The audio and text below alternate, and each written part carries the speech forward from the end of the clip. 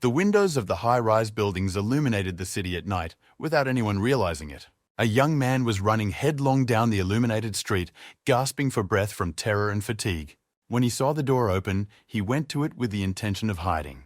The door turned out to be without a lock, so he now holds it with his body, hoping that it will not open. He thought that he could finally afford to breathe a little and relax. Suddenly, something wet fell on his shoulder, and when he looked at it, he saw that it was a drop of saliva.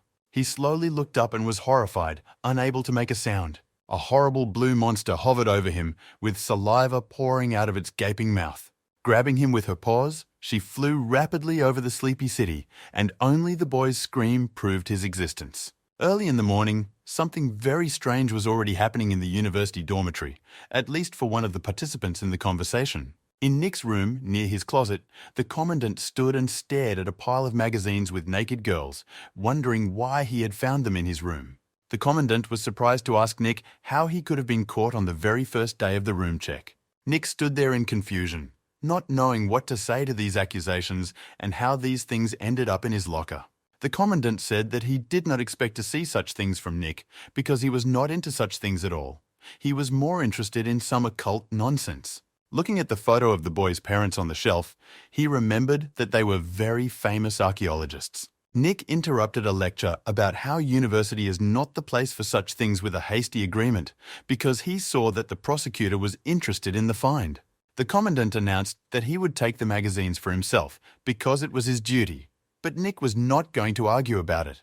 Suspecting that his interest had been noticed, the commandant said he would report the incident to the university administration. Nick, frightened, asked for a minute to call someone urgently. He had absolutely no desire to call this phone number, but he had no choice. They quickly picked up the phone and cheered, surprised that he had called first, which made Nick want to quit the call. Nick angrily asked if the fucking magazines in his locker belonged to Liam. Liam was talking animatedly about how he had completely forgotten about them, and Nick wanted to fall through the ground more and more with every word he said. Suddenly, Nick stopped Liam's verbal flow and asked him how he had opened the cabinet lock in the first place. To which Liam shamelessly replied that he had tried a method with gum that he had seen on the internet. Nick simply boiled over with indignation at such a shameless intrusion into his personal space, and with such a good reason. Nick started shouting that they were going around the room and that they had found the stuff, but it was definitely not him who would be reprimanded by the teachers, but Liam, as the culprit. Liam started to cry out in fright that he already had one reprimand and Nick should help him, but Nick refused. Liam was screaming into the phone about his expulsion and Nick's indifference, that they were friends, and began to persuade him to go camping with the girls. Nick couldn't take it anymore and hung up the phone in frustration. His anger and frustration were boiling over, and he didn't know what to say to the commandant to solve the problem Liam had created for him. The commandant was still waiting for the end of the conversation and the guy's excuses, but Nick said he had nothing to add to the above. Suddenly, the phone vibrated. It was a message from Liam, who was still insisting on going on that hike and was waiting for a response. For most people, student years were a total pleasure, but not for Nick. For him, real life sucked. He was walking through the university and thinking that he was even too lazy to answer Liam's messages. Perhaps because of his parents' influence in his childhood, he was always interested in everything mysterious and incomprehensible. Because only there could he find the thrills that were absent in the real world. In the real, uninteresting world, he could only come to the library and kill his time there. Nick sat down at the table by the window alone, immersed in his melancholy thoughts. He rolled the dice in his hand and threw them on the table. The numbers that fell out were the number of the row, shelf, and book, so he always chose what to read. He went to wander through the aisles, looking for the book he had been looking for, counting the endless shelves. And so, he found her, reached out for her, but suddenly saw that he was not the only one hunting her. Next to him stood an embarrassed girl, not knowing how to get out of this awkward situation. He handed her the book, offering it to her, and only now he saw why she blushed so much. After a second of agitated silence, the girl ran away from him screaming and shouting. He had long ago realized that everyone around him thought he was a weirdo, but he didn't care. He just wanted to get away from all the external problems for a few hours a day. But suddenly, he felt that he was no longer alone and heard a crunch under the table. Liam was sitting under the table, crunching on chips, which caused Nick to be very indignant. Liam calmly got out from under the table and said he was waiting for Nick. That he has been waiting for him for 5 minutes, and he just noticed him, didn't respond to the message at all, and it's very offensive. When Nick asked him how he found him, Liam replied disappointedly that they were neighbors, and he knew him. Nick tiredly asked if he had come here to talk about the hike again or if there was some other reason. Liam replied that he had already forgotten about the topic and was not holding out hope, as the proposal had been completely ignored. He said that Nick was the second best-looking and richest guy at the university after him, but he had no one because he was wasting his potential. That he should go outside more often, that it's enough for him to sit indoors all the time. Nick interrupted this idle chatter and asked us to get to the point. Liam replied that he liked a girl, and tonight she was coming to hang out at a place and Nick should keep him company. Nick refused, but Liam didn't give up, and at first he began to beg. Seeing no reaction, he began to rustle the packet of chips again and chew loudly. Students studying next to them shouted at them both, demanding silence in the library. Nick really didn't want to agree, but Liam was just forcing him to do so with his manipulative tricks. He answered in the affirmative, and they agreed to meet in the evening. Turning around at the door, Liam blew him an air kiss and said that they were meeting at 12:30 at the karaoke bar behind the university. Nick's face became even more gloomy than it had been in the morning, but he had no choice. In the evening, Nick stood at the karaoke bar waiting for Liam, completely absorbed in reading. Suddenly, he heard Liam's indignant voice next to him, reproaching him for taking the book with him. Today, he is his main partner in meeting girls, but Nick said that as a partner, he would just be there to support him by reading. Liam handed Nick a piece of chewing gum and asked him not to worry, which was a bit embarrassing. Suddenly he remembered that Liam seemed to already have a girlfriend, but he had already run inside, hurrying his friend. They opened the door slightly, peering inside a large hall filled with people. They were immediately noticed and cheerfully greeted by everyone present, inviting them inside. Liam whispered to Nick that the same girl was sitting on the edge of the couch alone. I asked if Nick liked her, but he grumbled that he didn't care and wasn't going to hit on her. They approached the girl's table and greeted her, apologizing for being late. The girl blushed at the sight of them, but politely replied that she had no complaints about it. There was a short pause, and Liam closed his eyes, looking suddenly concentrated. Instantly, he sharply covered his face with his hand and quickly turned his back on the girl. Leaning on Nick, he said that he must have been poisoned by the chips and had to leave, and that Nick should stay and get to know the girl better. Without waiting for an embarrassed Nick to answer, he rushed to the restroom. Nick sat down on the couch next to his new friend and opened the book again, and there was a silent pause between the young people. Suddenly, the girl decided to break the silence by asking if he was Liam's neighbor. Nick, not wanting to keep the conversation going and showing it with his whole body, answered in the affirmative.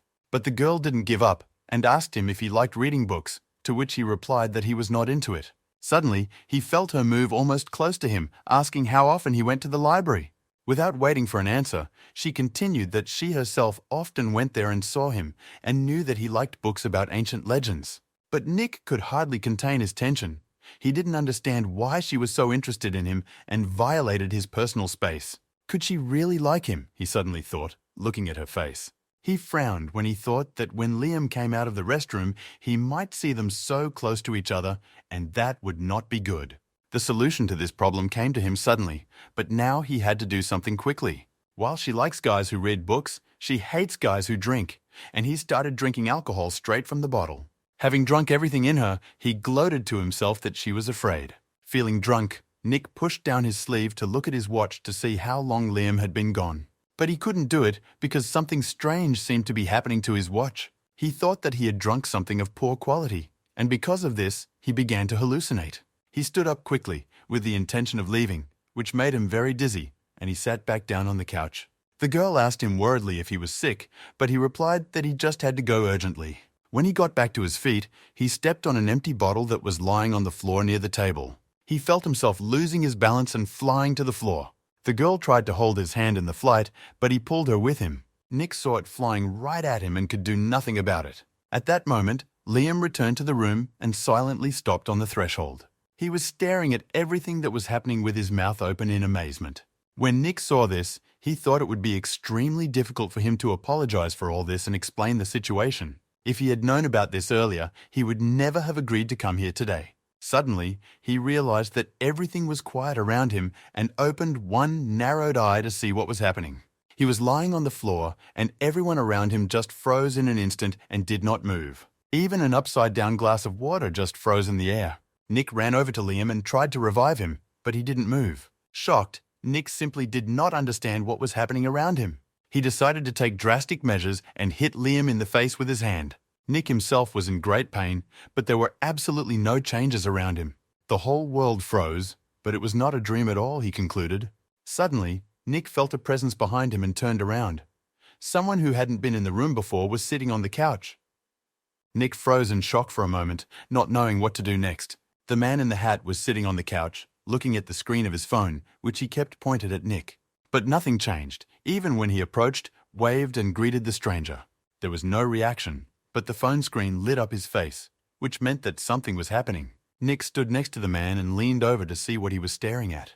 His surprise was overwhelming when he saw that the front camera was turned on. Suddenly, the man in the hat turned to Nick's face and started screaming, and Nick, of course, screamed back. The satisfied stranger turned his head to the phone and clicked on the screen, taking a picture. Nick recoiled in horror and fell to the floor at the feet of the strange stranger in the hat. The latter, no longer holding back, grabbed his stomach with his hands and just laughed out loud.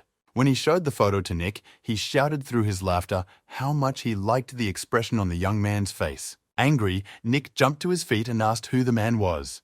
The stranger stopped laughing and called himself the God of Time, adding that Nick could call him by his first name, Kronos. Kronos told Nick to look at his watch and tell him if he saw any changes. The guy eventually came to the conclusion that he was not hallucinating, but the dial had changed. There were now twice as many divisions. And right now, Nick was in this extra time. Kronos replied in the affirmative, adding that Nick now had 48 hours in the day and could consider it a gift. The boy was surprised and happy to think that this old man must really be a god of time. But they didn't know each other at all, and he asked Kronos why he decided to give him gifts. He simply stuck his phone in his face, showing him a photo on the screen. A confused Nick was looking at the photo of his parents and Kronos on the god's phone right now. To the silent question in the young man's eyes, Kronos replied that he did know them and had come at their request to take care of him. Of course, he understands that it is difficult to take it all in. But the guy was no longer listening to him and was heading for the door.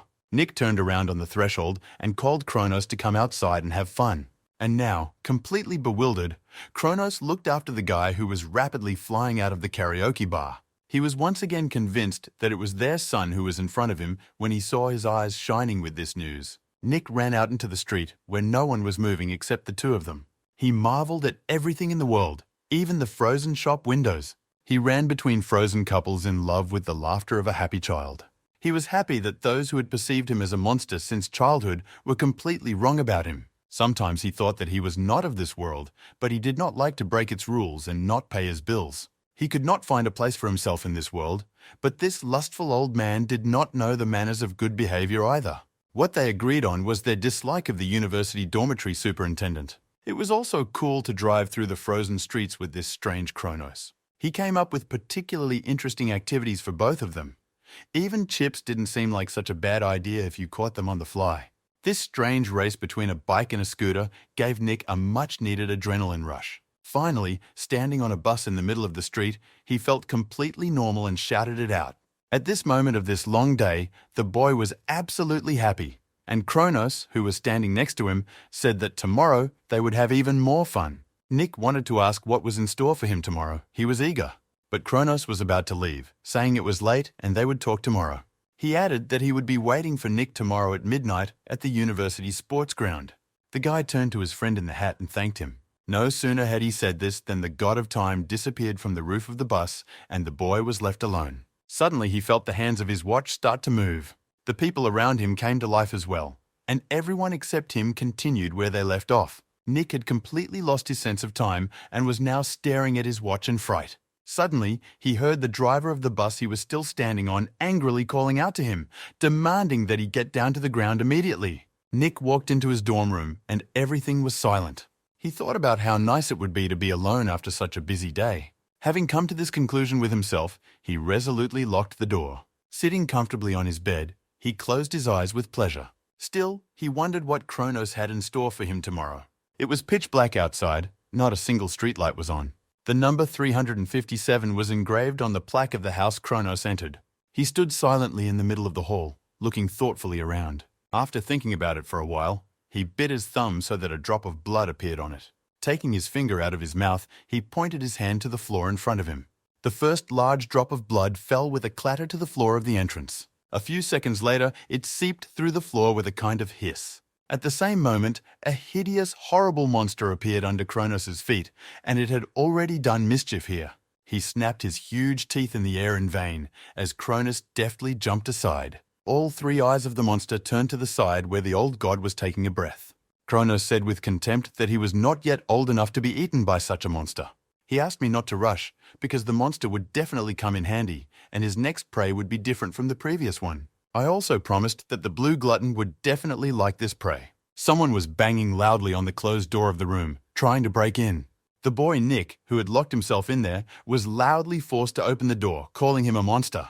They said that if he didn't get out, he would stay there forever. Switching to a calmer tone of voice, they began to persuade and say that they had agreed. Suddenly, the offender pushed the door hard, and a furious red eye and an evil smile of a terrible creature appeared in the gap. Nick woke up in a cold sweat, thanking all the gods that it was just a dream. He reached for his phone to see what time it was. He cursed in displeasure because it turned out that he was already late and had to hurry. Nick made his bed and climbed down from the second bunk where he slept to the common area of the room. There were many containers of takeaway food on the table, which surprised him greatly. Liam quietly came up behind him and put his hands on his shoulders, saying that he had prepared this for Nick. Nick angrily turned to Liam, shouting that he shouldn't meddle where he wasn't asked. And then, in front of me, I saw a confused Liam with a red slap mark on his cheek. Recalling last night, Nick forgot about his irritation, but Liam replied that it was his fault because he had had too much to drink last night. Liam started to pretend that he didn't want to wake Nick up, but it didn't work, and he had to say that the girl from yesterday was a little angry with him. Nick snapped. How Liam had the decency to ask him, but he insisted that he had to meet her tonight. Nick replied that he didn't care and headed for the exit to the loud objections of his roommate. He reached for his book, which was supposed to be on the shelf, but it was not there. He stood confused next to the shelf, remembering whether he had put it there or not. With suspicion, Nick turned toward Liam, no longer doubting that he had done something wrong again. Liam stood silently, holding Nick's book in front of his face. Nick demanded that he give the book back, but Liam started blackmailing him with a meeting with a girl.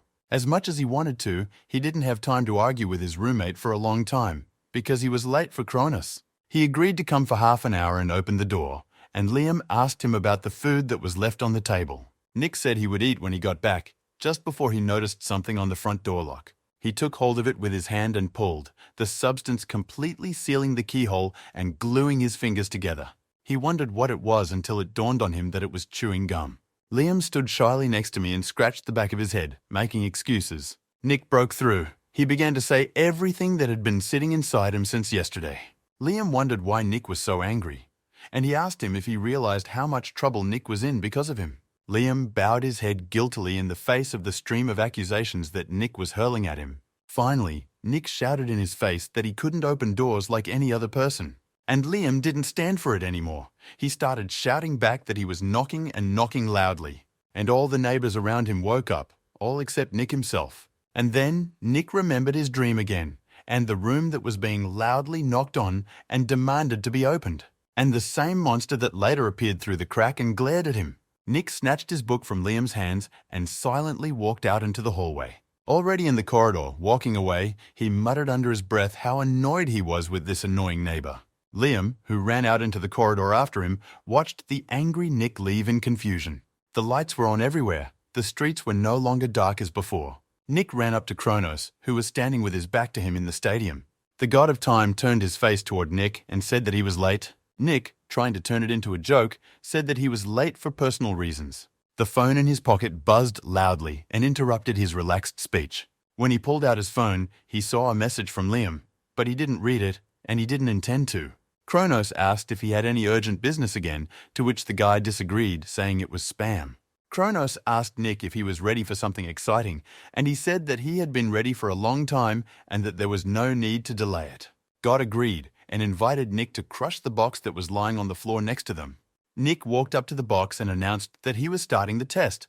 Kronos, who was standing off to the side, encouraged him with enthusiasm. The guy jumped on the box, and it crumpled under the weight of his sneaker. There was a scream, and Nick felt an uncontrollable pain in his leg. Falling to the ground and holding his leg up, he shouted through the pain to Kronos, who put him in the box. Pulling his foot closer to him, Nick pulled out a long nail embedded in the sole. Handing Kronos a nail, I asked him if he was laughing now and that he would be better off explaining everything right now. Kronos sarcastically asked if Nick would still be able to walk after such a scratch, to which he replied that he could even make time for God, not to mention walk. Kronos smiled at all 32 and added that in this case he was calm. And then Nick felt that there was no more ground under his feet, but something else. When Nick saw the jaws of a giant monster below him, he jumped to the side. Standing next to Kronos, he looked at the 3 giant eyes and the huge mouth protruding from the ground. Nick screamed in a voice not his own, asking the god of time what kind of monster he was. Kronos noted with sarcasm that Nick himself wanted to experience emotions that do not exist in reality. And here they are. Finally, I would like to add that the rules of this game are very simple. Survive. Nick did not ask again, but ran away from the monster, which greedily licked its giant lips with a black tongue. He was running with all possible speed, but the monster was not far behind, overturning everything in its path. Suddenly, he saw a group of people and ran toward them, thinking that he could somehow ask for help. He called out to a guy and asked him to call the police because a monster was chasing him. At the same moment, the monster rushed at him and everyone around him, trying to swallow everyone it caught. Nick miraculously managed to jump to the side, fell to the road, and looked around in horror. Everyone around him froze in midair, and he remembered that he was in extra time and the whole world was now frozen in place. The boy ran as fast as he could through the streets, where a lot of people were standing and couldn't help him. He ran as fast as he could past a couple of lovers, but he didn't have time to enjoy the sight this time. Suddenly, he realized that something strange was happening and that this feeling was very familiar to him. Suddenly, Kronos appeared from somewhere on a scooter, laughing and joking with him, riding alongside him and filming him on his phone. Angry Nick started to threaten him, but he replied that monsters are attracted to the smell of Nick's blood, so they won't react to anything but it. Nick could not understand how he could believe that Kronos had been sent by his parents in the hope that he would take care of him. Kronos said that in memory of meeting his parents, he would make an exception and give Nick a friendly warning. Just as he started to say that the monster's name was Faceless, Nick kicked him in the ribs. Kronos lost his balance and fell off the scooter, moaning in pain. When he looked up in confusion, he saw that the guy had taken his scooter and was riding it away. Unexpectedly for him, this guy's trick was so dirty that he liked it. No matter how fast Nick rode his scooter, the blue monster had no intention of lagging behind him. He realized that he couldn't get away with just riding a moped around the streets, so he had to come up with something else. Suddenly, he was struck by another spontaneous idea on which he decided to bet his life. He drove up to the doors of the university library and, dropping his scooter, ran inside. At the last second, before the monster's jaws closed at the door, he managed to run inside. At that very second, the monster stopped abruptly and began to stare at him with all 3 eyes. Without wasting a second, the boy slammed the glass doors of the library that separated them from each other. He quickly wrapped the chain with the padlock around the door handles, hoping he would make it in time. The moment he locked the door, the monster rushed at the door, pushed it with all his might, and the guy flew to the floor in surprise. Now he could only think about how this glass door and its fragile chain could hold this monster. His last nightmare with the monster behind the closed door came back to him. His helplessness in this situation, which he was now experiencing not in a dream, but in reality. He remembered how the monster in his dream demanded that he open the door right now, this very second, or stay in this room forever. But the boy Nick stood his ground in his dream and refused to open the door. Or on the floor of the gymnasium, he was sure it was much safer there. Trusting his dream, Nick believed in reality that he was much safer inside the building than outside. The monster seemed to calm down, but it wasn't going to go away. But Nick didn't really care because he was finally convinced that the library would not be able to get him. Apparently, the monster couldn't get inside, in which case Nick just needs to stay here for 24 hours and it will be over. It was dark and quiet outside, and only inside the university was there any light. Kronos approached the entrance to the library and stood near the broken scooter on which Nick was fleeing. I realized that the guy was hiding in the library, but it was not good, because Kronos knew that a faceless person could inhabit any object, and he didn't have time to tell the boy about it. A faceless person can even inhabit an entire building, such as a university library. At the same time, Nick, who was wandering through the labyrinths of bookshelves, heard some strange sounds. He followed the sound and looked up to see that the ceiling of the university library was no longer there, but a monstrosity hanging above it. Yellow, stinking saliva fell from the monster's open mouth to the floor in front of Nick. A few seconds passed before the saliva began to eat away at the floor with hissing and acrid smoke. Nick was seriously scared at that moment, and he had to come up with something to save himself. He couldn't understand what the hell was going on around him. He was sure that the monster couldn't get inside the building.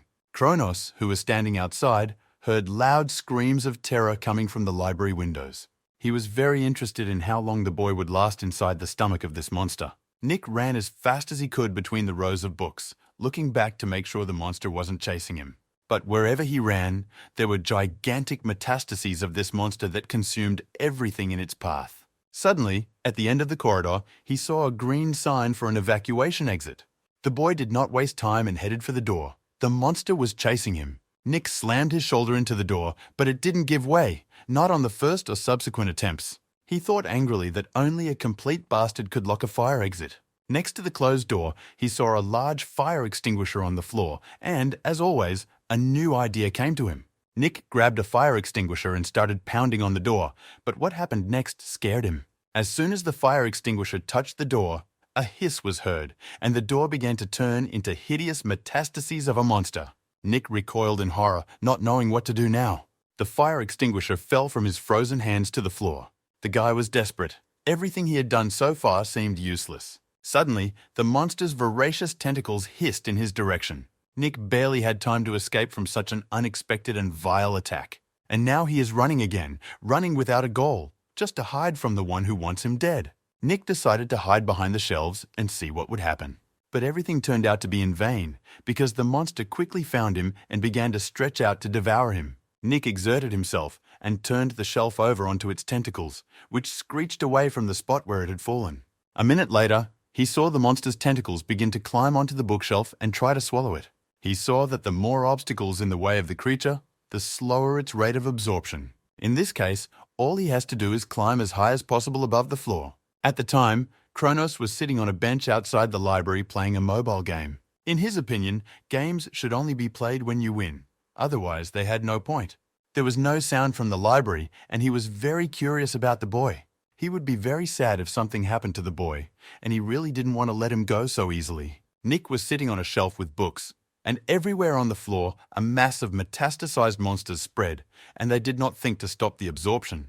At the boy's feet was the same book that had caused him to quarrel with Liam. Suddenly, his stomach growled long and loud, signaling hunger. He completely forgot that he hadn't eaten anything for over 40 hours and sighed in despair. All he had was a piece of chewing gum that Liam had given him. He was completely desperate, thinking that he might die of hunger rather than being eaten by a monster. Closing his eyes, he thought that this might be his end. Memories of how he was beaten at school came back to me. Just like in his nightmare, he was sitting behind a closed door and his abusers were breaking in.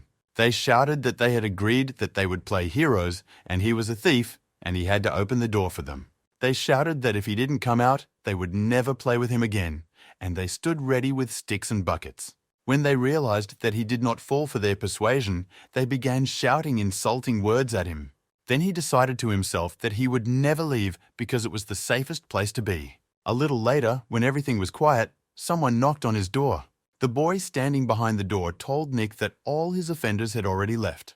Suddenly his phone rang in his pocket, which surprised him. He couldn't believe his eyes. Had time stopped? Nick remembered that, except for living people, any object he touches turns into its original state. He saw 5 notifications on his phone screen that he hadn't had time to read yet. He thought it was probably Liam who sent him the message again. Nick decided to do it right away, and when he opened the correspondence with Liam, he was very surprised.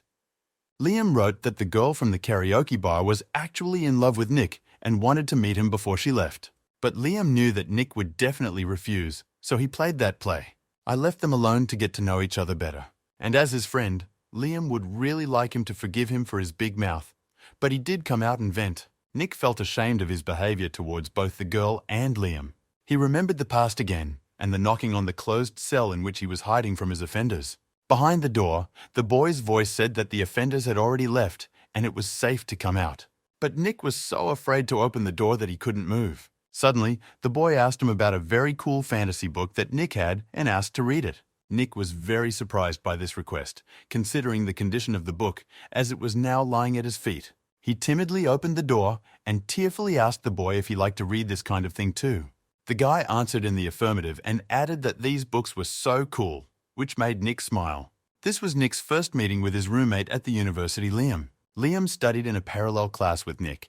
He was the one who opened that damn door for the guy. He suggested that they go for a walk and talk somewhere else so that the guy wouldn't be locked in a room all the time. Nick was looking at his new friend like a fascinated man, and you couldn't believe your eyes. Tears of regret and shame were spilling out of Nick's eyes onto the phone screen. Liam could not even imagine how much he wanted to go outside now. He pulled out the gum his friend had given him the day before from the book they had quarreled over.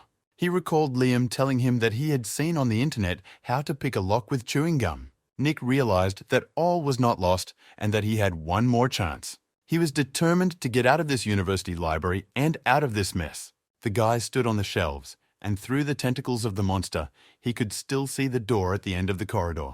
He needed this door more than ever. He needed to get there by all means. And he decided to act because his time was running out very quickly. Nick jumped onto the next shelf and kicked it in front of him.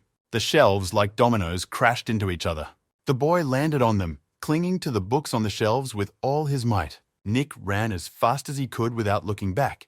He had only one chance to get through the metastases of this monster. He was running as hard as he could, at the limit of his abilities. And the monster, seeing this, was also in a hurry to swallow up the road in front of him. In his mind, he remembered little Nick, who was able to open the door, so he would be able to do it too. In fact, there is nothing complicated about opening the door. The monster had already begun to weave its tentacles around the lock and the door handle. Nick realized that he had to accelerate even more because he needed to get out. He remembered Liam's smiling face as he opened the door to his locked cell. Dripping with sweat, terrified as never before in his life, he did everything in his power. Kronos, who was standing in front of the library, had already begun to worry about Nick's fate. And he came to the door and started shouting at the guy, saying that he should just try to die. No matter how many times he called, there was no answer, which made him even more worried. Unable to withstand this tension, Kronos decided to go inside. As he walked down the library corridor, he was ready for the holes to be digested without a trace of Nick. Suddenly, he heard a sound behind him, someone approaching him from behind. Kronos tensed up, and he was glad to see that the guy was still alive. Nick ran at Kronos with a fire extinguisher, determined to kill the creator of the monster that was chasing him. He had already brought a fire extinguisher over Kronos' head, but it was useless. Another fire extinguisher flew violently to meet his fire extinguisher. Surprised, Nick flew face first to the floor at Kronos' feet. Kronos said angrily and disappointedly that a fire extinguisher could not kill a deity. Nick lay on the floor in shock, not knowing what to say. Suddenly, the true face of Kronos, made of fire, appeared in front of his face and began to move toward him. Stretching out his fiery tentacles, the god of time addressed the boy. Nick put his hand over his face in horror and looked at Kronos through his fingers. The god of time leaned over the young man's face and said with a smile that he had passed the test. In a moment, the fire around Nick disappeared, and only the monstrosity remained, calmly staying in place behind the boy's back. Kronos also noticed this and said that he had completely forgotten about this thing, that the monster had already played its role and could be free. In a moment, the monster began to scream in pain and seemed to age. The monster crumbled before the boy's eyes, turning to ash. Kronos told Nick not to worry, because it was just a small creature created to test the skills of the representatives. Nick exploded. He couldn't understand. What kind of inspection? What kind of representative? What kind of old man was carrying? Kronos never liked to explain this part. It was boring for him. He said that the gods fight for power in different ways. Instead of wars, they now settle their claims through games, and representatives are participants in these games. Nick began to reproach Kronos for not making him a representative, but killing him, to which he said that he was doing all this for his future safety, because he or she must recognize that being a representative means being exposed to certain risks. Sometimes they can lead to serious consequences for the representative, and sometimes they even endanger their lives, as the previous representative of Kronos was killed by such a monster. But Nick doesn't need to worry too much, because he was able to escape from the monster, and therefore he is more perfect than his predecessor. Moreover, Nick will get the same sense of excitement from this work that he has always dreamed of. That's why Kronos decided to offer him to become his personal representative. Once he becomes a representative, he will not only receive a generous reward, but also even more exciting games than he had today. Nick smiled back at him and seemed to agree with his proposal. But it was deceptive. because Nick then punched Kronos in the face. Kronos lost his balance and fell to the floor. Stunned, he lay on the floor and did not understand how the guy could refuse all the benefits of a representative. Nick, leaning over him, told him not to worry, because it was just his friendly greeting to his future partner. Kronos, who had recovered a bit, started shouting at the guy's back, asking if he agreed or how to understand it all. As he was walking out the door, Nick showed him a gesture that could not be mistaken for anything else, but in fact, he could not resist the offer. For now, he has more important things to do than this issue, and he will deal with Kronos later. He reread Liam's message about meeting a girl from the karaoke bar. Realizing that he did not want to miss this meeting, he sped up. Nick looked at his watch and realized that it was already 1 a.m. He was worried that it was so late and that the girl had probably already left. If he had known earlier, he would have come straight here instead of taking a shower. But his worries were in vain. The girl was still waiting for him. He calmed down and finally realized that he could breathe. They went to a cafe and he explained to the girl that they each had their own path and that he hoped they would meet again someday in the future. He sincerely thanked her for her feelings. He really thought so now. He got up from the table and said goodbye to the girl and was about to leave. But he stopped in time and did not open the door, remembering that he had forgotten to do something. He turned to her again and said thank you, even though she didn't know why, but the main thing was that he realized why. The girl was left alone at the table, but there were others sitting behind her. Liam's phone vibrated. He looked at the screen and smiled happily. It was a message from Nick, asking Liam what he needed to prepare for the hike. Nick and Kronos rode their scooters to a 24-hour bar. Nick got off the seat and Kronos hit the gas, driving away, exclaiming that he had invited him not to drink tonight, but to take part in a game. He had no doubt that the old man was up to something again. He didn't want to think about it, but decided to just go with the flow. Nick walked decisively to the door of the bar and opened it, intending to find out what the old man wanted from him. He stood on the threshold in astonishment, for he had not expected to see such a thing. The bar was full of people, but he couldn't see anyone's face because it was covered in pixels. The guy thought that they were like 3D avatars in the game, and it looked like it was specially made to hide the identity of the players. He approached the bartender's girlfriend and said that he had come to take part in the game. The girl addressed him by name and told him that he would soon take part in the greatest game in history, which would completely change his life. Nick asked what the greatest game in history means and what it is. Handing him a glass of cocktail, she said that he had to find out for himself and asked if he was ready for it. Nick picked up his glass and thought about the answer to this question. The girl added that she shouldn't be so tense, she should relax a bit and have a drink. Nick decided that if he had nowhere to go, there was no point in being afraid of anything, so he tipped his glass. After drinking it all down, he set the glass down on the bar with a flourish. With a smile, he decided that now he was ready for whatever awaited him. Suddenly, he felt something strange in his body and realized that the cocktail he had just drunk was to blame. As soon as he realized this, he fell unconscious on the bar. The girl bartender looked at him and wished him a good game with a smile. A screen appeared before Nick's eyes, loading the game data, and at the end, it said that the game was starting. Nick was lying on the beach with his eyes closed, gradually regaining consciousness. Suddenly, he sat up sharply, realizing that he was no longer in a 24-hour bar. He began to call out loudly to anyone who might be nearby to find out where he was. He couldn't understand how he could end up on a desert island because the damn old man wanted him to take part in a game, and it didn't feel like a game. Furious, he shouted that when he got out of here, Kronos would pay him for all this. He realized that the longer he thought, the more angry he got, and that made him hungrier. The guy decided to explore the island he found himself on. Already tired of walking, Nick saw a large crab on the sand. He imagined the crab dishes he had tasted in local cafes and started salivating. Could this be the buffet of crab delicacies in front of him? He could not believe his eyes. He grabbed one crab and shouted with joy that he had caught it. But when he sank his teeth into it, he realized that the crab was not cooked, as he had imagined, but alive. Nick began to vomit, throwing the crab away and lamenting how he could have made such a mistake. It seems that in order to survive on this island, he first of all needs to get fire. His camping knife and lighter, which he had brought with him, are missing. It seems that the managers want him to make his own fire. He realized that he would have to produce fire by friction. There was a lot of brushwood around, and he remembered in a survival book that the process looked something like this. It took him 3 minutes to wipe his palms almost bloody. Realizing that he must be doing something wrong, he came up with a new idea. He came up with the idea of making a homemade bow out of a wooden stick with his shoelaces. And then, with the help of this bow and a stone that will press down on the friction stick, you can make fire. It was much easier, and he was sure that this time he would succeed. He had been doing this for 10 minutes, and his hands were saying thank you to him. At first, half an hour passed, then an hour, and Nick was already tired, but there were no changes yet. Suddenly, the first smoke came out of the wood, which encouraged the guy incredibly. He decided to make even more efforts to achieve the result.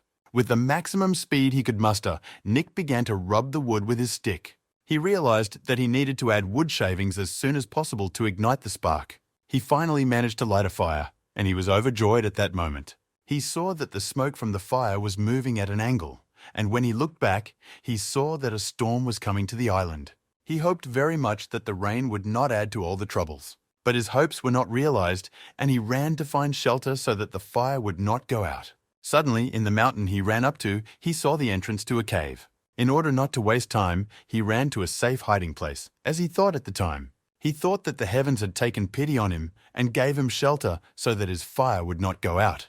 Looking up, he saw thousands of red lights around him. Suddenly, those lights started moving and squeaking and attacking him, and Nick realized that they were bats. Trying to keep the fire he had lit alive, Nick ran out of the cave, looking for a new shelter. Finding nothing, he picked up a large leaf and hid under it with his light. But it was all in vain. The spark of the fire was extinguished by the rain, and Nick's hopes were shattered. Nick didn't know how he could survive on the island if it took him a whole day to build a fire. The next day shone with clear sunshine that appeared through the white clouds. Nick woke up in the same place, under the same leaves he had hastily picked yesterday. He got up, went to the water, and felt very, very hungry, even in its raw state. But he had to eat something. He saw a shell on the sand, picked it up with a desire to eat it, but it was slippery and had an unpleasant odor, and the boy realized that he was going to throw up. Suddenly, he heard the sounds of human speech and splashing from the water. As Nick approached the shore, he saw 3 people drowning in the water. When people saw someone on the shore, they started shouting loudly, begging for help. Nick realized that these could be NPCs from the game and that he had to rescue them in order to move on. He realized that there was no point in doubting now. The most important thing now was to act. Nick took off his t-shirt and dove into the water to save the drowning men. But the guy overestimated his strength. His endurance was only enough to save one of them. The exhausted man lay exhausted on the sand and barely moaned, asking for water. Nick asked him to wait a bit, and a few minutes later, he returned with a coconut, offering him to drink coconut juice because he had nothing else. The man thanked me for the juice and introduced himself as Ron, adding that he was an adventurer.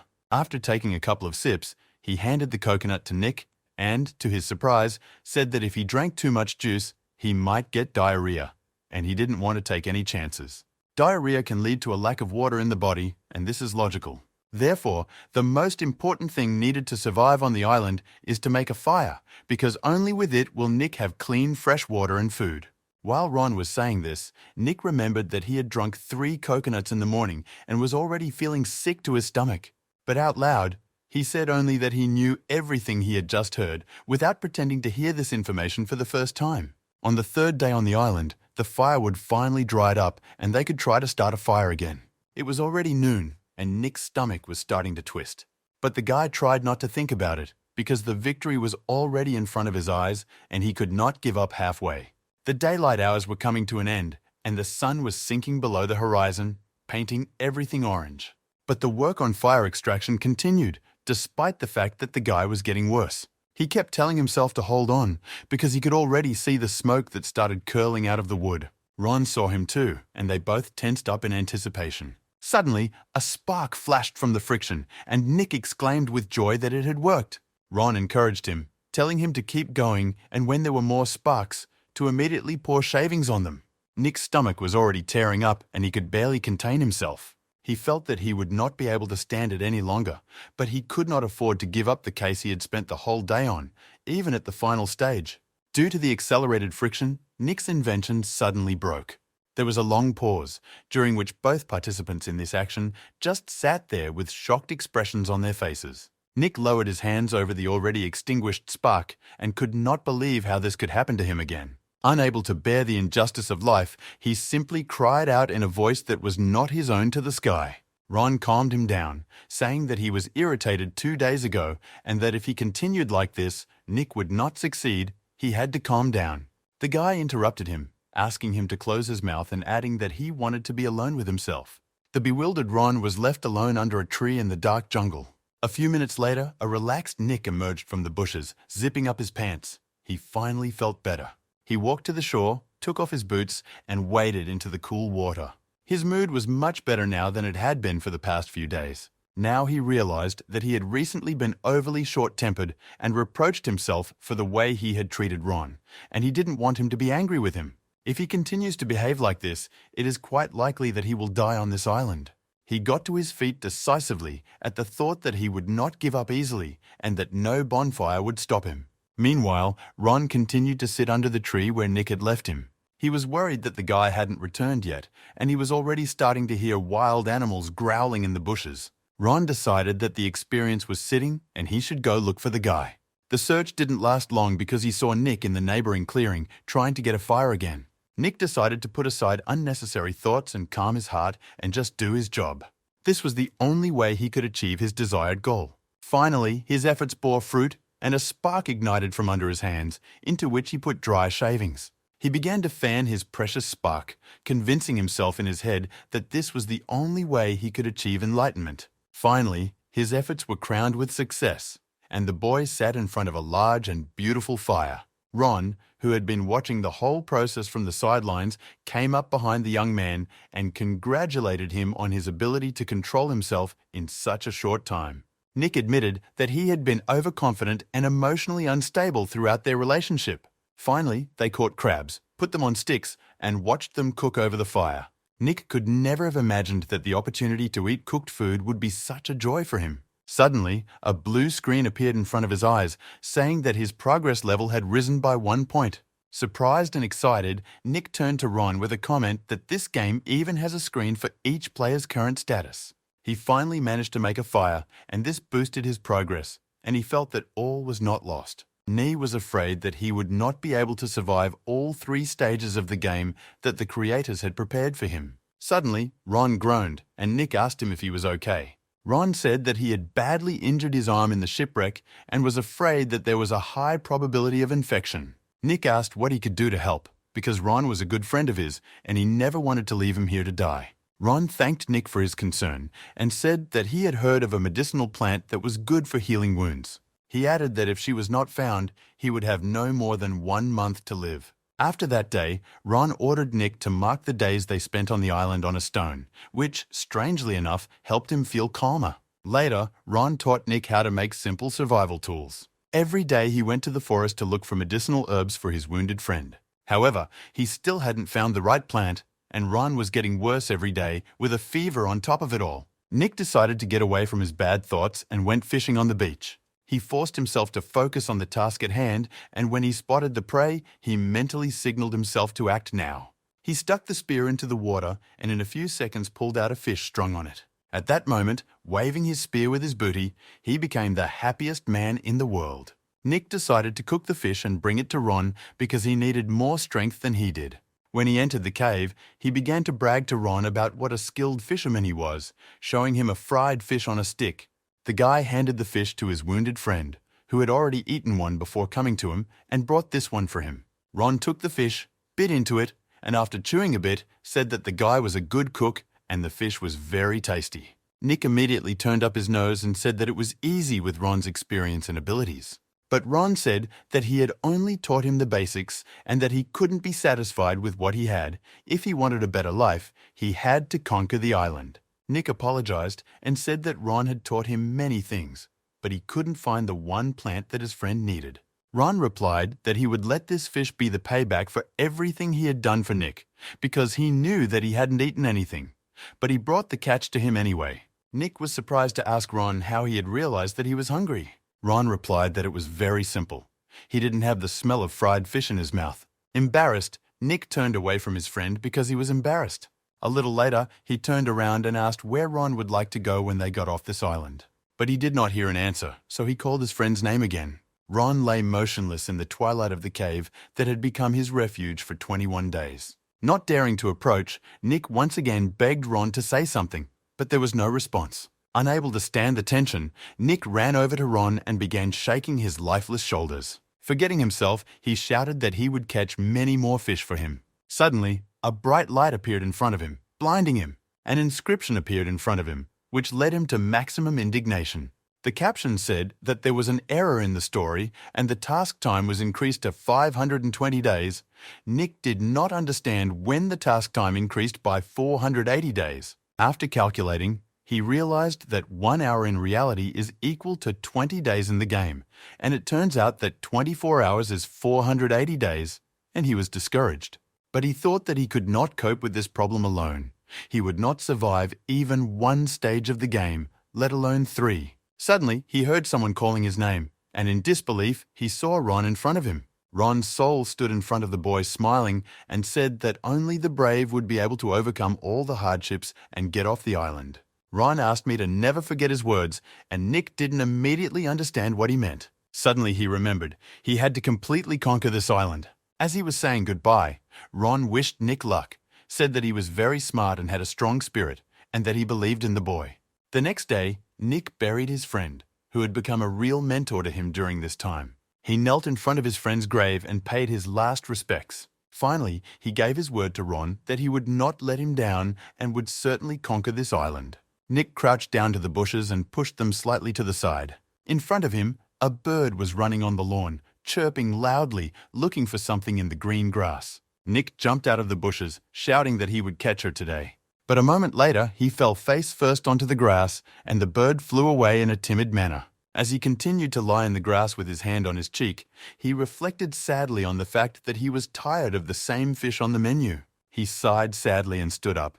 Realizing that there was nothing he could do about it, he had to go fishing again.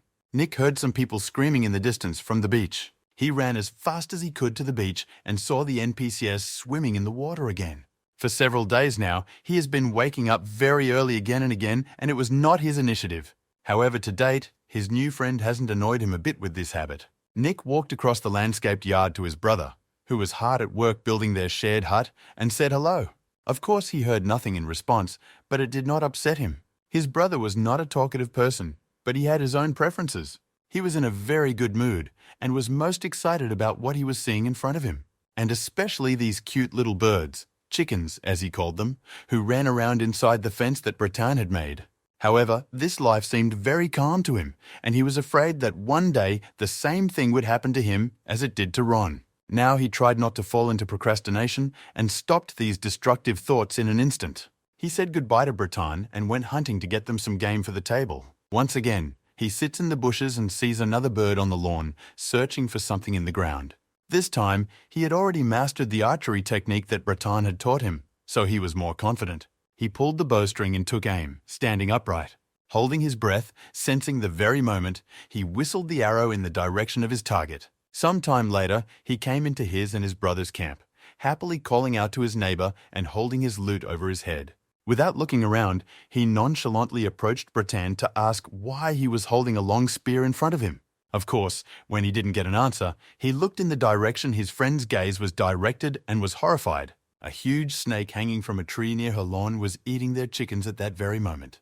The snake was not distracted by them and methodically swallowed its prey one by one. Nick couldn't take it anymore. He reached for his arrows and took his bow off his shoulder, shouting that he was going to finish off the attacker. But Breton didn't let him do it. He silently stopped him with his hand. He stammered and said that the snake's scales were very strong and arrows could not pierce them, that it would soon be full and would leave. But Nick's screams did draw the anaconda's attention to him and Breton. Instead of eating and crawling away on its own, the snake climbed down from the branch to the ground and set its sights on the boys. Nick asked brother, frightened, if he was sure that the snakes were already full. But there was no one to ask, because the brother was running away with all his might in the direction of their house, calling him with him. Nick ran headlong from the snake's gaping mouth without even looking back, so as not to waste time. Running inside the house, they slammed the door behind them. Nick and his brother couldn't catch their breath after all the running around and all the stress. Nick kept thinking that they had worked so hard to settle down in this forest and raise their chickens, and they died in a matter of seconds. Suddenly, Breton turned toward Nick and said with anger in his voice that the snake was dangerous and they should kill it. The guy completely agreed with his brother and was determined to finish the monster. Nick was completely exhausted. He had never worked so hard in his life. Turning to Breton, he asked if he was really sure that this plan would work. His brother replied that he was sure and that they always catch snakes like that at home, so Nick didn't have to worry about anything. At home, they call this method an earthen trap. The snake is attracted to the bait and does not notice the pit with sharp stakes at the bottom. Nick calmed down and said that he trusted his brother, but that he still wanted to discuss their plan one more time. When this voracious snake smells the chicken, it will definitely come here. And then he would fall into the trap they had prepared and be pierced by the stakes they had placed at the bottom of the pit they had been digging all day. Nick thought this plan was perfect. They could finally say goodbye to the fish and have a bucket full of fried chicken waiting for them. The plan was good, but they have been waiting for it to work for 5 days now, but nothing has happened. Nick was sitting alone on the veranda of his and Breton's house, wondering if Breton would be able to get some game for the table today. Suddenly, he heard a noise coming from the place where they had set their trap. Nick happily jumped up with his bow and arrows and ran toward the sound, hoping that it was a snake that had fallen into their hands. He was running through the forest thinking that snake meat probably tasted good too, but he didn't know how to cook it properly. When he came running to the clearing with the trap, he was stunned by the surprise and the horrific scene he saw. A giant snake wrapped itself around Breton, squeezing his body until the bones cracked, and Breton, powerless to do anything, screamed in pain. The stunned boy asked Breton how he had ended up here and what he was doing on the lawn. My brother replied that he had come to check out the trap they had prepared and had no idea that the snake was waiting for them. The serpent squeezed Breton's body even harder, and he shouted to Nick with his last strength to save his life and run away as soon as possible. Nick frantically considered the possibility of escape, which in this situation did not seem like such a bad idea. Even if brother was caught by the snake, he personally had no chance of defeating this monster. But if he runs away now, he will lose Breton forever, just like he lost Ron before. He realized that running away was not an option. He had to fight back. Without hesitating for a second, he picked up Breton's spear, which was lying on the ground, and with all his might, he took aim and threw it right at the head of the voracious snake. He hit the snake right in the left eye, and the snake, suffering from pain, opened the rings of its body and dropped Breton to the ground. My brother fell down from a height, hitting the ground hard. Nick, without wasting a second, decided to go all in. He threw his quiver of arrows to the ground. A second later, he demonstratively took his bow off his shoulder and threw it. He sneered at the snake with his finger and shouted loudly that he would kill it with his bare hands. The angry snake responded to his cries and turned its bloody face toward him. Nick didn't wait for him to rush at him and ran to the other side of the clearing with the trap. Shocked, brother raised his head above the ground with the last of his strength and looked at this picture with a complete lack of understanding of what was happening. Nick knew exactly what he had to do now, and he anticipated that he was going to win this fight. He had already reached the earthen trap and was preparing for the last dash. Without even looking back, he could feel the snake, blinded by anger, hurtling at his very heels. He realized that in order to survive, he had to act right now at this very moment. Pushing off the ground with all his might, he jumped forward. The serpent was completely focused on its target and did not see anything happening outside of it.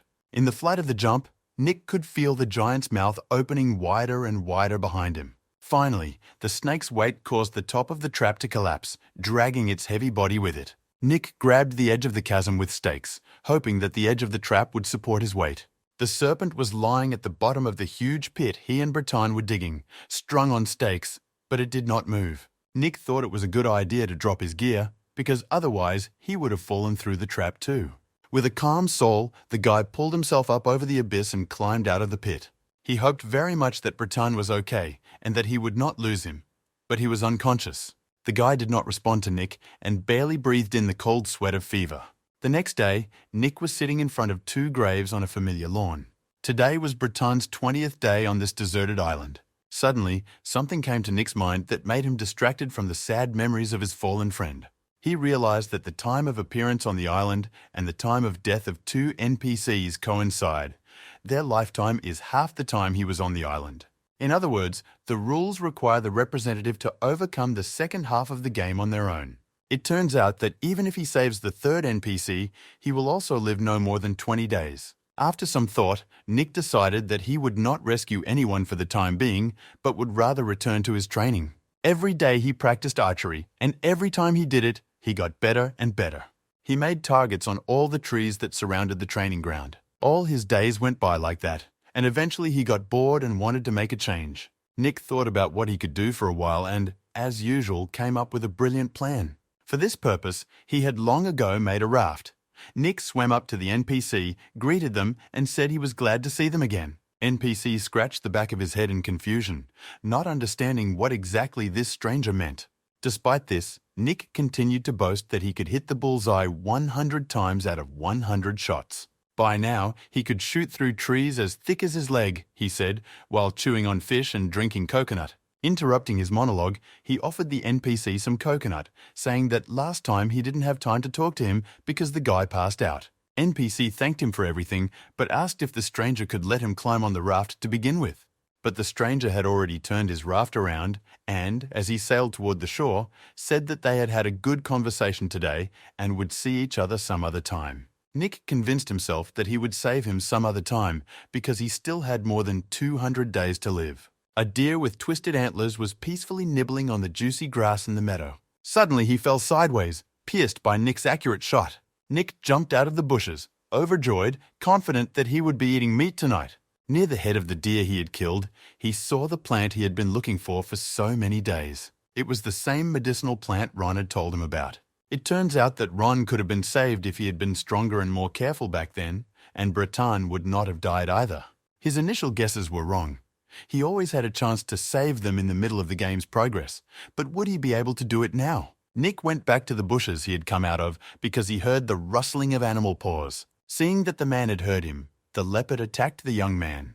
But in a moment, he was turning his head cautiously because the young man was no longer on the lawn. Forgetting about the man, he approached the dead deer and began to tear it apart with his teeth. Nick, who saw it from a tree branch he had jumped on while running away, was already planning his next move. In one quick movement, he jumped off the branch with a pointed stick aimed at the leopard. The leopard noticed the man who decided to hunt it too late.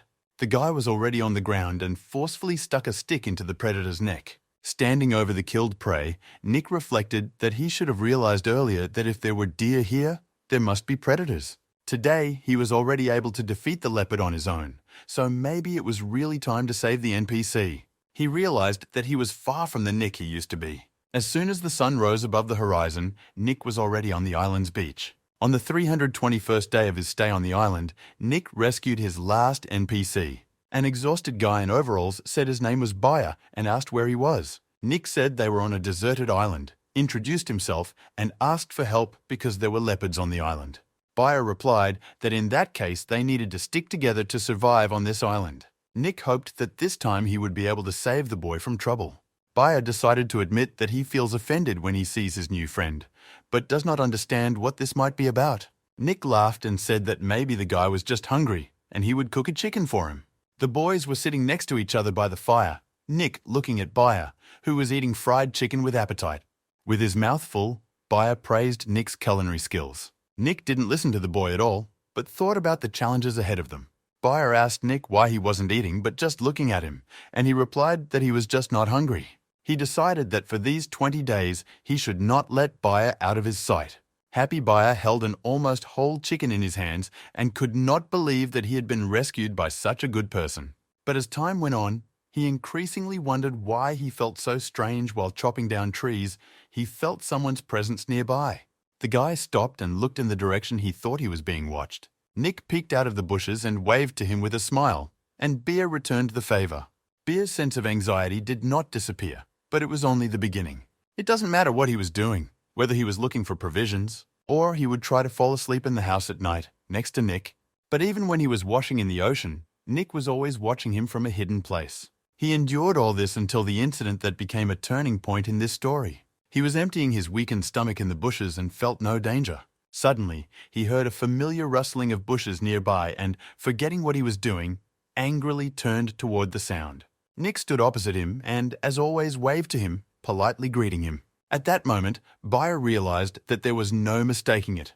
Nick was going to roll up to him. After waiting until nightfall, when Nick would fall into a sound sleep, Baer quietly closed the door of the house behind him. He decided to leave because even if there were only 2 of them left on this island, he couldn't let that happen. Not knowing why, but sweating profusely, Nick suddenly woke up as if from a heavy dream. He began to look around the empty house, hoping to catch a glimpse of his ward somewhere.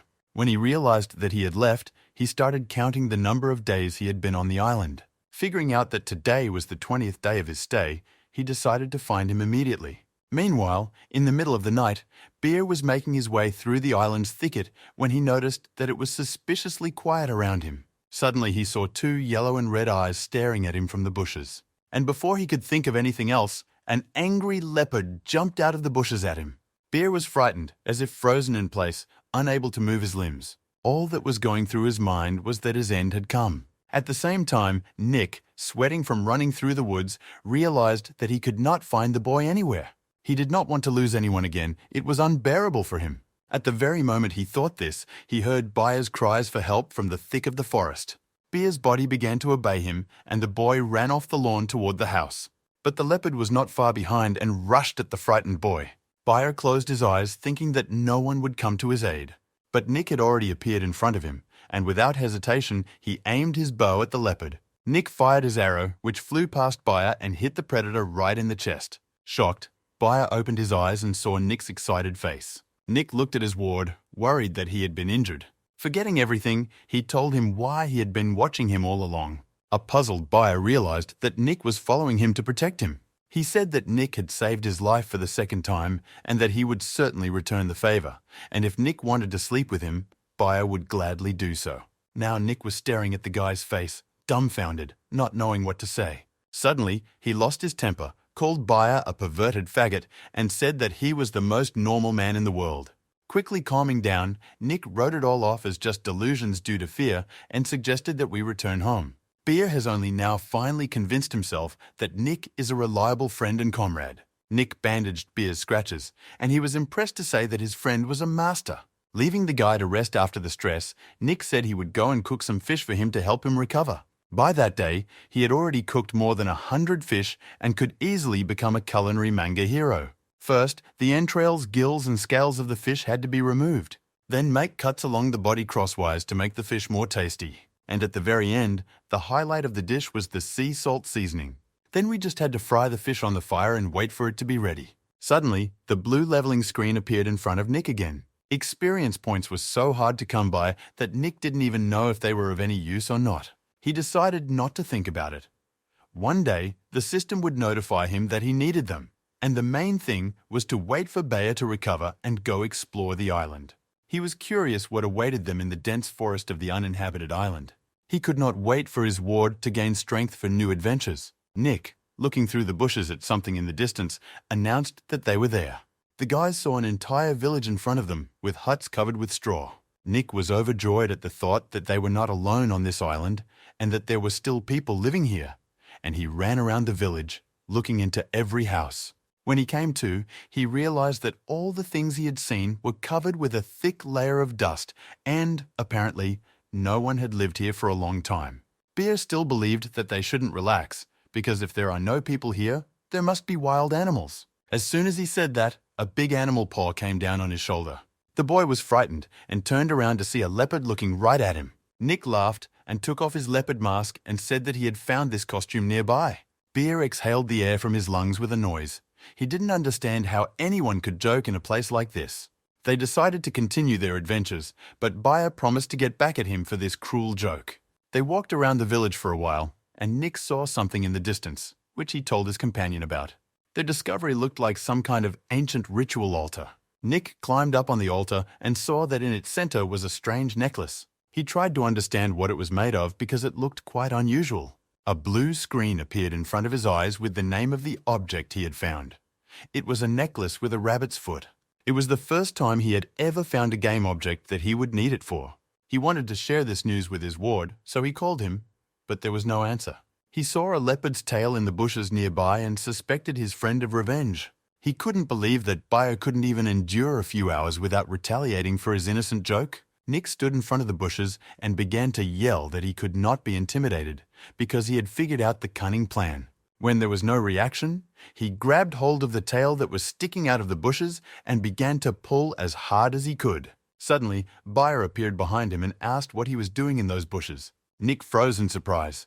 He couldn't understand why Baer was standing behind him. Then whom did he pull by the tail? Whom did he catch? The owner of the tail did not need to wait. He had already jumped out in front of the boy. It was a leopard. And this time he was not alone. It was a whole family of hungry and fierce predators. The boys rallied together in front of the giant cats. They saw predators circling them from the sides, surrounding their prey. Nick asked his friend where he had gone when he called him, and he replied that he had gone to relieve himself. With sweat beading on his forehead, Nick shuddered at the thought that he had been pulling the leopard's tail all along. Baer told Nick with certainty. They had no chance to escape from the hungry leopards. He encouraged his friend to fight these animals and try to survive it. Nick realized that they had no choice but to get into a fight. Each of them took out the weapon he was best at and got ready. The cats around them had many scars on their faces, and it was clear that they were battle-hardened. The leopards took a long time to think about it and rushed right at the boys.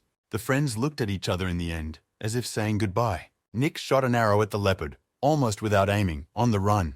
The arrow hit the right eye of the predator, which was rushing toward the boy with great speed. Baer, who saw this, congratulated Nick on his shot on the run, adding that it was now up to him. At high speed, he ran past his attacker, cutting him tangentially with a knife. Only one leopard out of 4 died, and the other 3 angry cats now wanted the 2 young men dead even more. Nick realized that the boys would have to split up because the leopards had a numerical advantage. When asked what to do next, Baer said to take it from there. They agreed to follow the plan proposed by Nick, as the more experienced hunter. Nick ran behind the wall of one of the huts and hid, knowing that one of the leopards was following his tracks. The leopard could smell the boy but not see him, which confused him, so he often looked around. Because of this, he did not notice the dry cane under his paws, and his quiet walk was interrupted by the sound of dry wood chips. Nick was alerted when he heard the sound, and he knew he had to finish the leopard off with a single blow. Preparing to throw, he grouped himself in anticipation of a fight. Abundant drops of sweat streamed down his forehead and ran down his body. Focused on the sound he heard, he did not notice the second leopard on the other side, which was stealthily approaching him. Nick turned around only when he heard a growl and the sound of a jump. The leopard flew at him, opening its mouth and releasing its claws. At the last second, the guy managed to turn around and stick the stick into the predator's body. He realized that because he had panicked, the stick had gone shallow and only hit the cat's rib. Nick saw that if this continued, the stick would break and the animal would simply eat him. He must inflict even more damage on it, betting that the leopard will die before Nick himself. He quickly took the stick out of the animal's body and at the same second stabbed it again with more force. The leopard also wanted to live, so he sank his fangs into Nick's shoulder and squeezed it tightly. Nick endured enormous pain in his arm, knowing that if he let go of the stick and stopped pressing, it would be his last decision. Therefore, he must manage to kill the animal before it kills him. With the last of his strength, he threw the beast to the ground and realized that he had to stop his bleeding as soon as possible. It was very painful for him.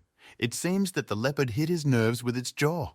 The guy removed the wrapping from his right arm. How good that he decided to wrap his wrists. Nick sat down under the wall of one of the village's houses and bandaged his shoulder as much as he could. He realized that even with his strength, he would only be able to shoot the bow a couple more times. His stick was broken and he had no strength. He really hoped that Baer was okay. The guy was armed with only a long knife. Suddenly, from the other side of the village, he heard Baer's voice shouting to him that he was dying and had to run away. Nick couldn't take it a third time, and he was clutching his bow with force. The guy ran as fast as he could to his friend's shouts, thinking he had to make it in time. Baer, exhausted from running, got down on one knee. Realizing that there was no point in running anymore, he had to take the fight. He shouted in the end, because he realized that he could not cope with 2 leopards alone, and he did not want to endanger his friend in this case. The ferocious roar of the predators was suddenly cut through by the sound of an arrow flying past Baer in the direction of the cats. Baer was amazed. Nick missed for the first time since they had met. The arrow stuck in the ground near one of the leopards. The guy realized that if this happened, something must have happened to Nick, because he didn't just miss. Nick stood nearby, clutching his wounded shoulder, and saw his NPC in trouble. He did not think that his injuries were much worse than he had anticipated, and Nick realized that if he rushed into battle now, he would most likely die. But at the same time, if he does not come to the aid of his friend, Baer will not survive this attack either. The leopards did not wait long and rushed at the boy from different sides, exposing their healthy, sharp claws. Baer managed to cut the face of one of them with a knife, and the leopard stopped attacking and growled in pain. Another predator managed to tear the boy's shoulder with its paw. Baer decided to fight to the end and, if he died, to take at least one leopard with him. The guy looked resolutely at the predators and shouted at them not to hesitate and attack. The next moment, the man and the leopards ran toward each other. Nick, who saw this, just didn't know how he could help the guy. Baer, locked in an unequal battle with the giant cats, shouted to his friend, full of hope that he was still here. The guy did not want to die at all, but he clearly saw that if help did not come at that moment, he would die. Nick stood nearby with sadness and shame, his head down, apologizing to Baer for not coming to his aid because of his injury. He still had internal hesitations because he knew that he could still fight. He could fight, but it was very dangerous. And even though Baer was his friend, he was just an NPC. Now the situation is completely different from the situation with the snake. These leopards live deep in the forest, and he does not need to fight them at all. Nick could not make a final decision. He hated making such choices. Suddenly, someone's hand fell on his shoulder, and the guy turned around, both frightened and surprised. Next to him stood his brother, who said that if not for the boy's doubts, he might have survived. He started shouting why he died, and not Nick, and how much more he could doubt. Frightened, Nick began to hastily apologize to the spirit. He was completely confused. At the same moment, Ron suddenly appeared next to Breton and told him not to waste time, because it was not worth it. He asked Nick if he still remembered what he had said about emotions being a rather dangerous thing. He told me to look at my hand and realized that he was unable to shoot a bow not because of the wound, but only because of his fear. Bratton added that Nick has only one shot in which he can put all his energy, and he is now in the perfect position to shoot. Motivated, Nick succumbed to the spirit's persuasion and reached for his quiver. He finally decided to take one more shot, the last shot that would decide his friend's fate. His brother stood by him and encouraged him, saying that he would succeed if he concentrated. Ron stood on the other side and, with his hand on the boy's shoulder, taught him that Nick should have only his goal in mind. Mentally thanking the spirits, he aimed his arrow at one of the leopards. Baer, meanwhile, swung the knife for his final stab, predicting that the cat would die afterwards. The leopard had already accelerated, pushed off the ground, and was flying down the mountain at him with its ravenous mouth open. The guy realized that he would not have time to dodge this attack, and large drops of cold sweat poured down his forehead. At the same moment, he heard the whistle of his friend's arrow. Nick's arrow found the leopard in flight. Baer's joy knew no bounds. The wounded leopard flew to the ground, and the boy felt that all was not lost. Nick came to the clearing saying that he had come to the rescue, calling the leopards to fight. The leopards rallied against him and growled even more, accepting the challenge of a new rival. The boy saw that even with such serious wounds, the leopards did not retreat from the fight, and he dampened Baer's joy a little. Nick had a plan in mind and told Baer to look for bridges immediately. At first, Baer was confused, trying to figure out what his partner wanted him to do. Suddenly, he realized what Nick was up to, and he was ready to act. He asked Nick to give him 5 minutes to think about it, to which he responded with his friend's faith. The leopard saw the boys split up and decided to follow suit. The remaining cat quickly rushed toward Nick, who jumped away at the last moment. Nick realized that it was very difficult for him to move the wounded part of his body, so the only option was to distract the leopard. The wounded predator tried to get the guy who had wounded him at any cost, not stopping for a second. Exhausted, Nick barely managed to escape from the predatory claws of an angry wounded cat. Once again, the leopard, gathering all its strength, rushed straight at the boy. Nick was able to run back a sufficient distance from the predator without even turning around. Disappointed with the failed attack, the cat growled aggressively at the boy. Nick felt his stamina almost exhausted when he heard Baer's voice calling out to him. With all possible speed, the boy ran to his ward, feeling the leopard running after him. Baer stood on the edge of a tree branch that grew on the edge of the clearing, and a second leopard stood opposite him near the trunk, preparing to lunge. Nick, avoiding the claws of the predator, tried to shoot at Baer's leopard on the run. Finally, he shouted to Baer to start acting right now, and Baer ran to meet his attacker. 78 days ago, she and Nick discussed that a surprise attack against leopards would be the best way to go. Nick asked what to do if 2 leopards fought against them at the same time. Baer sketched out the battle plan on the ground and how he sees it. In this case, they just needed to create the perfect conditions for a surprise attack. His plan reminded Nico of an ancient Chinese proverb, and Baer asked which one. Suddenly, almost in front of the leopard's face, Baer turned and jumped off a tree branch. He jumped right at the leopard that was chasing Nick and stabbed it in the back with his 2 knives. Nick shot an arrow at a leopard that jumped from a tree branch after his friend.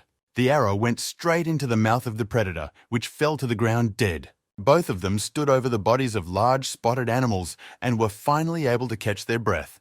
They had succeeded.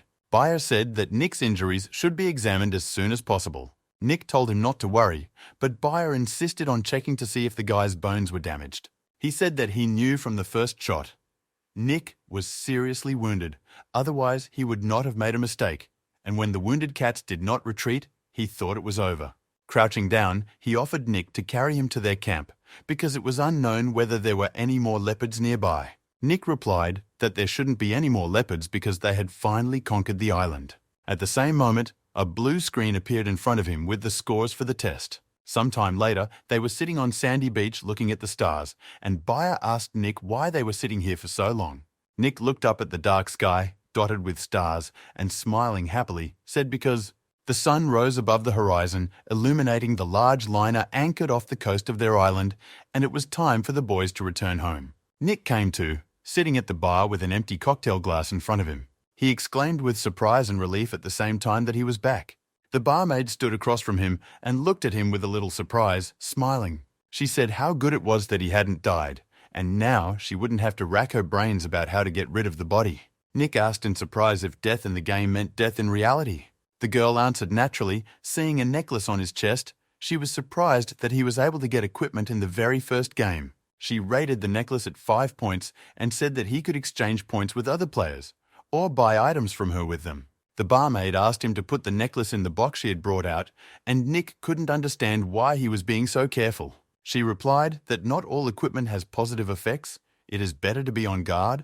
The box restrains the effect of the equipment. It can also be bought here. The girl said that it would take time to evaluate the equipment and asked me to come back in 3 days, taking out her business card from her neckline. She said that it was her phone number, and if he wanted to remain incognito, he shouldn't take it out of the bar. Nick replied that he would write down the phone number, but he couldn't immediately remember his password. She advised him to rest for a couple of days because he might have some problems adapting to this world. Finally, she told him to beware of other players because stealing equipment and points is common among them. Nick realized that he couldn't let his guard down even in the real world. Now he just wanted to rest, and tomorrow he would have to buy a bow. He stayed at a hotel because he didn't have the energy to get home. But he couldn't fall asleep on the soft bed he had dreamed of on the island anymore. He was too uncomfortable. After all the torment on the pillows, he decided to sit on the floor and immediately fell asleep. The window of his hotel room offered a beautiful view of the morning city. He went down to the reception and approached the receptionist, who blushed when she saw him, but asked if she could help him. Nick, standing in just his pants and yawning, handed her the key to his room and said he wanted to check out. He didn't understand why all the people in the lobby were looking at him like that. Were they all gamblers who wanted to rob him? He realized what was happening only when a little girl standing behind him started making noise that there was a naked uncle standing there. Sometime later, he finally arrived at his dormitory at the university. With a large bag over his shoulders, he approached the door of his room. Grabbing the handle, he realized that he hadn't been here for a long time and timidly opened the door. Liam sat in the middle of the room, trying to fasten his sleeping bag to his huge backpack. Liam saw Nick and jumped to his feet, shouting that he had written to him many times, but he had not responded. Nick apologized and added that his phone was on silent in his pocket. Surprised, Liam ran up to his friend and touched his forehead, suspecting that he had a fever, and he was not in the mood for friendliness. They hadn't seen each other for only one evening, but the changes in Nick's behavior were striking. Nick hung on the words, "one evening." In reality, only one evening had passed, but he had forgotten about it. Everything around him seemed alien. He had lived on the island longer than in this room. Liam couldn't understand what was going on with this guy if his girlfriend had dumped him. He approached Nick and told him that he was going camping with his friends and invited him to join them. Nick thought that maybe on this trip he could recover and gladly agreed. Liam's mind was completely short-circuited. It was as if the guy standing in front of him had been replaced. He had never agreed to such leisure. Liam asked about the bag behind Nick's back and asked for help with his things, and Nick replied that the bag contained a bow and arrow and that his hands were also busy. He didn't understand why Liam had packed so many things, and he said that he had taken a tent, snacks, food, and other small things. There were girls waiting for them on the street, and when they saw the boys, one of them waved and called out to Liam. The guy told Nick that this was his girlfriend Meg, and they had met before. He added that Jane, The first beauty of the university was standing next to her, and the girl had just turned in their direction. Seeing Nick blush, Liam asked him with a smile if he liked her. The guys came closer to the girls, and Liam introduced his friend to them. Meg asked her boyfriend to step aside and put their things in the car. A beautiful girl from the university came up to Nick with her friend and said hello. Her friend's name was Temmie. As they were loading their belongings into the car, an expensive foreign car stopped next to them at high speed. The car door opened and a young man got out and called Jane's name. He said he found out about her day off, so he booked the best restaurant for them and he was asking her out, and he handed the girl a bouquet of roses. Jane completely ignored the guy and without even turning around, walked to the car, saying it was time to go. The guy ran up to her and aggressively grabbed her arm and started ordering her to obey. Nick approached him from behind with a fair desire to intervene in their dialogue. Suddenly, Liam's hand came out of the car and abruptly pulled Nick inside. Liam told Nick in his ear that he shouldn't get involved with this guy because he was from the mafia and the head of the student council. Jane could defend herself. At that time, Jane turned to the impudent guy and told him to let go of her hand immediately because she was about to close the door. He told the damned Jane to stop and not to make him angry. Tearing her hand away and completely ignoring the guy, Jane slammed the car door and told the driver to drive. The furiously angry Major stayed by his car and angrily threw a bouquet of flowers after the departing car. He could not forgive any girl for such behavior toward him. He gave his word that she would answer for it. In the evening, the friends had already set up tents and made a fire, and the girls were preparing dinner. Nick went deeper into the forest to be alone and practiced shooting his new bow. He pulled the bowstring, pointing the arrow at the chosen target, and released it with an exhale. The arrow whistled across the clearing and stuck in the trunk of a tree. Behind him, Liam began to clap his hands, asking where he learned to shoot so well, and Nick asked what he was doing here. The boy replied that the girls had already made a fire and started cooking dinner, and he came to call him to the camp. Suddenly, their conversation was interrupted by Meg, who ran to the boys, calling out to Liam. The boys asked what was wrong, and the girl replied that there was a disaster in the camp. Both boys tensed up at these words, and Nick's anger began to grow inside him. At the camp, Jane, hiding behind Temmie, said that she would call the police if the uninvited guests did not leave the lawn. 3 guys who looked like mafia members were standing in front of the girls and mocking them. Suddenly, the main one ran up to Jane and hit her hard in the face with his hand, and she dropped her phone in surprise. He stood over the frightened girls sitting on the ground and crushed Jane's phone display with his boot. The boss ordered 2 of his men to grab the girls, leave the pretty one to Kevin, and they could have fun with the other one. When Temmie heard this, she started shouting that they had no right to do this. At that moment, behind them, the perpetrators heard Nick's voice shouting for them to get off the lawn. When they turned back, they saw 2 boys and a girl, one of whom was aiming a bow at them. Nick shouted at them to get off the lawn because he was not responsible for himself. The attackers didn't know what to do, and the bow in the boys' hands made them somehow reduce their ardor. Suddenly, the company leader pulled a knife out of his pocket and said that Nick would not have the courage to shoot a man. At the same second, Nick's arrow flew past the head of the leader and knocked the knife out of his hand.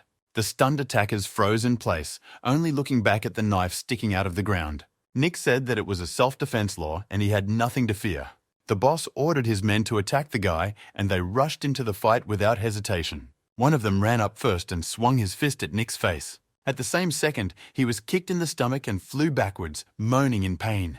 The second attacker ran up behind him and, pulling out a knife, jumped at Nick. Liam came to Nick's aid and stabbed him in the back, causing him to fall face down on the ground nearby. Liam pinned him to the ground with his body, ordering Meg to knock the knife out of his hands as far as possible.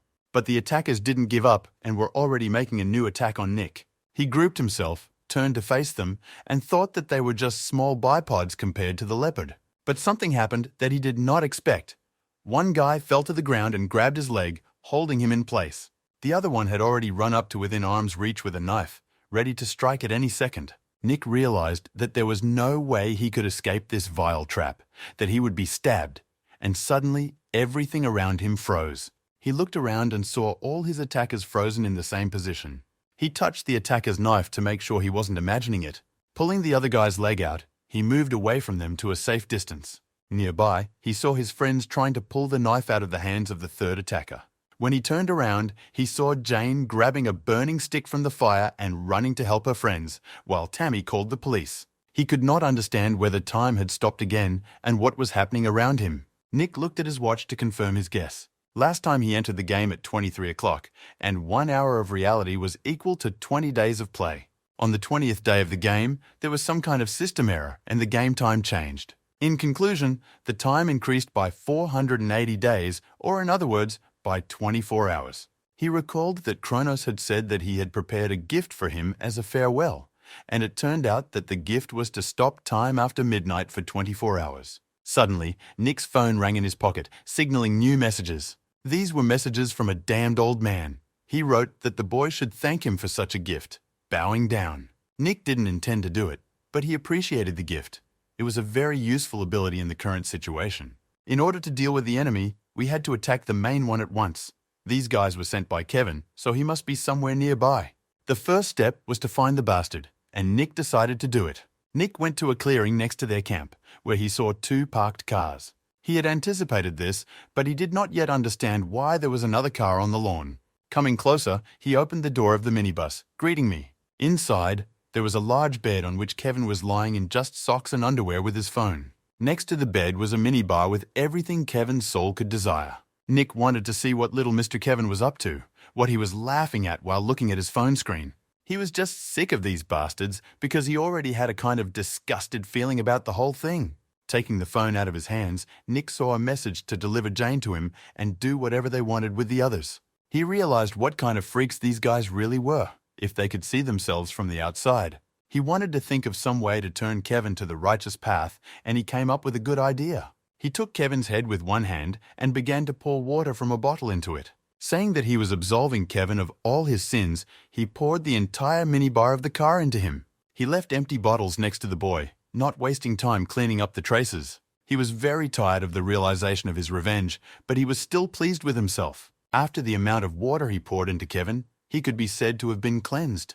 He stopped next to this major's cool foreign car and thought, such a cool car couldn't be idle today, so he had a new plan. A moment later, Nick was sitting behind the wheel of a convertible, holding the leather steering wheel in his hands. He pressed the gas pedal, and the car growled with a pleasant sound.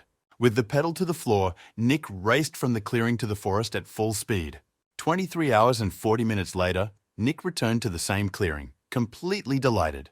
These extra 24 hours were great.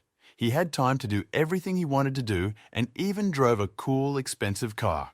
The only thing that was a little upsetting was that it hit a lot of branches on the way and left a lot of scratches on the car body. Now it was time to deal with Kevin's henchmen, whom he had left behind in the camp. The day had almost passed, but the whole world was still in a state of stasis, and Nick still couldn't believe it. He wondered if his friends had been standing in these uncomfortable positions for so long. But now was not the time to think about it. He took the burning stick from Jane. He took the knife from the attacker, whom Liam had knocked down, and replaced it with the burning part of Jane's stick. He pulled his attackers closer to each other, trying to put them opposite each other. He was pleased with his work and ingenuity, and Kevin's handymen were ready for the next round. All the actors were in their places, and the countdown had already begun. In 3 seconds, everything resumed its movement. Tammy continued to talk on the phone with the police. The attacker, who was knocked down by Liam, raised his burned palm up in pain and started screaming. Jane stopped and looked at her hand in surprise, because it no longer contained the stick she had definitely taken out of the fire. One of Nick's attackers felt a sharp pain in his abdomen and screamed. The second one, who hit him, stood dumbfounded by the boy and didn't know what to do. Large drops of cold sweat ran down his terrified face. A second later, a plea for help was heard from the clearing next to the Friends camp. Sometime later, police cars and ambulances arrived at the Friends of the Forest camp. Nick, Liam, and the girls stood in the middle of the lawn and watched as the attackers were packed into police cars and Kevin was carried to an ambulance. Surprised, Liam began to wonder aloud how this could have happened. Meg supported him in this. They did not understand where the attacker's knife had gone and why a burning stick had appeared in its place. Nick also pretended to be surprised because he remembered how his attacker had also pointed a knife at him. Jane, who came and stood next to Nick, said that it didn't matter how it turned out. She added that these attackers got what they deserved. Tammy ran to Jane and fell to her knees, screaming for forgiveness. She said she told Kevin about the place because he promised her that he would buy any lipstick she wanted. Jane did not know what to say in response. She simply did not have enough words, and the girl did not stop talking. She said that if she had known how things would turn out, she would never have said anything. 3 days passed, and Nick returned to the 24-hour bar to get his gear. Liam wrote to him that the major had picked up his documents from the university and that Jane, the first beauty of the university, had asked for his phone number. As soon as he read it, he received a friend request from Jane. A bartender came up to Nick with a box and told him that the equipment had been evaluated. Nick asked her what effect the object he found in the eel had, and she replied that it was positive. Nick opened the box with the necklace and asked how much it would cost him. The girl asked him which model he wanted to buy, but he still couldn't take the box with him to the game. Nick decided to refuse the purchase and took his lucky rabbit's foot, which was supposed to increase the owner's luck. He wondered how much it increased the owner's luck, so he went to a lottery ticket shop. He asked the owner for 10 lottery tickets of 10 yuan each, throwing 100 on the counter. Disappointed, he left the store. Nick spent 100 to win 60 yuan. He reasoned that winning the lottery is a very small probability, and the foot effect is unlikely to work for every single lottery ticket. He approached the slot machines, deciding that he needed to try his luck some more for a positive effect. There was a chance to win an iPad in this game, so he wanted to choose it. Instead of an iPad, Nick won whitening toothpaste and wet wipes, and he was angry and hungry. His feet led him to a cafe, where a friendly young girl stood at the cash register and asked him what he would like to order. He thought that he had to stop gambling because he lost 80 out of 100 yuan and needed to eat with the last money. Suddenly, a man in a suit pushed him away and said that if he hadn't chosen anything yet, he should move over and give the girl his order. Just crushed, Nick felt that there was no justice in the world at all. It seemed to him that the quotation marks had the opposite effect. He watched angrily as the man carried his order to the table, wondering why he was meeting such a bull. The girl approached Nick with an announcement that he was the 199th visitor and his order within 100 yuan would be on the house. Nick glared triumphantly at the bull-headed man, who snapped back with anger. Suddenly he realized that if this man hadn't gotten in without waiting in line, he would have been 198. And that's what luck is. Luck is actually a rather vague concept, but it's not completely useless, and you should keep on carrying it. 23 hours and 20 minutes after time stopped, Nick was yawning as he walked through the frozen streets of the city. Once again, his 48 hours were up. It was time to go to bed, and he passed a cat that was frozen in flight. He thought he saw someone's giant yellow eyes behind the cat. He turned back, but nothing seemed to be happening there, so the guy called out to whoever was there, just in case. When he got no answer, he started walking on, thinking he was imagining things, because time had stopped. Suddenly he realized that the cat he was passing had disappeared. He pulled out his phone and decided to do something he had never wanted to do before. He called the god of time to ask his advice on the matter. Nick asked Kronos if there are any monsters in his world of frozen time who can move around like he can now. Kronos replied that if you think about it and remember, there are indeed such creatures. They are green monsters with yellow eyes called molesbees. They are quite aggressive, and if a guy sees them, he should immediately run and not look back. Before Kronos could finish his sentence, a medium-sized green monster with yellow eyes stepped out onto the roadside in front of Nick. Nick said into the phone that he was now sure that he had met the monster. The guy asked what he should do, and Kronos shouted down the phone that of course he had to run. The monster would disappear when the time stop ended. The guy just needs to hold out until the end of the time stop, and Kronos wished Nick luck. Before Nick could recover and ask any more questions, the god of time hung up on him. The monster was slowly approaching the boy, studying its prey, and it was in no hurry. Nick received a message from Kronos, who wrote that the monster knows how to trick people into worshipping him. He is not a wild beast. As soon as Nick had read the message, the monster rushed after him, and he ran as fast as he could down the street. He ran as fast as he could for several blocks without stopping or looking back. Realizing that he couldn't go on like this, he stopped to catch his breath and rest a bit. Looking around, he realized that the monster did not pursue him. He thought that it was unlikely that this monster would have let him go so easily. It seemed strange to him. There were still 25 minutes left before the end of the time stop, and he needed to find a place to hide. He saw a public restroom in front of him and decided that it was a suitable place to wait out the danger. When he went inside, he saw only empty booths, so he chose the most remote one. Nick went into the cubicle and closed the door behind him, breathing a sigh of relief. He thought that the monster wouldn't find him here, that he had found a safe place to hide. Another message came from Kronos, and Nick's heart dropped to his heels. Kronos recalled another feature of the molesbee. They like to drive their prey into a dead end, so you should never look for a place to hide. Nick already realized that he was in a dangerous adventure, and drops of sweat ran down his forehead. He decided to get out of the public restroom as soon as possible and opened the stall door.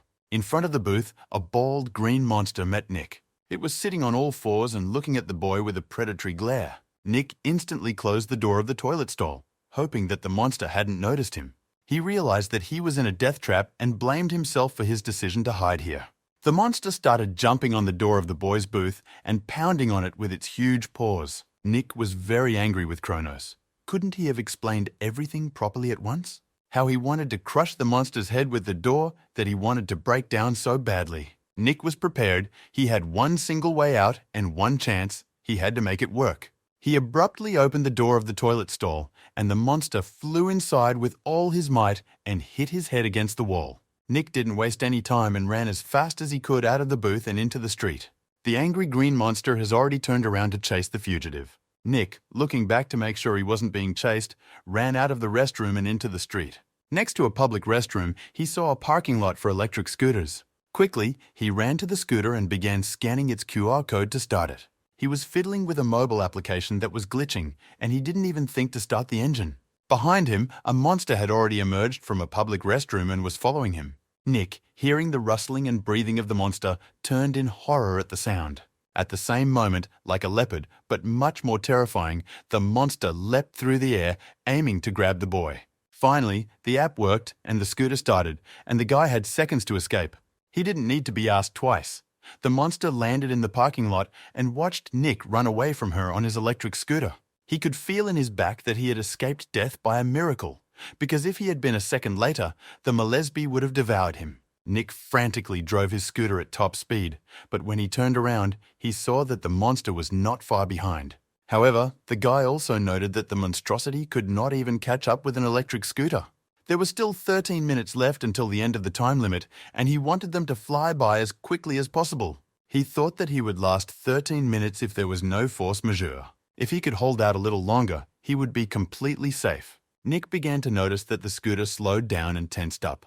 The last thing we need is for the electric scooter to run out of battery power right now. He turned around and saw that the monster had pushed off the ground and was flying straight at him with its mouth open. Frightened, the boy turned the steering wheel of the electric scooter and steered it toward the fence of the bridge he was riding on, and the monster flew past him. The fence was just a short distance away, and Nick realized that he would not be able to swerve to keep his scooter on. Gritting his teeth, he anticipated flying over the fence and down from the bridge. A few seconds later, it happened exactly as he had predicted. He flew off the bridge upside down. He flew down and prayed that this monster could not swim and would not jump into the water after him. But his prayers were in vain, because a few seconds later, he saw the monster flying after him. Nick was in despair. He did not know what else he could think of to save himself. He fell into the river at a high speed and had only a few seconds to save himself. After a while, his hand appeared above the water and caught on the city's embankment. The guy came to the shore all wet and exhausted, trying to cough up water from his lungs. Nick was very angry. He almost died in that cold water, and with such a persecutor. He was very lucky that the green monster swims very poorly, which gave him a little head start. He still had 5 minutes left before the end of the time stop, during which time the molestation could still catch up with him. Near the place where he swam out, he saw a mesh fence of a power substation, and he needed to get there. After a while, a molesby crawled to the same shore and ran the same way. She was pleased with herself because she felt that she was trapping the boy again, and this time he would not have a chance to get out. Walking quietly on the ground, she wandered through the buildings of the power substation looking for traces of her victim. Suddenly, she heard the voice of a guy talking quietly to an old man and saying that he had found a shelter. The guy said that she would never find him, but she had already heard him and opened the door. He said he was safe, but she had already gone inside the building and was inspecting it. The guy kept mocking her, saying that she was running around looking for him. She was furious that he insulted her gorgeous smile by calling her a baboon's ass. She found him. Now he can't escape, she thought to herself, until she realized that it wasn't a boy all along. It was just a device that was lying on the ground and made the sound of the victim's voice. Meanwhile, Nick jumped out of the neighboring building and ran as fast as he could to the mesh fence. He turned around and shouted in the direction of the monster that this thing she had fallen for was called a smartphone. Clinging to the netting, he began to climb up the fence as quickly as possible. The monster, hearing the voice of its victim outside, was already running out of the house. The guy was already at the top of the fence and was trying to climb the barbed wire. At the last second, when Nick was about to jump down, he felt his foot get tangled in the barbed wire. The angry monster decided to take advantage of this and jumped on the boy. Nick opened his eyes because he felt a bright light shining in his face. A guard stood in front of him and called out to him, ordering him to go downstairs. Nick screamed at the top of his lungs for the guard to get out of here because a monster was chasing him.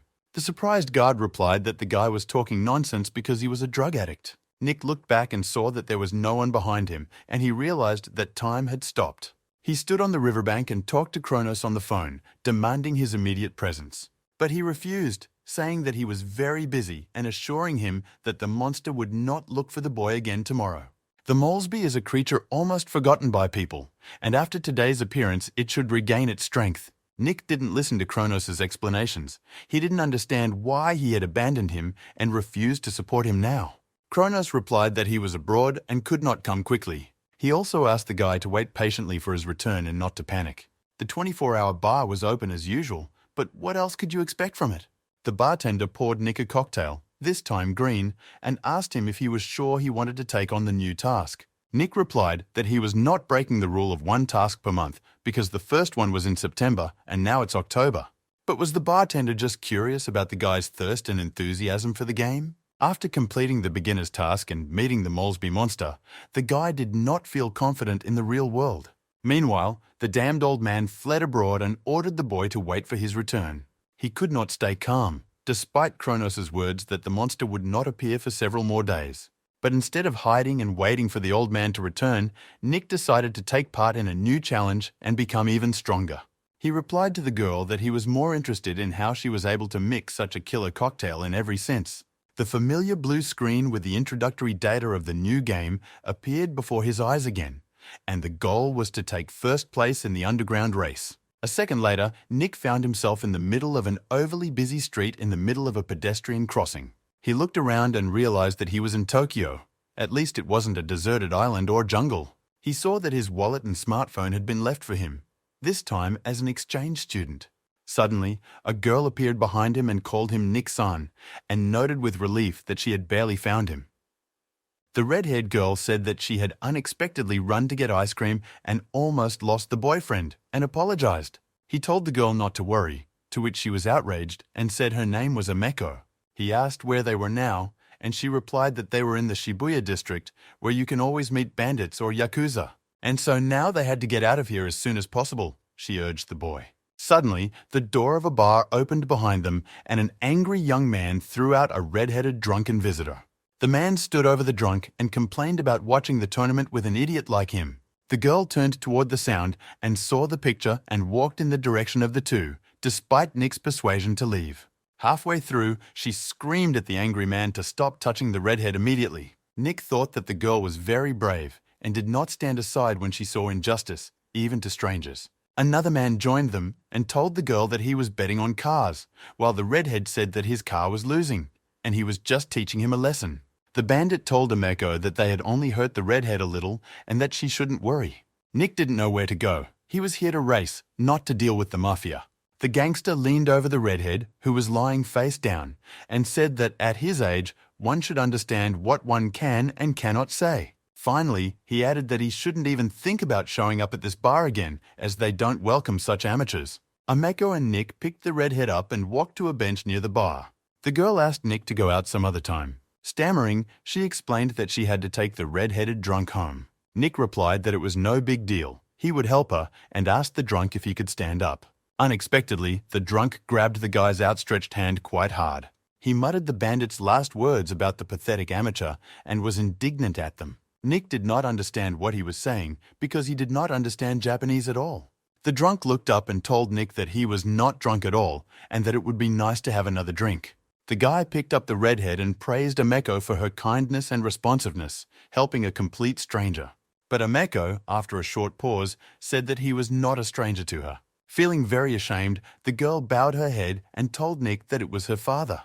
Nick was very shocked by this new circumstance of the game, but he was still very curious. Meanwhile, the bandit was sitting at the bar listening to the disappointing results of the race, his car losing the race. On the bar, he saw a piece of paper on which the red-headed drunkard was writing something, and when he picked it up, he couldn't believe his eyes.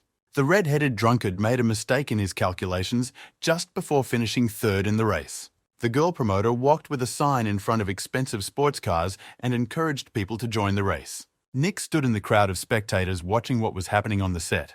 A toy rally was built in the middle of the playground where toy cars were racing. A guy ran up to him and started urging him to donate one car to become the head of their club, and Nick said he would think about it. He wanted to finally get on with his task.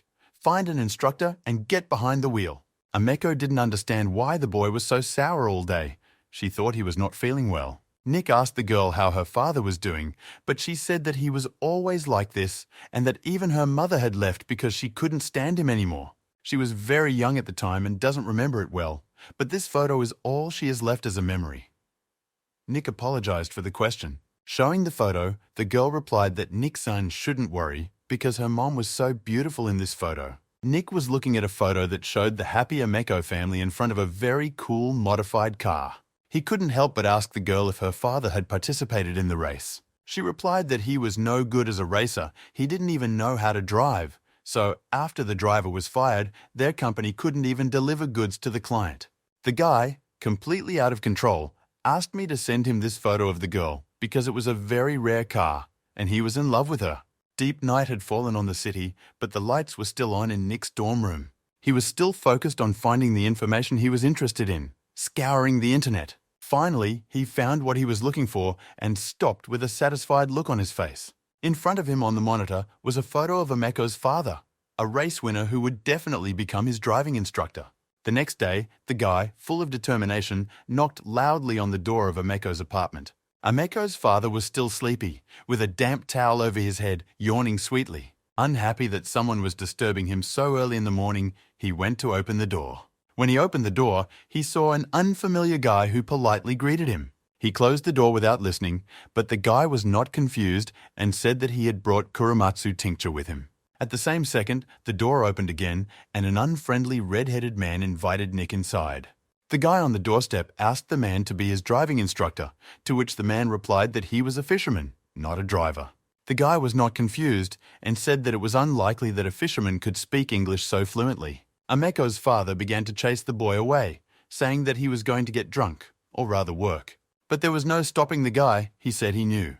He was a brilliant racer in the past, a gold medalist in 23 racing tournaments. And the most outstanding victory of this driver was the FIA GT tournament in New York. He saw the photos from the award ceremony.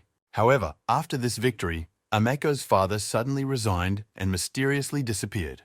The boy was interested in the reason for Mr. Takeda's disappearance, but it would have been better to say Tsuchiya Yosuke. The guy kept asking if it was because Mr. Takeda didn't want to be found, and he told Nick to go away. Nick interrupted him and said that he hadn't told anyone about it, not even Ameko. After that, Ameko's father turned sharply to him and shouted that he shouldn't threaten him. The guy replied that he wanted to find a talented driving instructor and Takeda needed a courier so they could kill two birds with one stone. Takeda's anger instantly faded and he replied that the boy would work for him for a year. He added that Nick should never call him Tsuchiya Yosuke again. He is his employer, not his coach, and Ameko should not know about it. The boy promised that he would not disappoint Takeda, but he still had one more unresolved issue. He wanted Takeda to help him get a Japanese driver's license. Takeda was just furious. He didn't understand how the guy wanted to take part in the race if he didn't even have a license, or if he was mocking him. Nick replied that he didn't have a Japanese license, and the one he did have was for an automatic. He hadn't driven with a manual transmission, so he begged him to agree. Takeda said he would have to find a modified car for Nick somewhere. He took the boy outside and kicked him out of the house, telling him to come back in 3 days. Nick breathed a sigh of relief. Now he finally has an instructor to teach him. During the 3 days of waiting, he and Ameko walked around all the sights and landmarks of Tokyo. In fact, they had a great time with her, and Nick hadn't had so much fun in a long time. On the 4th day, he returned to Takeda and his long-awaited studies began. Takeda said that he had prepared a car especially for him that was designed for off-road travel and bad weather conditions. The man approached the white minibus and proclaimed that it was a second-generation Mitsubishi L300, made in 1982. Nick was disappointed. 82 years old, a minibus, and the teacher didn't like his reaction. Takeda told Nick not to underestimate this car, because he had already worked on it. He reduced its stability, but also significantly reduced its weight. Tired of persuading the boy, he ordered him to drive a Comet to see his driving skills. Takeda was sitting in the passenger seat, watching with suspicion as the boy hesitantly fastened his seatbelt. Nick suddenly shifted the gear shift into neutral, but he pressed the gas pedal to the floor. He hadn't felt the car he was going to learn on yet. The car jerked off, obeying the commands of its clumsy driver. After getting stuck in the windshield, Takeda told Nick to remember to warn him that when he was going to participate in the race, he would be his beneficiary. Sweating profusely, Nick could only repeat to himself that he needed to step on the clutch and gas slowly. The white minibus began to move slowly, uncertainly, but still on one of the streets of Japan. Takeda decided to give the boy some advice, telling him not to risk his life for the sake of racing, because it's not a child's game. He regretted agreeing to be this guy's instructor when he approached him with a question about today's delivery. The boy dropped his teacher off at the car, and the teacher said that he would send the coordinates to his smartphone. Finally, Takeda added that the boy should be careful, because Japan is very strict about driving without a license. The happy boy told his teacher that he could rely on him in this matter. Looking at the white car driving away, Takeda prayed to himself that the boy would be okay. It was evening, and a relaxed man was sitting in his apartment drinking beer and watching a movie. Suddenly, Nick's voice was heard outside the apartment, announcing that he had returned. Takeda opened the door and said that the guy had spent 5 hours on a trip that takes 1 hour, but the guy said that he had made it quite well. Scratching the back of his head, he added that the car would have to be repaired. Takeda could no longer contain his emotions of disappointment. This weirdo had let him down on all fronts today. He slammed the door in Nick's face and told him to go away, that he would deduct the cost of repairs and the penalty for the delay in delivery from his salary. Nick walked down the dark street and scratched the back of his head. Learning to drive was not as easy as he thought. Suddenly, he heard some strange sounds behind him and turned around to see who it was. Behind him, a large white cat was running off somewhere to do its feline business. Nick went on to say that it was just a cat, and that he didn't know that there was someone else there besides the cat. A man in a black elegant suit reported to his boss that he had managed to find out that it was indeed him. The photo the man was holding showed a picture of a young Mr. Takeda with another guy. In the morning, Nick bragged to Takeda that he had become faster. But Takeda thought that delivering goods to 3 stores in 5 hours was nothing to be proud of. Nick handed Takeda a book on the basics of car conversion theory and asked him to help him figure it out. Takeda picked up the book and began to study what was written in it without saying a word. A few minutes later, he threw the book away, saying it was just another meaningless thing for children. The guy replied that he also understood. It was all just theory, but he had managed to deliver, and he seemed to have no other way to learn. The teacher took pity on the boy and called him to follow him to the 2nd floor, saying that he would show him something useful. A second later, Nick was staring at the laptop monitor, not knowing how to comment on what he was seeing. He had a whole collection of folders in front of him, which his teacher had apparently been collecting for years. The guy saw a folder on the monitor with the title L300 Conversion Manual. Takeda said that for a racer, a car is more important than a wife, and he told me to copy everything and study it a little bit.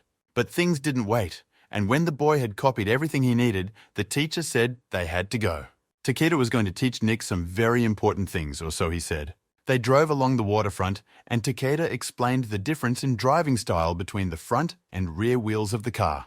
The boy was happy that his training had finally begun, although he had to reach the 2nd level of the game first to participate in the race. Suddenly, the teacher interrupted his monologue and said he was done with the theory. To the guy's surprise, he replied that theory is usually useless, and it would be much better to experience everything for yourself. But the guy did not understand what he was supposed to experience, and it scared him. They stopped at a site with cones for maneuvers, and Takeda said that there were almost never people here, so Nick could practice here. He handed him a tablet and told him that it contained video driving lessons, and Nick should study them in detail. Nick asked if Takeda could demonstrate how to drive, but he said he couldn't even hold the steering wheel in his hands. Takeda said that he would not let the boy do something he could not handle, and went fishing. The teacher was sitting on the embankment with a fishing rod in his hand, thinking that it had been a long time since he had enjoyed such simple things. Suddenly, the float went under, and Takeda realized that a fish had taken his bait. He was all excited about the catch, like a cat hunting a mouse. But as soon as he started to reel in, the fish got off the hook and disappeared in an unknown direction. The furious Takeda remained sitting in his chair, barely able to restrain himself from swearing. He sat there without a catch until sunset, It was the middle of the night, and the guy was still missing. A little more time passed, and a white minibus with a shabby fender and headlight pulled up to the fisherman. Upset and frightened, Nick sat behind the wheel and made excuses for damaging the car again. Takeda silently listened to all of the boys' excuses, not commenting. Suddenly, he broke the silence and told the guy not to make excuses because he didn't pay for the car repairs. He told Nick to take advantage of this opportunity. He could modify the car to suit himself, of course, at his own expense, and for the future. After Nick delivers the goods, he can take this car and practice at the place he showed. A month later, the racers were preparing for the start of the race on the same track. The cars were surrounded by fans on 3 sides, each shouting something, cheering on their favorites. A beautiful girl standing in front of the cars ordered the drivers to get ready. A second later, she lowered her hand and the cars rushed forward, passing her. Turning around, she wished the boys good luck, as a special reward awaited the winner. Suddenly, a white minivan rushed past her at high speed. A second later, leaving her behind, the car took off after the race participants. The girl could not move. She did not understand what she had just seen and what kind of minivan was on the racetrack. Over the walkie-talkies, the racers were told that an unknown car had entered the track and that all racers should be careful. A blonde man in a blue and white car asked if it was Initial D who had gone out with them. In the rearview mirror, he saw that the stranger had already caught up with him. He was definitely a pro. When he looked closely, he was surprised to realize that a white minivan was on his heels. The white and blue sports car and the minivan were following each other with a small gap. Nick sat behind the wheel of the minivan, bored and resentful that these guys felt like the Initiative D, driving around on mountain roads. The guy in the sports car was seething at the impudence of the minivan driver. He wanted to show him his place. The blonde made a turn, not allowing the minivan to break through. Nick was getting annoyed by these maneuvers and decided to shift gears. The minivan lunged forward, hitting the sports car in the rear bumper, causing the car to spin. The blonde man's car veered off to the side, unable to control the trajectory, and the smell of burnt rubber was in the air. The dazed blonde man, who finally pressed the brakes, could not understand who he was facing. Meanwhile, the minivan overtook the sports car and, without losing its pace, drove on along the dark highway. The blonde man could only stare out the windshield as the strange, unfamiliar rider moved further and further away from him. Ahead of him was a deserted, winding overpass surrounded by a green forest. The guy was standing outside the restaurant and couldn't understand why the cook refused to take the order, saying that they hadn't ordered anything today. Tired of arguing, the cook told the boy to ask his boss and said goodbye. Confused, Nick opened the trunk and found only piles of rocks in the delivery boxes. He immediately decided to call Takeda and ask what was going on. Only today, everything did not go as he would have liked. No one on the other end was going to pick up the phone. Later, he heard that the person he was calling could not answer him. A little more time passed, and the white minivan stopped outside Takeda's seafood shop. The guy was very tired today. It was already 12 a.m. He was going to leave the minivan here and go home. Looking at the strange people outside the store, he realized that they would not let him go home in peace. People in suits were standing in the alley, one of whom was talking to his boss on the phone. After finishing the conversation, he told his subordinates to be ready. Suddenly, Nick appeared behind him and asked him what he was on the alert for. The main bandit turned around in fright, ready to attack. Nick continued that he had seen these guys here for a long time and wondered what they were doing here. The chief replied that it was none of Nick's business, and he warned him to get out of here. Nick replied that if they had any problems with the owner from the Takeda seafood store, it was his problem too. As soon as he said this, the main gangster rushed at him, but the guy managed to avoid the blow. Grabbing the attacker's arm, he saw a tattoo of a black eye with a red iris on his wrist. Looking at the tattoos, he asked who they were. The bandit turned to his henchmen and ordered them to attack, but they did not wait for a second order. Nick kneed the chief in the stomach while still holding his wrist. He pushed his assistant's side away, causing the bandit to fall on them with all his weight, forcing them to stop the attack. Behind Nick, the familiar brakes of his own white minivan squealed loudly. Surprised, Nick turned around and saw Takeda behind the wheel, shouting at him to jump in the car. The guy did not wait for another invitation and ran to his car. He was still being chased. The bandits were unlucky enough to catch their targets and, disappointed, called their boss to report it. On the other end of the phone, a man wearing a mask with a picture of an eye told them not to panic. Standing in the garage in front of a sports car, a hooded man said that they had nowhere to go anyway. Ameko was walking down the street and talking on the phone, saying that she was leaving work and was now going back to school. She said that so that the person on the other end of the phone wouldn't worry, she had made her favorite tea with balls. Suddenly, a grey car stopped abruptly near her, right on the pedestrian crossing.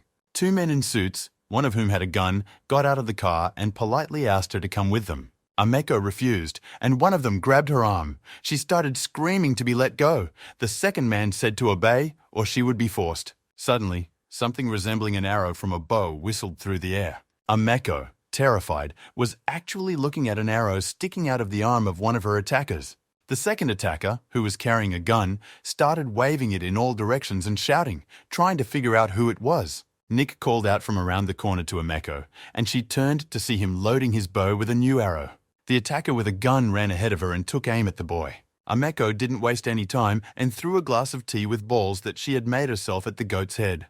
Taking advantage of her husband's embarrassment, she ran as fast as she could in Nick's direction, while the attacker tried to reach out and grab her arm. Nick took another shot.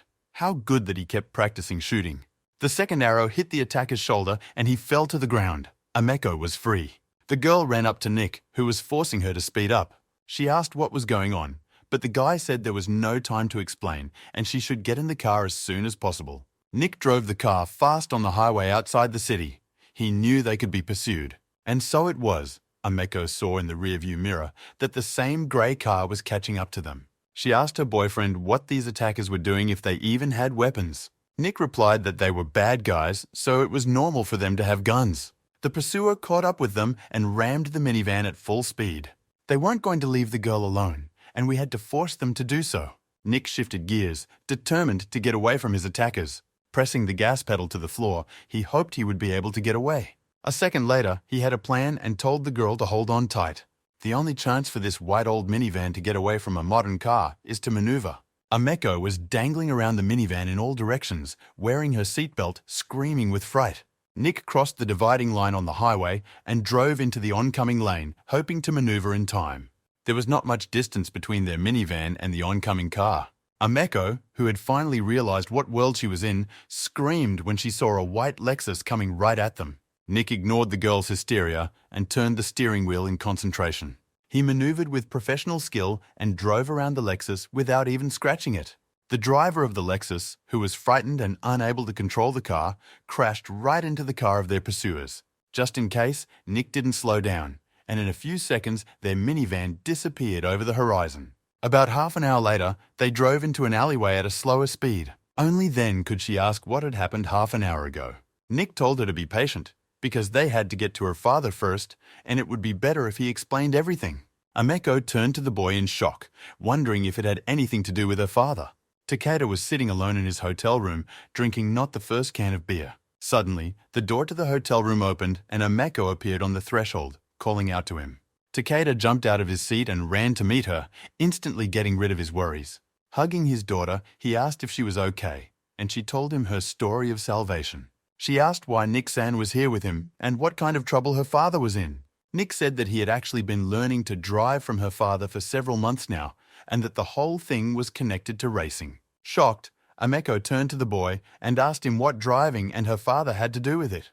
Takeda turned his back on them and began to tell them his sad story, which began before Ameko was born. He was a racing driver when he met her mother, and she liked it very much, so she agreed to date him. In the past, he has won many championships and even put on great performances at international competitions. Her mother fell even more in love with him, and he felt like the master of the world, if not for the unfortunate mistake he made. Asano's psychotic father, who changed his life as a racer, invented a deadly race across the highway. Whoever finished first alive won.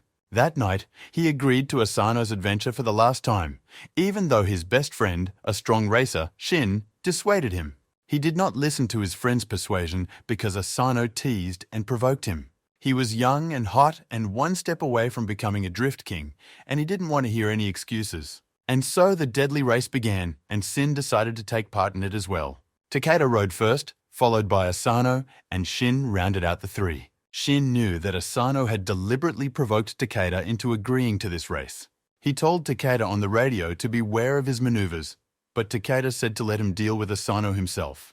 Asano had already gotten as close to Takeda's car as he could, but he couldn't overtake it, so he turned on his high beams. He insidiously blinded Takeda through the rearview mirror, and he reflexively braked. Asano's black car pulled ahead, and now they were walking in parallel. Asano was freaking out in his car, glad that the guy was afraid of his cunning. But Takeda, on the contrary, became even more angry with Asano, and he wanted to win. Losing control of himself in anger, he rammed into the side of Asano's car. Having cut off the opponent's car, Takeda again took the lead, even without fully realizing that he was risking his life. The frightened Asano tried to steady his car and swore at his opponent. Behind him, Sin saw the whole situation and did not understand what had happened to his friend. He had completely lost control.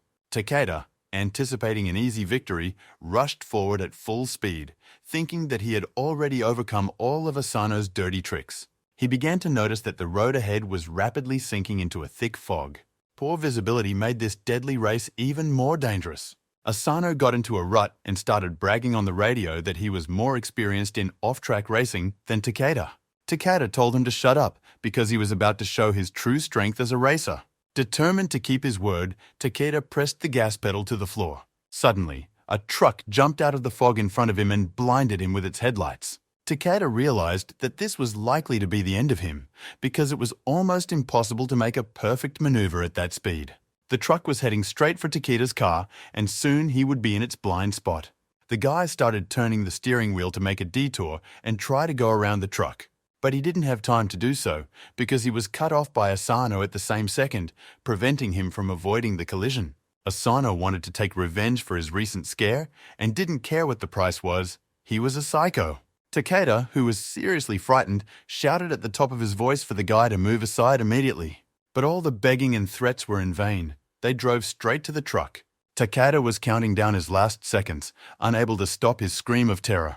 Suddenly, Asano's car was hit by Shin's red car at high speed, causing Takeda's car to turn sideways on the highway. Shin's red car was now right in front of the truck's bumper in the blind spot. Takeda could not believe his eyes. His friend had saved him at the cost of his life. The last thing he remembered from the accident was the profile of his friend Sin in the light of the truck's headlights. On this day, Takeda lost his last race in life, which he will never be able to forget. But he lost his best friend, who sacrificed his life for him. He was afraid of retaliation, quit racing, changed his name, was afraid they would hurt his family, so he quit them too. But his hands can't hold the wheel anymore. The girl was amazed to hear that her father had gone through a lot of turmoil at such a young age. Nick thought about the tattoo he saw on the man in the suit, a black eye. He asked his mentor what happened to Asano, and he said that Asano survived but was paralyzed and was in Sakai Hospital. The image that Nick mentioned referred to the Sharingan team that Asano founded. The guy was already standing on the doorstep, asking Ameko to help him get things sorted out at Sakai Hospital. The father was against it. He didn't want his daughter to be involved in this story. He told Ameko to take her mother and leave the city. Nick replied that he had been hiding for so many years, and they found him anyway. Did he really think that hiding was the right decision? Ameko will go with him because it's for the best, especially since the boy needs her help. Nick told Takeda not to worry, he would take care of the girl. Takeda did not understand who this guy was, why he cared so much about him and his daughter. He asked why Nick was doing all this when he was already standing on the doorstep and opening the door. Nick replied that he was a courier from the Takeda seafood store, and he was doing it because no one else would prepare him for the race. Surprised and embarrassed, Takeda was left alone in the hotel room, waiting for his daughter to return. Nick and Ameko finally reached Sakai Hospital, where they were supposed to know something about Asano. But the head nurse persistently and confidently said that there was no one in this hospital with that name. The girl begged to check again. Maybe there was someone with a similar name, but she said no and told her to ask in other hospitals. Nick began to doubt whether it was some other hospital, but the girl answered firmly that there was only one Sakai Hospital in Tokyo. Her father couldn't be wrong, so they decided to ask someone else besides the nurse. Suddenly, the janitor, who was next to them and heard the conversation, called them over and asked them to wait. He asked who they were, if they were Brother Asano's assistants. Ameko turned to him in surprise and asked what he meant. Nick put his hand over her mouth and told her that they were from the high school racing club and would like to interview the legend of the streets of Asano. The janitor said he was Asano's brother, hesitated a bit, and added that he was his assistant. He had no idea that so many years after Asano's death, people would still remember him. Nick and Ameko stood there, mouths agape. The janitor saw their surprise and said that Asano had died 5 years ago. He was paralyzed after the accident, and the hospital and nursing bills were very high, so the janitor decided to take care of him. Nick asked if Asano had any relatives or family, and what about Sharingan, which he founded? The janitor replied that Asano had no family, and after he got into an accident, the club fell apart. Asano did everything in that club, and without him it made no sense, but he still can't get this tattoo off. It means that he is a follower of his brother. In the past, he was one of the 7 swords of Sharingan, and can tell them about Asano's past, the janitor said, closing his eyes. But when he opened his eyes, he was talking to himself in the hospital corridor. The boy and girl were running through the hospital corridors and thinking that they had misunderstood everything. Ameko suspected that there was something her father hadn't told them, but Nick was sure that Takeda was very wrong. Asano had no one. After his death, Sharingan disintegrated. There was simply no one to avenge him. The people who attacked them were not from him. The girl was frightened and asked who could have arranged all this, who was hunting her father. It was unlikely that these people had a grudge against her father over rotten fish or anything like that, so Nick thought they should look for traces among the races. The boy and the girl approached the bar where Nick's first meeting with Takeda took place. This time, Ameko was afraid to go inside, but Nick understood where her determination had gone. The same gangster who had ordered Takeda's beating then looked at them with suspicion. He asked what they wanted, because this is not a place for people who don't know anything about cars. Nick replied that then they would probably be thrown out of here, just like that red-headed drunk. The bandit even dropped his cigarette from his mouth in surprise and remembered that they knew the man. He bowed to them and apologized, asking them to help him meet with Takeda. Nick replied that introducing them to each other was not such a problem, but he had come to ask about something else. He was interested in a bunch of bandits with an eye-shaped mark on their wrists. Mr. Fu said that a few years ago there was a gang called Sharingan, but they fell apart very quickly, and Nick realized that the hospital had told them the truth. He asked if there were any other pros or talented underground teams in Tokyo. Fu replied that I think there is one, they are at the Tokyo warehouse, but he is not quite in the know, their team has the best riders from abroad. He has heard that the chief has a very familiar name, but he cannot remember it. Nick interrupted the conversation, grabbed Ameko's hand, and said they had to go, and Fu asked if he would introduce him to his uncle. The guy replied that first they had to arrange something, and another time he would bring his uncle, and they would meet. The hotel room where they left Takeda was a complete mess. Everything was turned upside down. Takeda himself was not in the room, and Nick realized that the teacher had been kidnapped by his pursuers, but he already knew where to look for them. In the Tokyo warehouse, meanwhile, a hooded stranger was waiting for his men to bring Takeda. They took him out of the car and took the bag off his head. Takeda said he had been hiding for so many years, but Sharingan found him anyway. The stranger in the hood asked in surprise what kind of Sharingans they were talking about. Taking off the mask and turning to face Takeda, the girl replied that he was as blind as the eye on the mask. Takeda was amazed at how wrong he had been all these years. It wasn't the Sharingan who wanted revenge. He knew this girl. He said that if he had known that she wanted revenge, he wouldn't have even been hiding. When he and his friend Sin were racing, this girl was only 12 or 13 years old. The second Takeda said her brother's name, she slapped him in the face with her hand, saying he shouldn't even say his name. She pulled out a gun and pointed it at Takeda, saying that he had insisted on participating in the race and was responsible for her brother's death, and it was time for payback. Takeda replied that she could just shoot him. Why talk? He didn't remember the last time he slept well. Suddenly, an arrow at high speed knocked the pistol aimed at Takeda out of the girl's hands.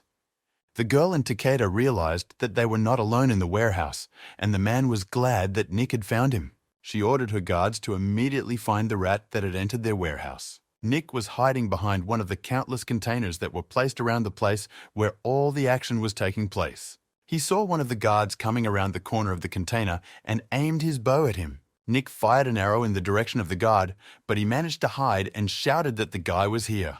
The guards rushed to surround Nick from all sides, running headlong between the containers at the sound of their colleague's voice. But when they got to the right container, there was no one there. Nick suddenly appeared behind the girl and ordered her to drop her weapon or he would kill her, to which she told Takeda that his student likes to act like a hero. Takeda replied that the boy was not his student. He was just a courier of products from his store. The girl said that he had learned to drive from Takeda, but he had not taught him to care about others. Now he has to look more closely around him and realize who really has to lay down his arms. One of the guards has grabbed Ameko. Frightened, Ameko saw her father in the middle of the warehouse with a gun pointed at him and called out to him. Takeda turned around, and his heart pounded as hard as it had ever pounded before in his life. When Nick saw the current situation with the redistribution of power, he realized that he had no choice but to lay down his arms. Nick surrendered his weapon, and the three of them stood there with guns pointed at them. Takeda, very angry with Nick for bringing Ameko with him, he shouted at the guy that if something happened to his daughter, he would get him out of the ground. But Ameko stood up for Nick and explained that she had insisted on coming here with him and that he was not to blame. Takeda apologized to the girl for being a bad father all these years and making her life so difficult. She interrupted him with tears in her eyes and asked him not to say that. Takeda turned to Shin's sister, who said that her brother's death was his fault and begged her to kill him and let the children go. The girl replied that simply dying is a very easy way to serve a sentence for such a crime. Then Takeda asked what exactly the girl wanted, what he should do. She said she wanted a race, her two boys against Takeda and Nick, and if they win, she will have mercy on them and let them go, but if they lose, she will kill them both the daughter and the student. Takeda replied that she didn't know what she was talking about, he couldn't drive anymore. But Sina's sister was already losing patience, and she suddenly hit Ameko in the face with her gun, saying that he had no choice. The girl fell to her knees in surprise and pain, and her father realized that he had no way to bargain. He hastily began to shout that he agreed to all the conditions offered to him. Tearfully, Takeda said that he would do anything to prevent his daughter from being tortured. Sister Sina felt Takeda's rod break under her pressure and was filled with a sense of triumph. She ordered her men to take Nick and Takeda to the garage, where several sports cars were waiting for them under covers. The girl said that she had prepared these sports cars for them, replaced everything, and tested them, and they could choose the cars first. And if they are not satisfied with something, they can remake it for themselves. She will organize additional hands and spare parts. When Nick opened the hood of one of the cars, he was amazed. He had never seen such a high-quality rework.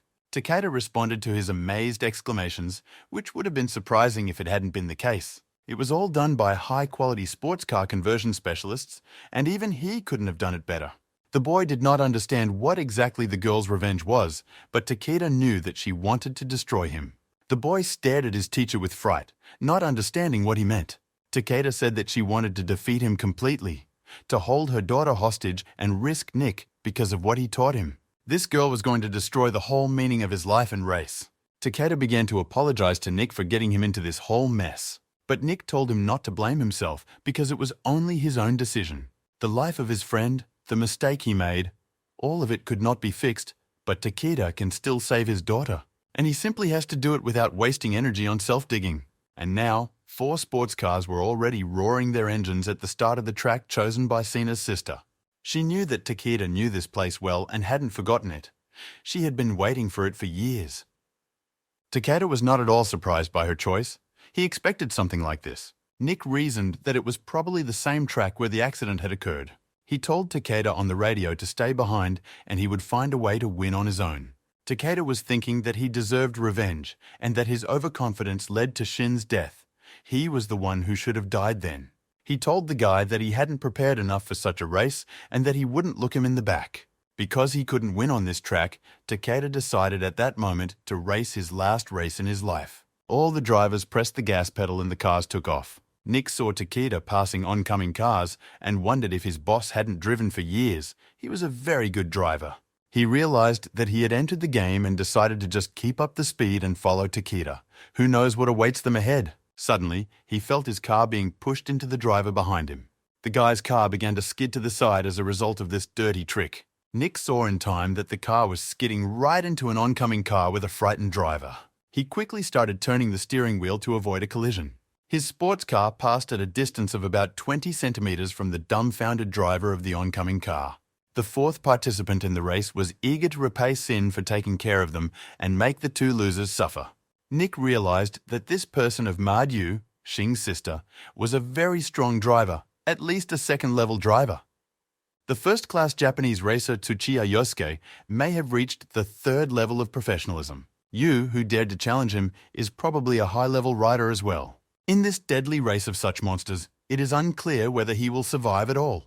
Takeda's car, Nick's car, and the 4th driver's car were approaching a truck that was coming toward them. Nick gripped the steering wheel tighter, realizing that the fourth rider was about to come up with another trick. And he was right in his calculations. He suddenly started ramming his car, pushing it under the truck's wheels. Nick, with anger mixed with fear, turned toward him and shouted that he didn't know how to drive at all. He replied that he would now let Nick experience a real death race. Nick found himself right in front of a truck whose driver would not have been able to stop in time, and neither would the boy himself. The guy realized that he could count the seconds until his death because he had no way to turn off and was blocked by the fourth rider. Takeda saw in the rearview mirror a treacherous trap against his boyfriend. He realized that Nick was still too weak for such a race. And without wasting a second, he decided to help the guy survive, and Takeda shifted gears.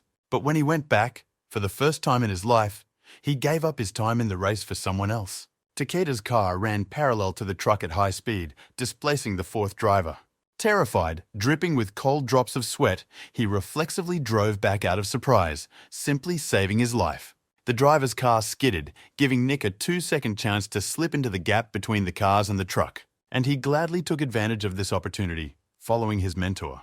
Over the radio, Takeda asked if the guy had wet his pants, to which he replied that he didn't want to upset him, but he was still in the ranks.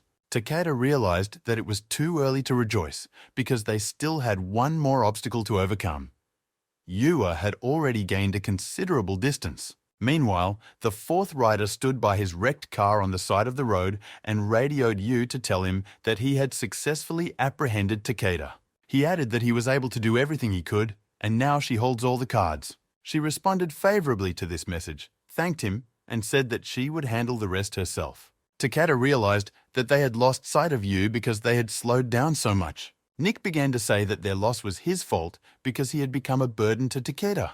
When Takeda asked him how long it had been since he had learned to drive, he replied 6 months. From the basics and theory to driving skills to understanding the car, Takeda taught this guy and also taught him not to accept defeat and not to give up. He said that he did not care why the boy came to study with him, for money or in pursuit of death. But when grabbing the wheel, the guy has to show him the mood of a real racer. From that moment on, Takeda would never put on the brakes again. He told Nick to try to keep up with him. He told the boy that he was teaching Nick his real and most important lesson at that very moment.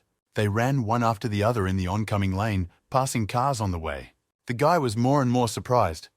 Takeda had never pressed the brakes, never slowed down for a second, so what level of skill was he really at? And as soon as he thought for a second, he almost crashed into an oncoming car. Takeda told him on the radio to stop flying in the clouds and focus on the track. The last 7 kilometers of the race were waiting for them, and the guy had to stay right behind his car. The teacher warned me that he was about to accelerate and shifted gears. The guy, who had been holding on with his last bit of strength, realized that he would have to go even faster now. A few seconds later, they could see Yu's car in front of them. The girl, who thought she would not see her rivals, suddenly saw their cars in her rearview mirror. At that moment, it is simply impossible to describe the anger she felt, and Yu decided to get Takeda out of the way at all costs. She steered her car toward the nearest oncoming car. The driver of the car turned the steering wheel in fear, causing him to hit the car behind him. The two cars spun on the track, catching on each other and creating an obstacle for Takeda and Nick. Takeda shouted into Nick's radio to be as careful as possible. Nick was looking intently at the situation ahead and didn't understand how they were going to get past the accident. 3 cars, one after the other, spun down the highway at high speed, unable to stop. Nick couldn't believe his eyes. He realized that Yu had simply gone crazy. Takeda said that Yu had a good relationship with her brother since childhood, and after his death, it was very difficult for her all these years. Her hatred for him and her desire for revenge have helped her to survive to this day. He couldn't bear to see her suffer, but Nick couldn't lose either. And it was finally time to put an end to this case. Full of hatred, the girl wanted revenge. She wanted to defeat her old enemy. When she approached another driver, she planned to create another obstacle. She wanted Takeda to finally regret what had happened. Her sports car pushed the oncoming car and drove on without stopping. The oncoming car started spinning on its axis in the middle of the highway. Nick, seeing this, screamed at the top of his lungs to get the driver out of the way. But Takeda, on the contrary, decided to break through and pressed the gas pedal with determination. He switched gears and decided to teach the boy another of his tricks. He drove right up to the spinning car, guessing the right moment. At a high speed, he crashed into the side of the car, causing the car to turn in the other direction and clear the way for him. Nick watched Takeda drive over the obstacle without slowing down once. The other car was still spinning in the middle of the road, but Takeda's car did not drop out of the race. The shocked girl turned back to make sure her eyes were not deceiving her. But she forgot that she was driving, and when she turned around, she saw a truck coming in front of her. Yu froze in fright, unable to turn the steering wheel, all thoughts in her head disappearing in an instant. Takeda told the boy on the radio that he had nothing more to teach him. Nick realized what his teacher was going to do now, and he begged him not to do it. Takeda drove up to Yu's car at high speed and pushed it off the truck's path. Finally, he told Nick to help him protect his daughter. An old story from his youth flashed before his eyes. He was playing a video game, calling out to Sin to join him. Suddenly, Yu, who was behind him, grabbed him by the shoulders and demanded that he go home, but he replied that he had come to see her brother because he had invited him. The son who came into the room said that Takeda had spent all the prize money and that if he hadn't invited him, he would have slept on the street. He asked me not to look at him like that because Takeda is a close friend of his. Takeda turned to the girl and suggested that she treat him like an older brother. He could be her close friend too. These were his last thoughts before pushing Yu's car away from the death trap. The girl turned back in surprise, not realizing what had just happened. She was supposed to die. Takeda was already a few meters away from the truck and wasn't even going to maneuver. He closed his eyes and mentally addressed his best friend, warning him that he would soon join him. But Nick was not going to just watch his teacher commit suicide. He decided to repeat the trick he had just seen and pushed the teacher's car off the truck's path. Takeda gripped the steering wheel of his car in surprise. His car drove sideways onto the edge of the highway, and the boy's car went around the truck on the other side. There were no more obstacles in his way to victory. Both of his opponents were eliminated from the game, but fortunately, they survived. On the radio, the guy told Takeda not to rush to die, even though he said he had nothing more to teach Nick. But Nick has just learned the same technique that Takeda used. A few seconds later, the cherished blue screen appeared in front of his eyes with the scores for the successful test. A confused Yu was sitting in a broken-down car on the side of the road, asking Takeda's permission to ask him a question. She asked if her brother had risked his life in the same way to save Takeda.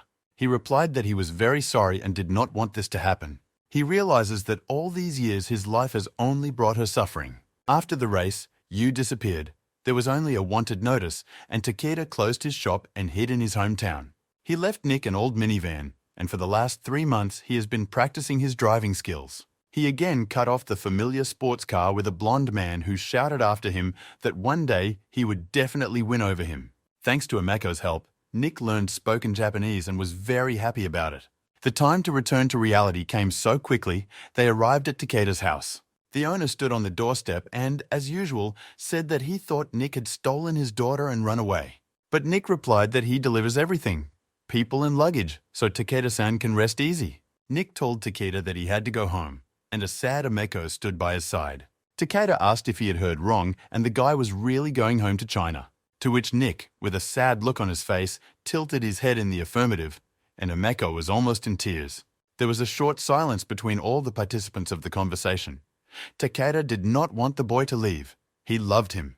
But without betraying himself and without showing his true feelings, after a second he sent him away, saying that he would breathe a sigh of relief. Following his teacher, Nick bowed low and thanked him for taking care of him. Ameko stood next to him and asked him to accept her gift, holding a figurine. On the blue screen that appeared next to him, he read, "This is a new game item that has not been analyzed."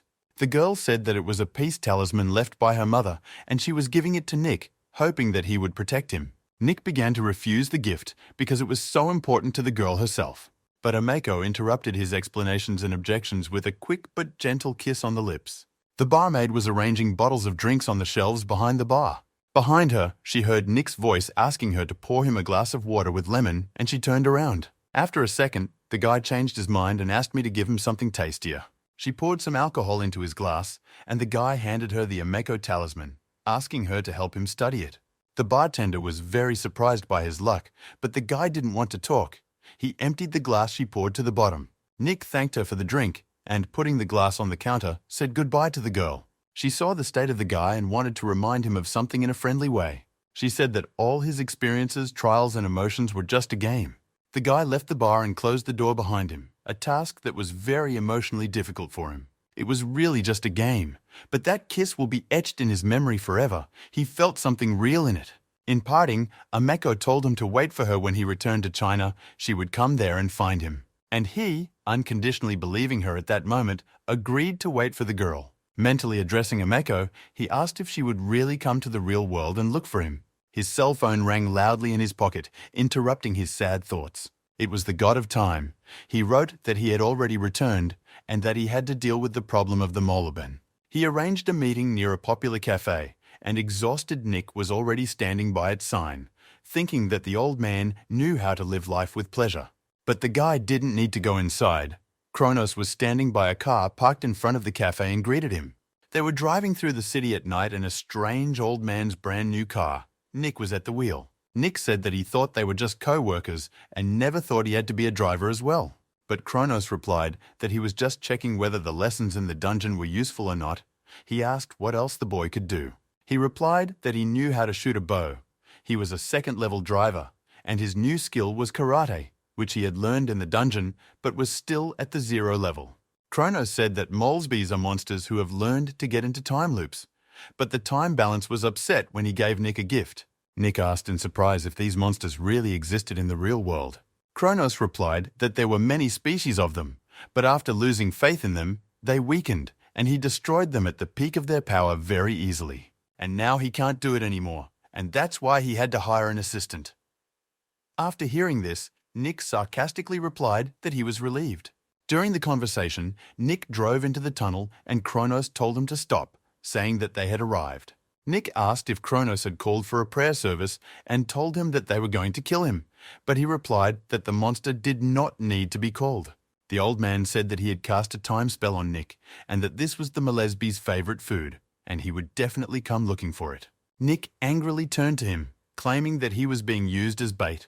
But Kronos told him not to panic, because they had weapons. He opened his suitcase and the fragments of a spear fell out onto the road. Nick asked if he had deliberately travelled abroad to bring back these strange pieces, but Kronos said it was the spear of Longinus, who killed the gods. He asked God to repair the spear quickly because they would both be killed.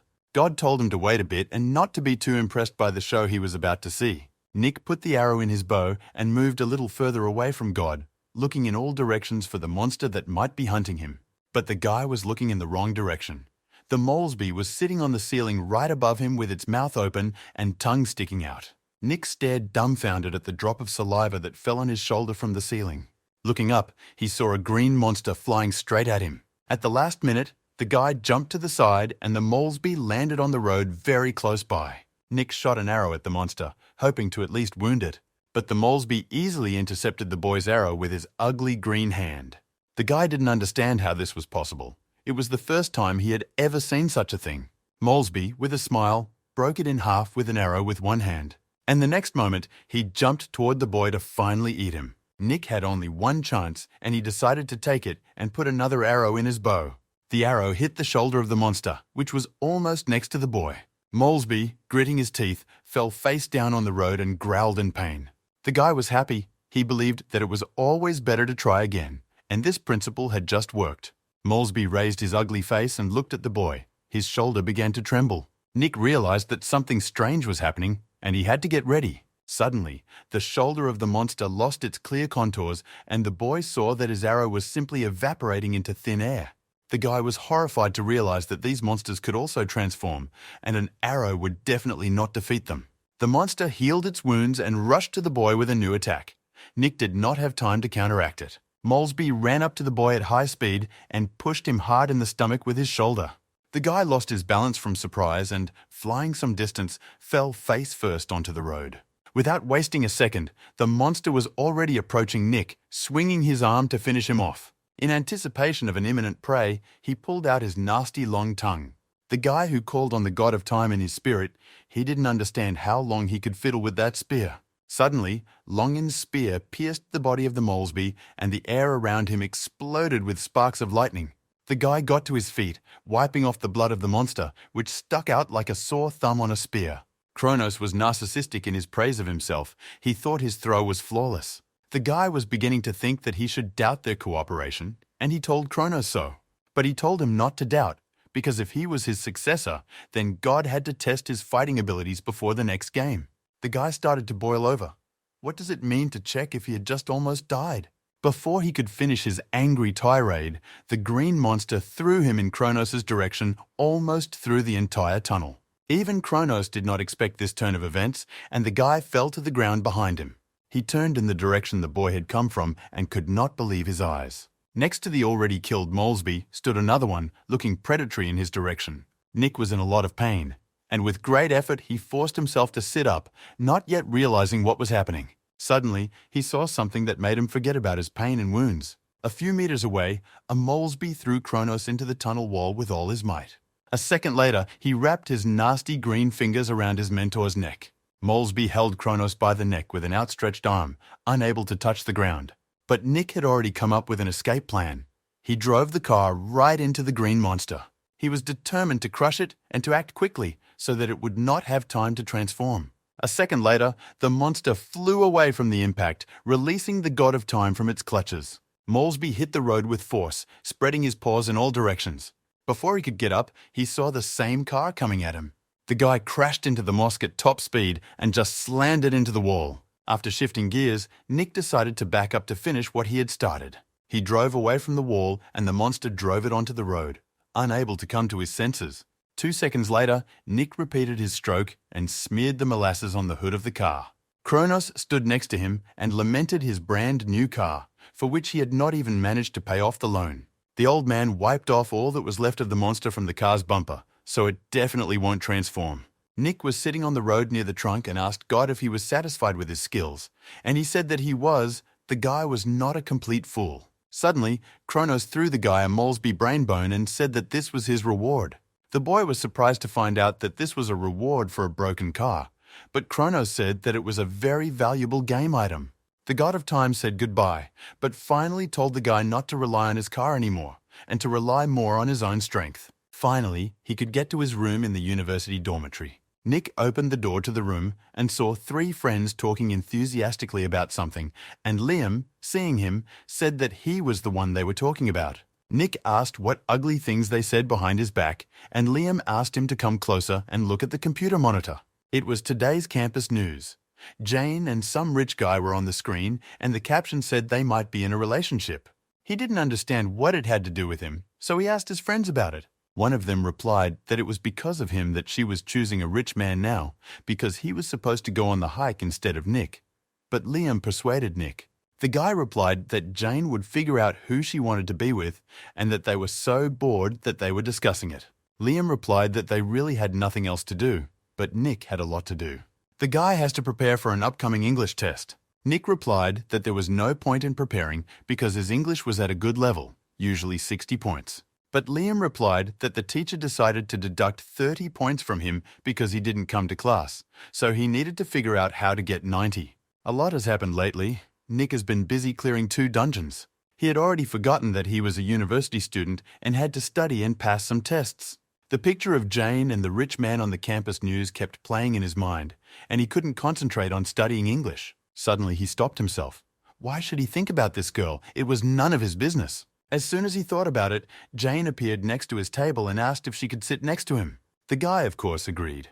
She had as much power over him as she did over all the guys at the university. He asked if she came here to study, and she said that she had English tests coming up, so yes. After a bit of hesitation, Nick decided to ask about a photo he had seen on a campus forum. But his question was interrupted by a call to the girl's phone, and she apologized for it.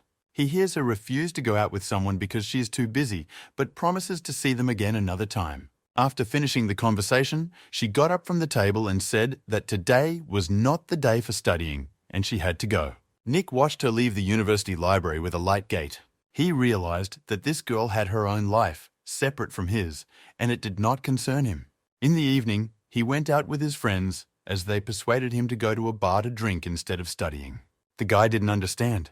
They had a test coming up and they were supposed to be celebrating. Laughing, Liam, who was walking behind, said they were going to celebrate his failure. Suddenly, a little off to the side, Nick heard the girl pleading with him to return something in Japanese. Turning around, he saw a red-haired girl trying to get her cell phone out of the hands of one of the 2 tall foreigners. He could have bet that he knew who that voice belonged to, and he remembered it forever. One of the guys was holding the phone above his head and persuading the girl to go with them, while the other told her to relax. Liam began to resent the fact that foreign students were harassing someone every day. Nick decided that he urgently needed to do something to help the girl, and without listening to Liam, he went in her direction. He appealed to the foreigners in English with a demand to return the girl's phone. One of the guys came up to him and asked why he was bothering them, but Nick insisted on his point and demanded that he return the phone. Nick's friends stood aside, realizing that a fight would start any minute. The foreigner was the first to attack. He pushed Nick's shoulder with his hand and told him to back off. But the guy didn't achieve the desired effect from his actions, and it only made Nick angry. Nick called the guy a bastard through his teeth, and the foreigner asked him to repeat what he had said. But Nick decided not to talk anymore. He suddenly kicked the foreigner in the stomach. The guy fell to his knees, bent over and groaning in pain. Now he was not so brazen. Nick turned to the second guy with the same demand, to return the girl's phone. The second guy prepared for a fight. Suddenly, he rushed toward Nick with his fist raised to hit his face and shouted that he was finished. Nick greeted him with the same trick that had cut the first foreigner in half. And now, at Nick's feet, 2 foreign students were writhing in pain, who could have avoided this situation, but chose to learn a lesson. Nick's friends cheered him on with shouts of approval and said they had no idea how strong the guy could be. Nick took the phone away from the attackers and handed it to the owner, who was amazed by this unexpected defense. He told her in Japanese that everything was fine now and she could take her belongings, and she thanked him sincerely. Nick's friends ran up to him, and Liam, taking him by the shoulders, whispered in his ear that he had just started an international war. He said that the university was full of girls, and why love only one if it didn't work out with the first beautiful girl? This girl was also a good option. And in a moment, when Nick turned around, he saw his friends running back to the dormitory, leaving them alone. The girl extended her hand to the boy and greeted him in Japanese, adding that it was the first time they had met. And then a red-haired girl who looked like a meko, like 2 peas in a pod, said her name was Asuka. The guy was amazed at how she could be Asuka, and he asked her again because he thought he had heard her. The guy agreed to walk her to the dormitory, and they talked on the way, Nick saying that he knew Japanese because he had studied in Japan. He said that he lived in Tokyo, and the girl replied that she was also from Tokyo. Nick thought that maybe Asuka had a sister and asked if she knew anyone named Ameko. The girl thought about it and after a few minutes answered that she did not know. She asked who Ameko was, and the guy said she was his friend. Finally, he realized that Jane had her own life and Asuka was not Ameko.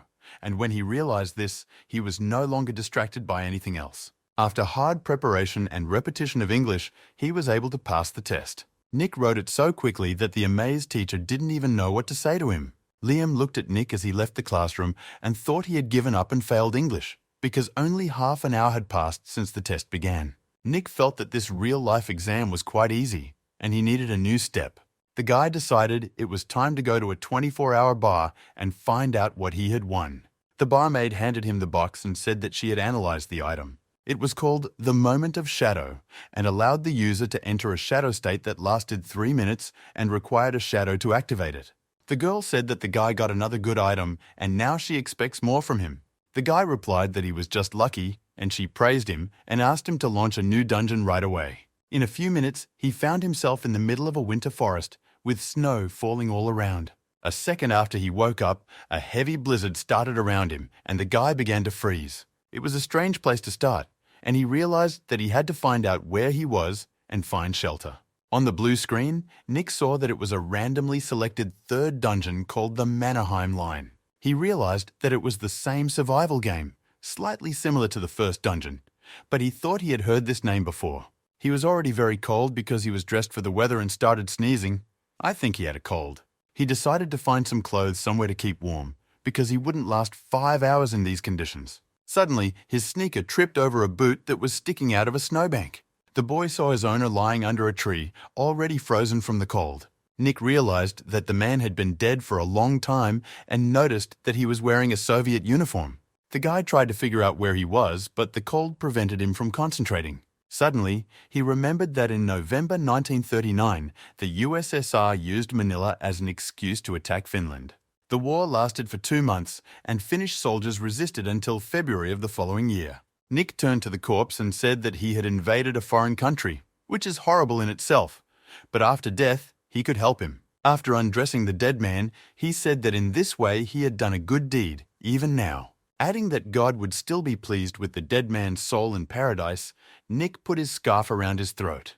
He decided that he would not take the Soviet soldier's shirt and cap. It is very dangerous to wear the clothes of either side during the war. He left the fighter's machine gun, but decided to take his ammunition and pistol with him. Now Nick had to find a shelter from the snow and wind and think about what to do next. Suddenly, bullets whizzed by his feet and sank into the snow. He turned around and saw 6 armed soldiers walking towards him, and the first one was shouting something at him in Russian. Nick raised his hands. He realized that these were Soviet troops. They had seen the guy take their comrades' clothes, and now he was an enemy to them. His moment of shadow talisman could be used only 3 times, and he would not have wanted to do it at the very beginning of the game. The Soviet soldier saw that he had his hand behind his back and shouted at him not to move, but the boy did not understand what he was saying. A second after he screamed, a bullet hit him right in the temple and pierced his skull.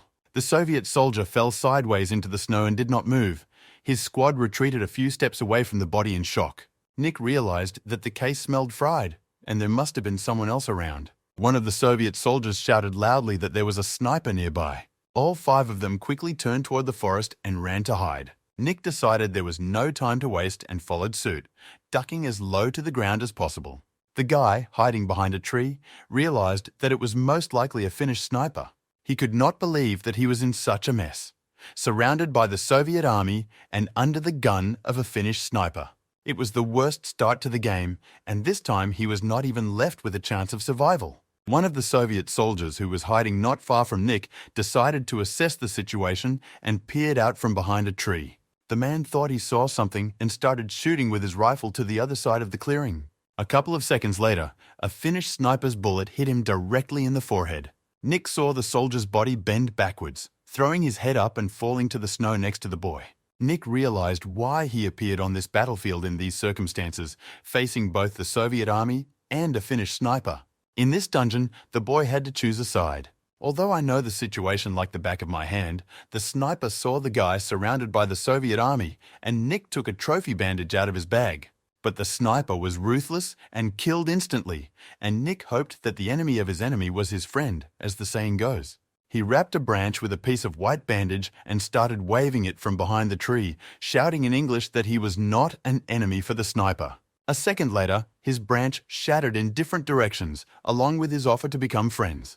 Holding the wreckage of his futile efforts in his hands, Nick realized that he needed to come up with a new plan for survival. The boy realized that without the help of the mascot, he would not be able to cope with this situation. He will have to try out Ameko's talisman and rely on its effect. The moment of shadow will allow Nick to turn into a shadow for 3 minutes. And the guy doubted whether he would be able to escape from here with only 3 minutes. But he had no choice, and he knew it. So Nick closed his eyes and activated the power of the talisman. Suddenly, the guy faced complete darkness. It engulfed everything around him. Looking up, the boy saw giant red eyes looking at him through all the gloom. And at the same moment, the pitch blackness turned into a large bird that flapped its wings. Nick no longer saw himself. He completely dissolved into the environment. The sniper continued to shoot at Soviet soldiers, his sights methodically searching for them among the trees. And once again, another soldier was killed by a Finnish sniper's accurate shot. The sniper had green eyes, and that was the only thing that could be noticed because he was very well camouflaged. One of the soldiers seemed to have calculated the location of the Finn from the trajectory of the shot. He raised his rifle and aimed it at the bushes on the other side of the clearing. Suddenly, very close to him, he saw a guy walking around his bushes. A Soviet soldier could have bet that a second ago this guy was not there. He screamed in fright. Nick realized that the moment of shadow only works when he is in the shadows. He did not realize that he came out of the shadows and was noticed. But Nick didn't have to deal with the soldier because the sniper had already spotted him and shot him right in the forehead. Nick looked back and saw a man with a rifle, dressed in all white, rising out of the snow. The sniper realized that his hiding place had already been spotted and tried to change his location.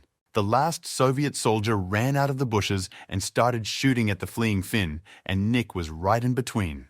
The frightened guy started running in the opposite direction from the sniper, hoping that he would not come out of the shadows again. The sniper was running without stopping, and enemy bullets were sticking in the snow around him. Suddenly, he turned toward the Soviet soldier and shot him on the run. The bullet hit the soldier directly in the chest, and he dropped his weapon and began to fall to the ground. The sniper stopped. Not a single Soviet soldier was left alive on the lawn. After some thought, he decided to approach the last man killed and take his weapon. He came close to the body just in case, aiming his rifle at it. Realizing that he was not moving, the sniper bent down and began to lift the Soviet soldier's machine gun onto his shoulder. Suddenly, the Soviet soldier stirred and the sniper saw a grenade in his hand. The soldier told the Finn to prepare for death and pulled the pin from the grenade. A wave of explosions swept through the forest from the clearing where the firefight took place. An excited Nick, who had already run away from the scene, turned around to see what was happening.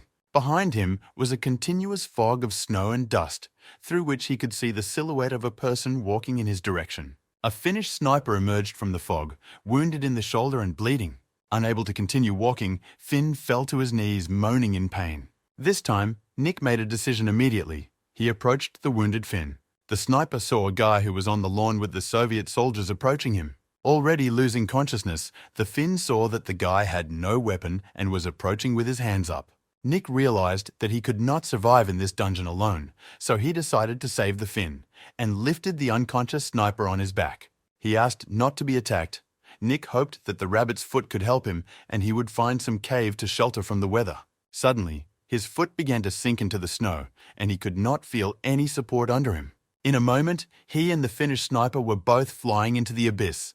There was solid snow around them and Nick could not see anything. They fell to the bottom of a snow trap and the guy looked up and saw a big hole above him. He thought that it would be better if it was a cave rather than a pit, although they were now protected from the wind, but he had no choice. Looking around, he saw the skeleton of a beast under the wall and realized that they were trapped by hunters. The guy remembered that he was alone in the pit. There was a wounded Finn with him, and he had to look at his wounds. When he got closer, he saw that the sniper was bleeding and needed to stop the bleeding immediately. In order to do this, they had to take off the wounded man's outerwear. Nick took off the sniper's white protective mask and stopped to stare at what he saw. A blonde young girl was at the bottom of the animal trap with him. The sniper was a girl. Nick knew that at this temperature, if the bleeding was not stopped, anyone would die, so he had to undress her. He took off all the girl's outerwear, leaving her in just a t-shirt, which did not interfere. He assessed the extent of the wound. It was probably grenade fragments, and he seems to have been told how to treat such wounds before. Nick thought that taking the Soviet soldier's first aid kit was the wisest decision he had made since he entered the dungeon. He also hoped that he had made the right choice by saving this girl. The guy spent a lot of time removing 5 bloody grenade fragments from the sniper's shoulder. He stopped the bleeding, but he could do nothing more. His limited resources were exhausted. The guy looked at the mountain and realized that it was time to think about how to get out of here. He grabbed onto the ledges on the walls of the pit, intending to climb up that way. But it was all in vain, and Nick fell to the ground, unable to resist. Fortunately, there was snow at the bottom of the pit. He realized that it would be impossible to climb up because the sand on the walls was frozen and covered with ice. The guy decided to see how the wounded girl was feeling. Touching her forehead, he realized that the girl was running a fever. Her body was generating a lot of heat, and she could have died in that cold. Meanwhile, the sun had already set on the surface, and they started looking for the girl. The men with torches turned to the main man, calling him a doctor, reporting that they had already searched everything but had not found her. The doctor took off her hood. She turned out to be a young redhead and did not like what she heard. She turned to her comrades and told them to continue the search because they had to find the girl at all costs. Nick took off his outerwear, put his scarf and gloves next to him as they were not needed yet. He lay down next to the unconscious girl and hugged her, covering them both with all the clothes he had. They stayed like that for quite some time, and the guy fell asleep from fatigue. Suddenly, the girl opened her eyes, not realizing where she was, but feeling that someone was next to her. She stood up quickly, throwing off the clothes she was covered in, which immediately woke Nick up. The girl got to her feet and walked away from the guy, and Nick was happy that she had regained consciousness. A second later, the guy regretted it, because he was hit in the face with a sniper rifle. Nick was angry. He told the girl not to be reckless and to listen to him. The girl pointed her rifle at him and started shouting in Finnish, asking who he was. The guy raised his hands in the air and began to ask her in English not to shoot, asking if she understood English. He said that she had a fever and he did everything to save her. And the girl, not understanding anything, just said in Finnish not to move. Nick saw the situation escalating and shouted that he did not understand Finnish. The Finnish sniper stubbornly kept asking the guy who he was, not lowering her weapon. Nick saw her squeezing the trigger of the rifle harder and harder. A shot was heard at the bottom of the trap, and smoke poured out of the muzzle of the rifle. The guy closed his eyes, thinking that the girl had shot him in the chest. But when he realized that the seconds were ticking away and nothing was happening, he was still alive. He looked at her with anger. The girl stood right in front of him and held a rifle with the muzzle pointed at the sky. She was shooting upwards to be found. It was too early for her to move, because the fever was taking its toll and she lost her balance and fell to her knees, leaning on her weapon. Suddenly, Nick heard people on the mountain running toward their trap, shouting in Finnish. A few minutes later, a man with a torch appeared over the pit and said in Finnish that he had found the girl. A group of Finns, with a girl on a stretcher and a captured Nick, were approaching their camp. Nick was loudly indignant that none of them spoke English, but insisted on drawing attention to the fact that he had saved the girl. He was forced to keep silent by being pushed in the back and realized that if he continued like this, he would be killed. They took Nick to one of the barracks and locked him in with a guard at the door. Nick was indignant that he was locked in a barracks where there was not even a bed, and the Finns probably considered him a prisoner. If he had known that this was going to happen, he would have joined the Soviet soldiers, because they had won the war, Nick thought. But he came to his senses in time. He did not care about winning the war. It was just a dungeon in a game, and his only goal was to survive. There was a war going on, and everything he had gained was confiscated. He was afraid that the next step was his death. He decided that sitting and waiting was not an option. He had to come up with an escape plan, and suddenly he heard something happening outside. The guy was listening intently to what was happening there, trying to catch at least some landmarks. He got up and went to the door because he heard a large number of people running away from his barracks. He realized that he could take this chance and try to escape. All he needed was something to open the front door, and he grabbed the handle, sure that it was locked. But to his surprise, the door gave way easily and opened. The guy looked out of the barracks into the yard, but there were no guards at the door. He picked up a stone from the ground and threw it into a metal barrel that was standing nearby. There was no reaction to the noise, and the guy decided that all the Finnish soldiers were busy with something more important. It was a great chance for him to escape, but he hadn't eaten anything since he got here. And if he does manage to escape, he may simply starve to death somewhere in the forest. Nick ran up to one of the tents in the camp and cautiously looked inside. The tent was empty. He started searching the tent, looking for food he could take with him. In one of the drawers, Nick found food rations for several people. Nick took them in his arms, glad that this dungeon wasn't so bad after all. With this food, he could hold out for a while. When he left the tent, he was going to take his belongings and run away. But they were already waiting for him. A red-haired doctor and another man stood in front of the tent and shone flashlights at Nick, and the boy dropped his rations on the ground in surprise. The doctor said in English that this food was important to them, and the guy just threw it on the ground. Nick breathed a sigh of relief. At least someone in this place could speak English. The doctor lit a cigarette and said that she was a volunteer from England and, of course, spoke English. But then I asked Nick about himself, if he was a spy, and the man standing next to him looked at the boy carefully. Nick stood there with his hands up, not answering, and the doctor was surprised that he wasn't even trying to justify himself. Nick replied that there was no point in denying it, because they wouldn't believe him anyway. The doctor said it was a very interesting position, but they already knew he was not a spy. The spy would have tried to stay and gather information, but Nick tried to escape on his first attempt, risking searching the camp for food. Nick thought that this was probably his only chance and asked if they would let him go then. The doctor replied that the commander was pointing a gun at Nick and was not going to let him go, although he did not consider him an enemy. Nick asked how the sniper was feeling. He didn't want to die in vain. He was the one who got caught saving her. The doctor found it very interesting. The guy is worried about others even before his own death, and it's no wonder the girl wants to protect him. Nick stood there amazed, as it turned out the girl wanted to save his life. The doctor said that she survived, and the soldiers went to visit her so that Nick could escape. When she came to, the first thing she did was to beg them to have mercy on Nick, because everyone here owes her a debt. So now Nick has two possibilities. One is to be a kind of commander right now, or to join their resistance and fight with them against the Soviet military. Nick agreed immediately, realizing that he had no other choice. It had been 7 days since Nick had been in the dungeon, and now he was a member of the Finnish assault team.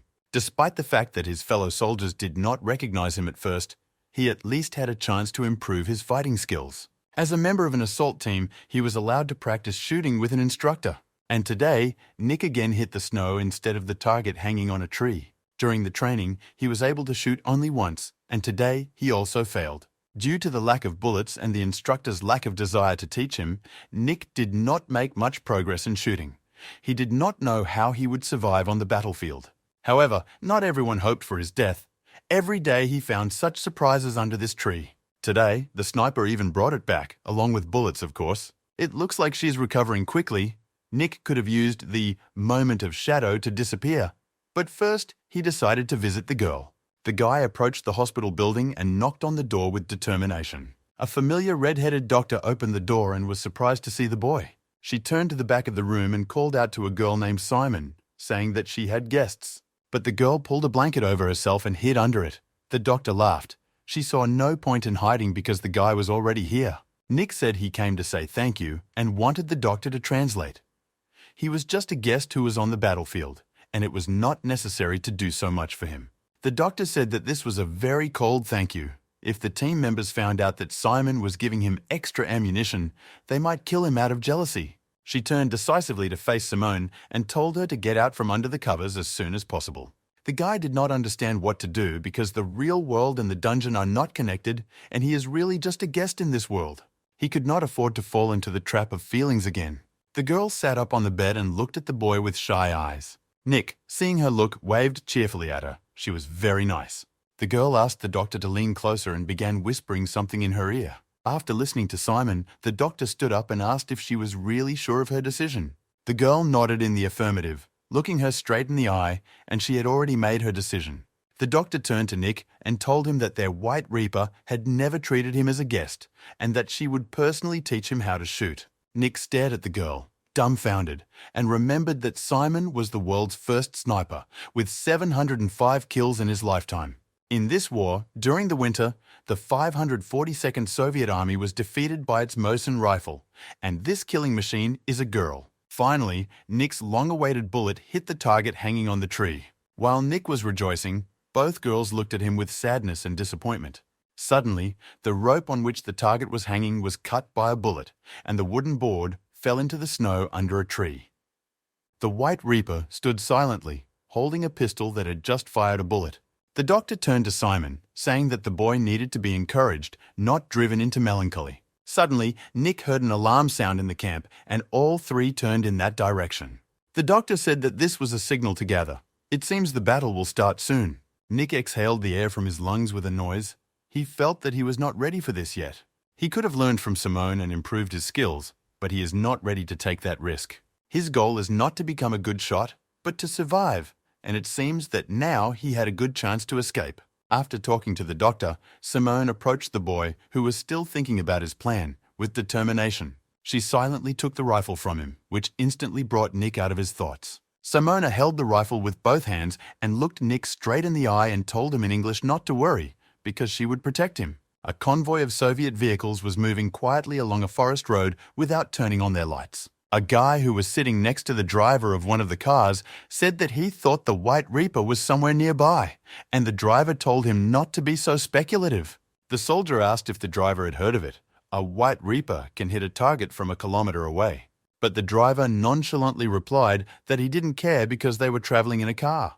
He added that a sniper probably does not pierce trucks with bullets. And as soon as the guy answered that it was unlikely, a bullet pierced the driver's head. The truck crashed into another truck that was driving in front, causing an accident. A detachment of Finnish stormtroopers immediately attacked on command. Soviet soldiers jumped out of the trucks and began to hide behind the cars, shouting "ambush" in Russian. They fired furiously in all directions, trying to prevent the Finns from attacking. But the Finnish stormtrooper squad continued to support the White Reaper, which removed Soviet soldiers from the equation one by one. Nick stood by Simone's side and watched her methodically destroy the occupiers. He decided he had to join her and put the rifle to his shoulder. Nick realized that war was very different from training, and he could not even hold a weapon in his hands calmly. The Soviet soldiers, meanwhile, had already loaded their mortars and aimed them at the Finns. The commander of the Finnish assault unit shouted to his men to watch out because they were shooting mortars. Mines began to fall and explode on the ground, kicking up large columns of snow and earth to the sky. It was the first time Nick heard a mortar fire, and the explosions were very strong and loud. Suddenly, someone's hand touched his shoulder and the guy turned around in fright. Simone had already gotten up and was calling him to come with her, crouching to the ground. Nick realized that the girl wanted his help to deal with the mortar. He thought she must be making fun of him, telling him who he was and who she was. A world-class sniper. Nick mentally apologized to her because he decided that he could not go on with her. The boy decided to run away immediately, and he ran through the trees to the other side of the forest. Nick ran without looking back, holding his rifle in front of him, hoping to remain unnoticed. He would never have thought that he would become a deserter in his first battle. He remembered Simone's face when she took the rifle from his hands and her words that she would protect him. She wanted to protect him, but it was he who saved her life. The boy was so absorbed in his thoughts that he did not see the trunk of a tree that had fallen into the snow in front of him, and he tripped over it while running. Nick did a flip in the air and dropped his rifle and fell into the snow, raising a white mist around him. The guy tried to get up, and he didn't even know whether he was hurt or offended. Suddenly, he heard Russian speech not far from him, and Soviet soldiers were nearby. The guy quickly got to his feet, grabbed his rifle, and ran to hide behind the nearest trees. He could not understand how another group of Soviet soldiers could be on this road. Meanwhile, the soldiers were carefully and cautiously examining the forest around their tank column. Peeking out from behind a tree, the boy saw tanks and realized that the Soviet army was hunting for the Finnish resistance camp. A group of Soviet soldiers moved cautiously toward the trees behind which Nick was hiding. The guy realized that they wanted to surround the Finns' camp. It was a planned trap. He didn't know whether he should go back and tell them about it or just run away using a moment of shadow. And while he was hesitating behind the tree what to do, the turret of the tank closest to the trees began to turn in his direction. Before he could get his bearings, the tank fired its shot. Disoriented and shocked by the force of the explosion, the boy flew away from his hiding place. The commander of the Soviet soldiers instructed them to follow him and clear the area. Nick was lying in the snow and saw above him the smoke from a tank shell explosion that had miraculously not killed him. He could hear the footsteps of the soldiers approaching him, but he was unable to do anything about it. He was contused. Suddenly, the commander of a platoon of Soviet soldiers fell dead in the snow and showed no signs of life. The soldiers realized that there was a Finnish sniper nearby and in a few seconds saw him among the trees. Simone ran in Nick's direction without even hiding and fired in the direction of the enemies. The soldiers, in turn, shot at the sniper with all the weapons they had. Simone rushed down the slope to the injured man, trying to make sure he was still alive. The girl picked him up and quickly dragged him to the shelter behind a nearby tree. The Soviet soldiers wasted no time in charging the mortar, as they had orders not to let the Finns escape. But one of them, the one who was charging the mortar, suddenly dropped the mine and fell to the ground dead. Simone knew that she could not give them the opportunity to fire heavy weapons, because then both Nick and she would die. A couple of minutes later, the guy regained consciousness and realized that he could hear the world around him again. Next to him, he saw Simone's back, trying to shoot back in this unequal battle. He remembered how she had promised to protect him, and how she had steadfastly kept her word no matter what. But he didn't want her to die. The only thing Nick could say now was that she should save herself and leave. The girl, realizing that the boy had regained consciousness, picked him up and tried to move him to a safer place, but Nick still begged her to leave. Simon's plans to rescue Nick were interrupted by a new tank shot in their direction. Hearing the shot, the girl fell to the ground, covering Nick with her body. The commander of the Soviet soldiers again gave instructions to attack and kill the boy and girl. But a second later, all the infantry around the tank were hit by the bullets of a Finnish stormtrooper unit.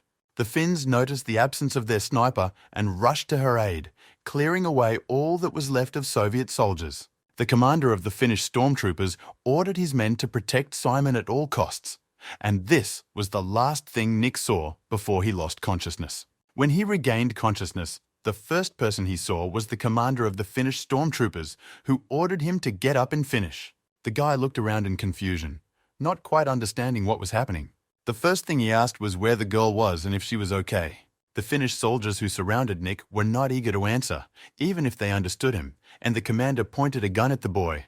The doctor who appeared next to them, lighting a cigarette, said that Simon Nick shouldn't be worried anymore.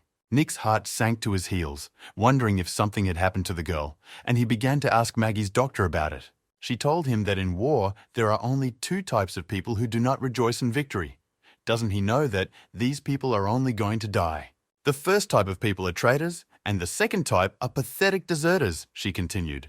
The doctor looked at the guy, who continued to be silent, and realized that he was not going to make excuses again.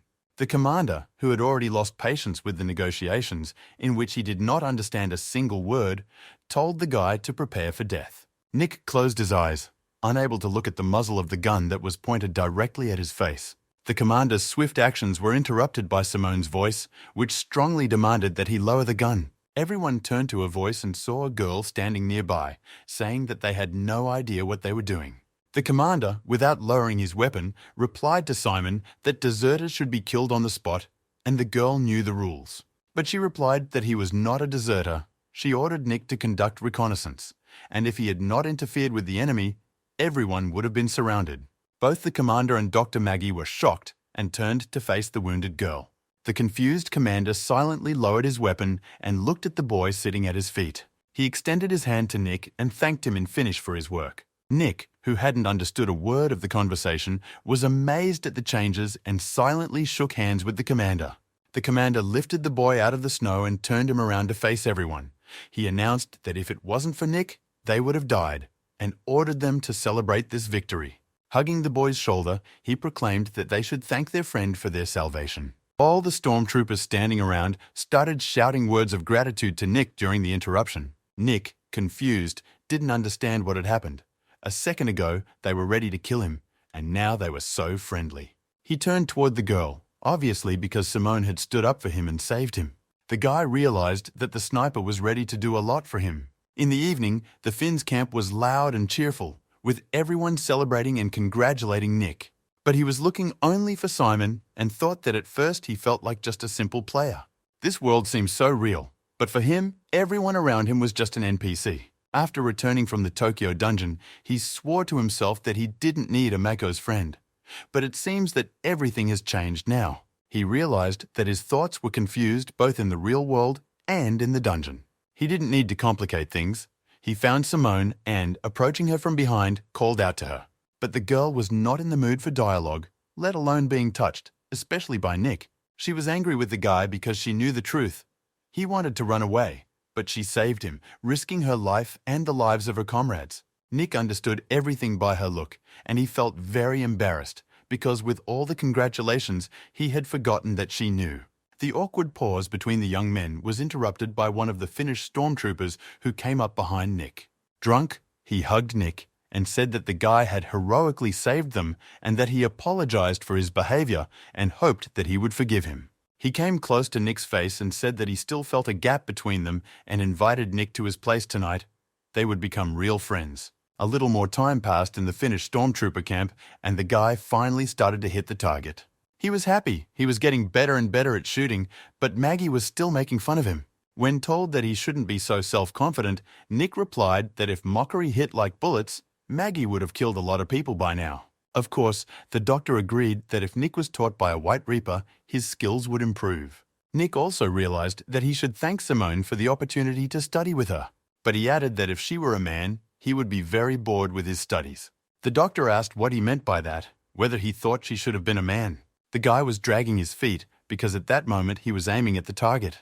His study was suddenly interrupted by an explosion, and Maggie, Nick and Simon turned to face the sound and sink. Simone announced that it was an enemy attack on the camp.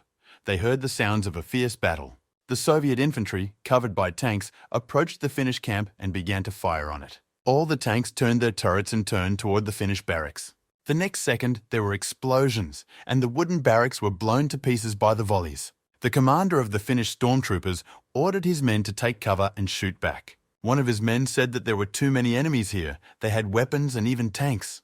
The commander was trying to understand why they brought so much of their equipment here, since they knew that the camp meant nothing to the Finns. Most likely, they surrounded them with so much equipment because they wanted to destroy Simon. The doctor told Nick that they had held out for so long only because of the White Reapers. In all other respects, the Soviet army was superior.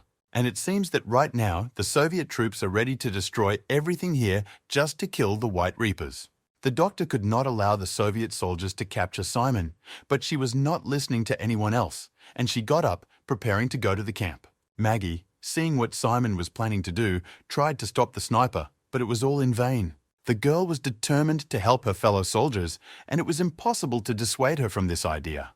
The Finns fiercely fired back from their shelters against the invaders. They had no choice if they wanted to survive. Suddenly, the captain of the Finnish stormtroopers was hit in the chest by a bullet, and his comrade rushed to him in concern.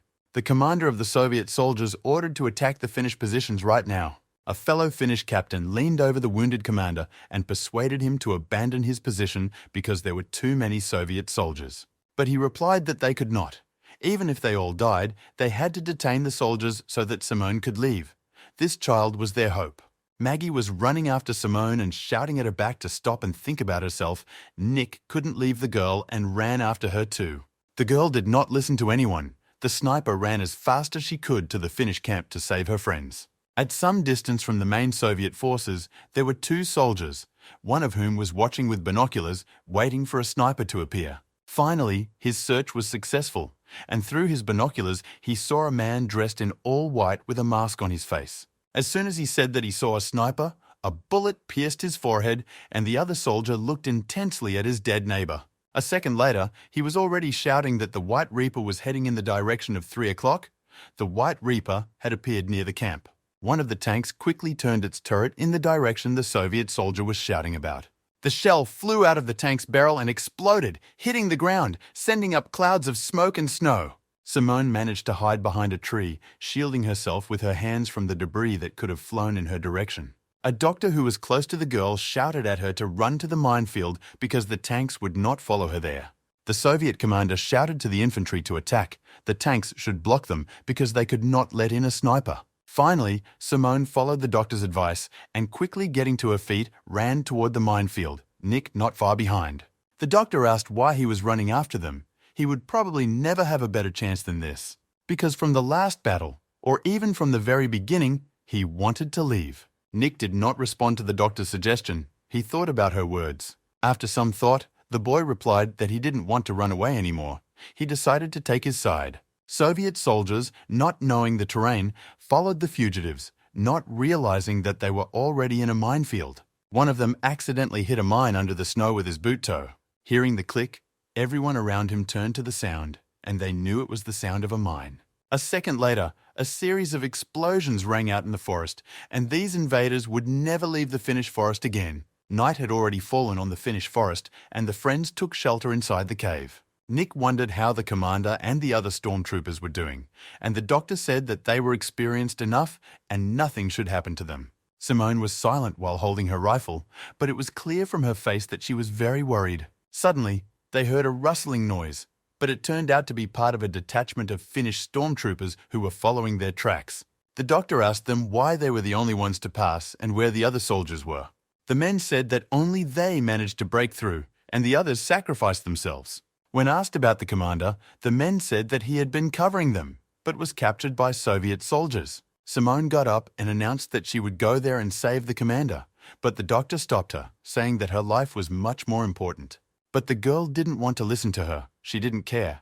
She asked the stormtroopers who was willing to go with her. The men immediately agreed to the sniper's plan and were about to walk toward the camp, but the doctor ordered them to stand still.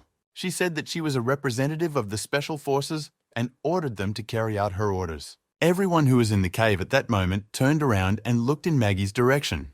With one hand firmly on her ID card, the doctor announced that those who did not comply with the order would be killed according to military rules. Nick, who was standing behind her, thought that Miss Maggie was not just a military doctor, but someone much more.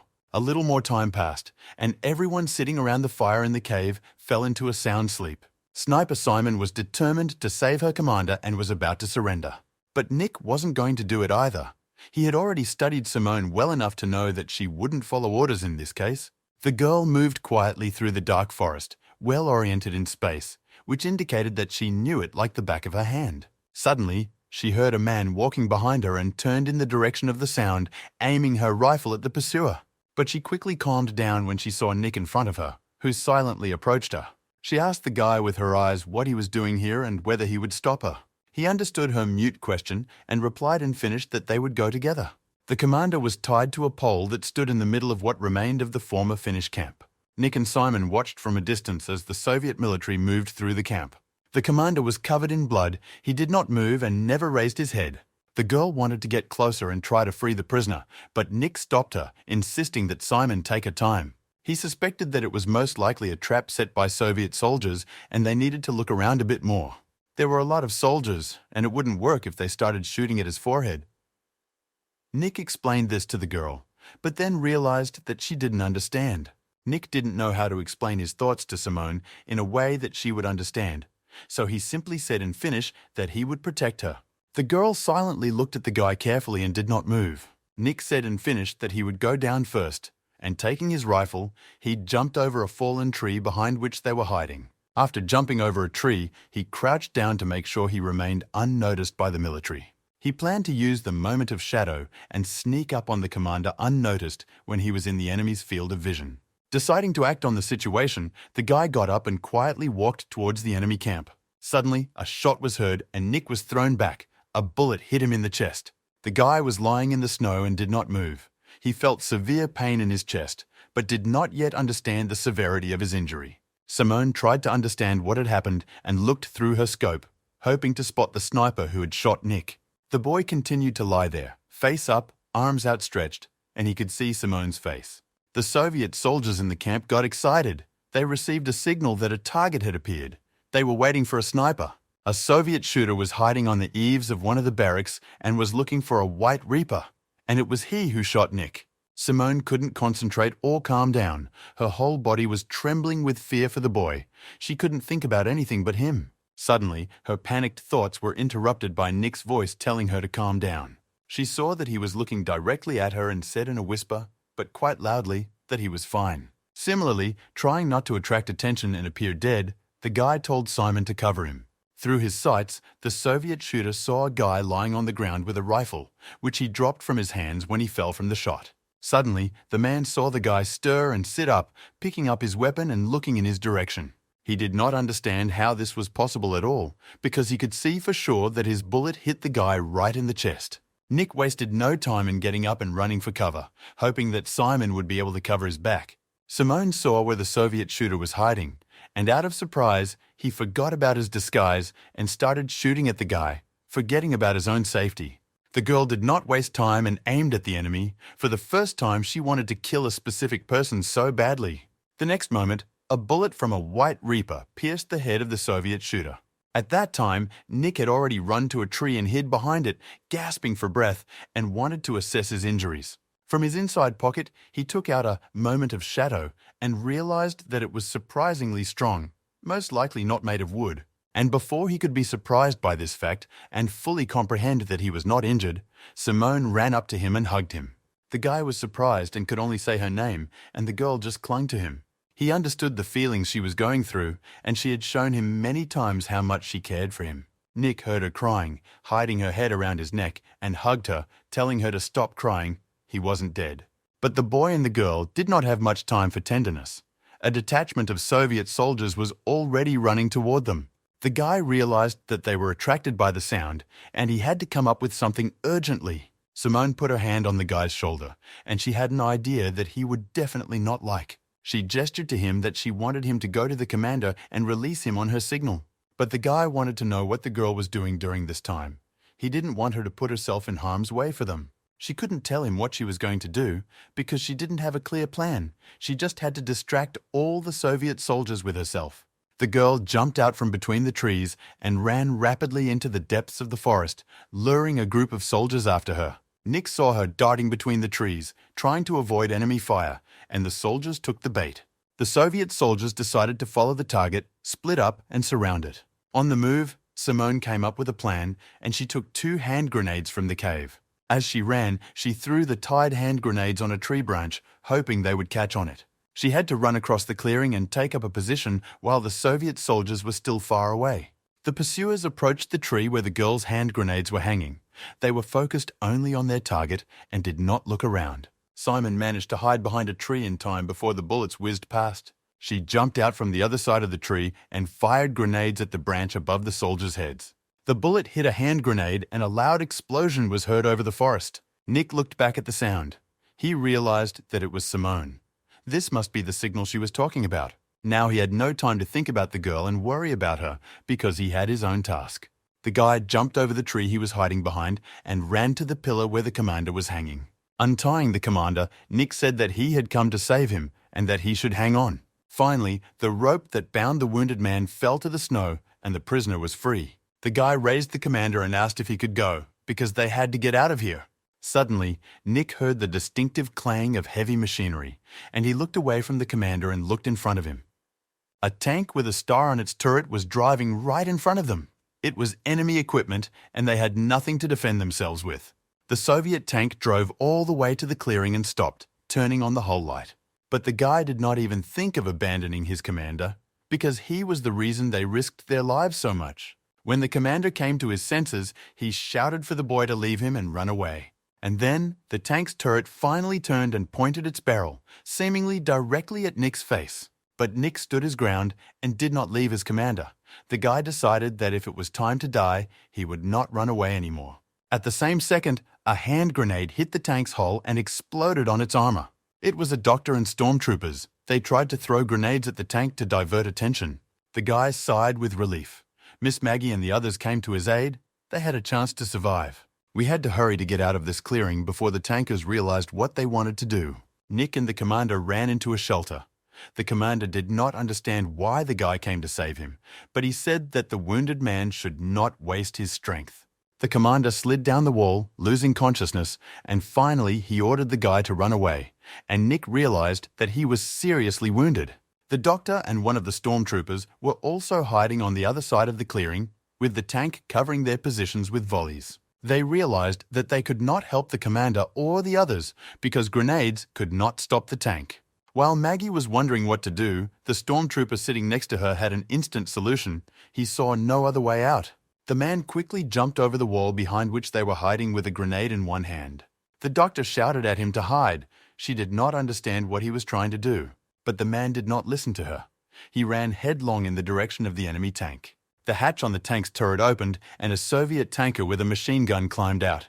The Finnish stormtrooper realized that his plan was a failure from the very beginning, and he had no time to find shelter. The tanker pointed his machine gun at the Finn and shot him almost at point-blank range. Nick, who saw what was happening from his hiding place, wanted to help the soldier and pointed his sights at the machine gunner. He saw the machine gunner pouring fire all around him and correcting enemy attacks. Nick was trying to force himself to shoot. He had to kill this Russian. He was the enemy and was destroying his friends. But his hand did not obey him. His finger treacherously refused to pull the trigger of the rifle. The tank turned in the direction corrected by the tank gunner, hiding behind the rubble of the walls, knowing that there would be a fire. And they were right. A second later, a tank shell flew into their shelter. Nick couldn't believe his eyes. He was losing everyone he knew in this dungeon and had managed to make friends right now. The guy got to his feet and came out of cover, and he shot the machine gunner on the tank's turret. Because his rage blinded his eyes, he made a mistake, but attracted the attention of a Soviet soldier. He told the tankers to turn the tower around, because on the other side was the bastard who had freed the prisoner, and they had to kill him. The adjuster's head was pierced by a bullet before the tank's turret could turn. Nick heard the voice of the doctor next to Simon. He had to blow up the tank right away. The doctor shouted at him to take a grenade from the stormtrooper who was shot by the gunner. Nick didn't think. He dropped his rifle and ran to his comrade's body. Without stopping, the guy picked up a grenade from the snow and continued his movement toward the target. The tank's turret was still turning, but the guy was already near its hull. Nick jumped on the hull and started to climb the tower, filled with rage. The guy was already on the tower above the open hatch, and he pulled the grenade's cord. Leaning over to the hatch, he threw a grenade inside, Nick shaking with overexcitement. A few seconds later, there was an explosion inside the tank, and the guy was thrown to the ground in a blast wave. He fell face first into the snow and saw Simon running toward him with a rifle. Nick did not have the strength to get up on his own because the explosion stunned him. He just lay there and looked at the sky. The girl helped Nick to stand up, and they were joined by Dr. Maggie, who was leading the commander and said that they had to leave quickly. It was very dangerous here. The enemy could arrive at any moment, especially since the commander was wounded. Suddenly, she heard a sharp male voice behind her, saying that it was dangerous here, but they were not going anywhere. Dr. Maggie turned around. She knew who that voice belonged to, and she hated that person. Behind her stood a squad of Finnish stormtroopers with a one-eyed blonde man with sideburns who expressed regret at their new meeting. Nick was placed in one of the barracks on the territory of the Finnish camp, and a guard was posted to the door. A one-eyed man with sideburns was heading to the barracks with a doctor. He asked the guard if the boy was inside. The guard answered in the affirmative, and the one-eyed man invited Dr. Maggie inside. He apologized again and admitted his guilt. The man believed that they should not have met here. The doctor replied that he was right, because the city where they met must have been hell. She looked him in the only eye and whipped out his last name, Pletev. The doctor turned to face the barracks and opened the door decisively. There was a table and 2 chairs inside, and an excited Nick was sitting on one of them, and he immediately asked where Simon was. Maggie replied that the girl was fine and was currently in the infirmary, and she noted that he still cares about others more than himself. The guy said that he was locked in here and did not understand his situation. He wanted everything explained to him. Maggie replied that she was a Finnish intelligence officer undercover as a doctor, and that she wanted to tell him a story before explaining everything. She asked if Nick knew why they were fighting a war that they would eventually lose. Nick replied that it was like fighting as a child to avoid being a coward. The forces that brought the Soviet army to this point are recognized as a historical miracle. Maggie said that the Soviet army would have destroyed them by now, but with God's help, they have survived to this day. They survived with the help of a God whom their country also created, the doctor added, taking a drag on her cigarette. Nick didn't understand what she was getting at, but he suspected that nothing good would come of this conversation. When the war broke out, the whole world knew that Finland was powerless against the Soviet Union, so Maggie, Pletev, and 2 others started an operation. They searched for elite soldiers with the best combat performance across the country, took control of them, and sent them to another combat zone. Then they trained them as invincible soldiers who could fight no matter what. The plan was successful. For Finnish soldiers, these people are gods of war. Everyone knows them. In the eyes of the Soviet army, they are horror and death, a person with one name. They are all called the White Reaper, Simon Hay. Nick finally understands why the Simon he knows is a girl, so Maggie is fixated on who she is. Nick said that their plan was not a success, but rather a failure. If their plan is revealed, the consequences for the country will be catastrophic. Maggie interrupted the guy and said that there could be no ifs. The plan could not be revealed. Finland can cope with defeat, but it cannot cope with the reckoning for this lie, and one day Simon will be one man. That's when there will be one Simon, and that's what the 4 of them decided when they started this operation. He already knew what she would say next. Today was the day. Maggie shook her head. Pletev was seriously wounded and revealed his identity to international media in the hospital. That way he received the best treatment and was able to survive. Pletev had already killed 2 other Simons. Today, Finland is not able to continue the war, but the White Reaper who retired due to injuries will continue his last mission. He must unite the army and the people, avoiding civil war, which would be the best ending. The guy jumped out of his seat. He wanted her to shut up. Nick didn't understand what kind of shitty ending this was. She was talking about Simon. He understood what kind of fame the White Reaper was talking about, because Simon didn't care about that. The girl risked her life for them, for her country, and the boy did not understand that she did not deserve to live anonymously. He didn't understand how Dr. Maggie could just watch this man kill Simon. She must have had a plan. With the last of his strength, the guy tried to reach out to the impenetrable armor Maggie was wearing. But the doctor suddenly stood up and said that the guy had misunderstood. Pletev was not going to kill her. They decided that Simon should kill Nick. There was no more team and no place for him here either. She owes him a debt of gratitude for making her stay. That's why she told Pletev that if Nick killed the girl, he would let him go and smuggle him abroad. For the legend to exist, the fake god must disappear, and there is nothing else to talk about. This time, he must decide for himself. Finally, she added that there was a bottle of good alcohol under the bed in the barracks, which she hid as a parting gift. Pletev approached Maggie from behind and asked if she was doing too much for the girl, if she was going to die anyway. He added that it was not her style to care about someone like that. Maggie knew what Pletev wanted to say, but he heard her talking to Nick if the team was gone. Why was he afraid she would do something? Pletev replied that people like them had to be careful. She had told him so herself during training in London. Finally, he asked her to take it as sentimentality and left the barracks. Nick was going to barack Simon, accompanied by 2 stormtroopers. A guard was waiting for him at the door of the barracks, looking at him silently. When Nick got closer to him, the man held out his hand with a gun. Only when the guy took the gun away did the man ask if he really knew what he had to do. But Nick didn't want to talk to them, calling them idiots. He walked to the door without turning around. The confused Finns began to talk among themselves because they didn't understand what this strange guy had said to them. Simone sat on her bed, dressed, looking at the wooden walls of her cell. When she heard the door opening, she turned hopefully toward the sound. But her hope quickly faded when she saw the purpose of the visit. Nick was standing in front of the girl's face, silently shooting Simon in the face with a gun. Some understanding appeared in the girl's eyes, and she obediently lowered her head, not even trying to avoid the bullet. Nick broke down and said that he had pulled a gun on her, but that she didn't even ask why. The girl replied that she did not like killing, but Maggie said she had to, that Simon could die and it was good that he would. Nick told him not to mention that mean woman, her words were dangerous, and he hid the gun in his belt.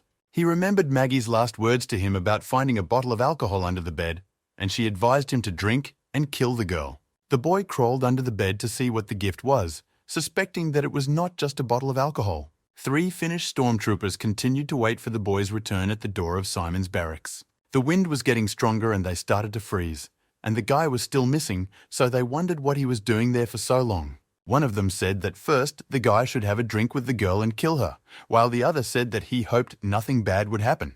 The third said that everyone should stop panicking because the terrain was visible and they would not be able to escape even if they had wings. But the first one insisted that more than half an hour had passed and the guy hadn't finished the job yet. Eventually, 3 guards decided to check what was going on and opened the barrack door. They couldn't believe their eyes. How could this have happened? The bed on which the girl was sitting was pushed to the side, revealing a hidden hatch in the floor. A well-lit tunnel was dug under the hatch. It was a secret escape route in case of an attack on the camp. Nick and Simon ran quickly through the well-digged tunnels, knowing they had little time to escape. Nick realized that Maggie had a plan, and she really was an amazing woman. She had done so much for them, and would she be okay? Maggie picked up a bottle of alcohol that was lying on the floor, with a message on it for the doctor to take care of herself. Maggie thought how arrogant these young people were. They didn't even dare touch the bottle. Pletev, as always, was behind her, furious, saying that she had crossed all the boundaries. She shouldn't have thought that she was allowed to do anything just because she was the daughter of a lieutenant general. If the plan was revealed, she knew the consequences. The woman coldly replied to what consequences he was talking about, since she had explained everything to Pletev earlier. They met in a place that was supposed to be hell, the doctor repeated with a smile. The furious colonel left the barracks. The intimidated guards were already waiting for his order. Pletev ordered to send dogs after the fugitives, and as soon as they were found, the soldiers were to kill them. The boy and the girl safely got out of the secret tunnel and stepped onto the white Finnish snow. They did not stop and ran through the forest away from their own military, who were eager to kill them. Suddenly, Simon stopped and signaled to Nick to stand still and not move. The Finnish sniper, who was hiding in the bushes, was very surprised to be spotted. The next moment, someone's hand came out from behind a tree and threw a grenade in his direction. There was an explosion in the air and the sniper started shooting. The girl looked out from her hiding place, looking at where the shots were coming from. Having calculated the sniper's position, Simone jumped out of her hiding place and fired on the fly in that direction. The Finnish sniper did not fully understand how he was able to get a bullet in the forehead so quickly. Nick saw Simon falling into the snow and realized something was wrong. The next moment, he was running to the girl to ask if she was okay, but she told him to stay away. He did not realize that he was only a moment away from death, nor did he understand what Simon was shouting at him. The girl saw that he was not stopping, and with one jump, she knocked the guy into a hiding place under a tree. She managed to hide at the last second as the tree was obstructing her view of the area. 2 of the Finnish snipers were still in their positions. They did not understand how they were spotted. This target was as strong as Simon. This shooter not only revealed their positions, but also predicted their next move. One sniper told the other not to worry. These 2 had killed Luke, but they would kill them. It was urgent to focus. He got up from his position and asked his colleague to stay and cover him. Now, when the girl was next to Nick in the shelter, the guy saw that she was wounded in the arm. He examined the wound and said it was just a scratch, nothing serious. If Simone hadn't covered him, Nika would have shot him, and he knew it. It seems their enemy was strong.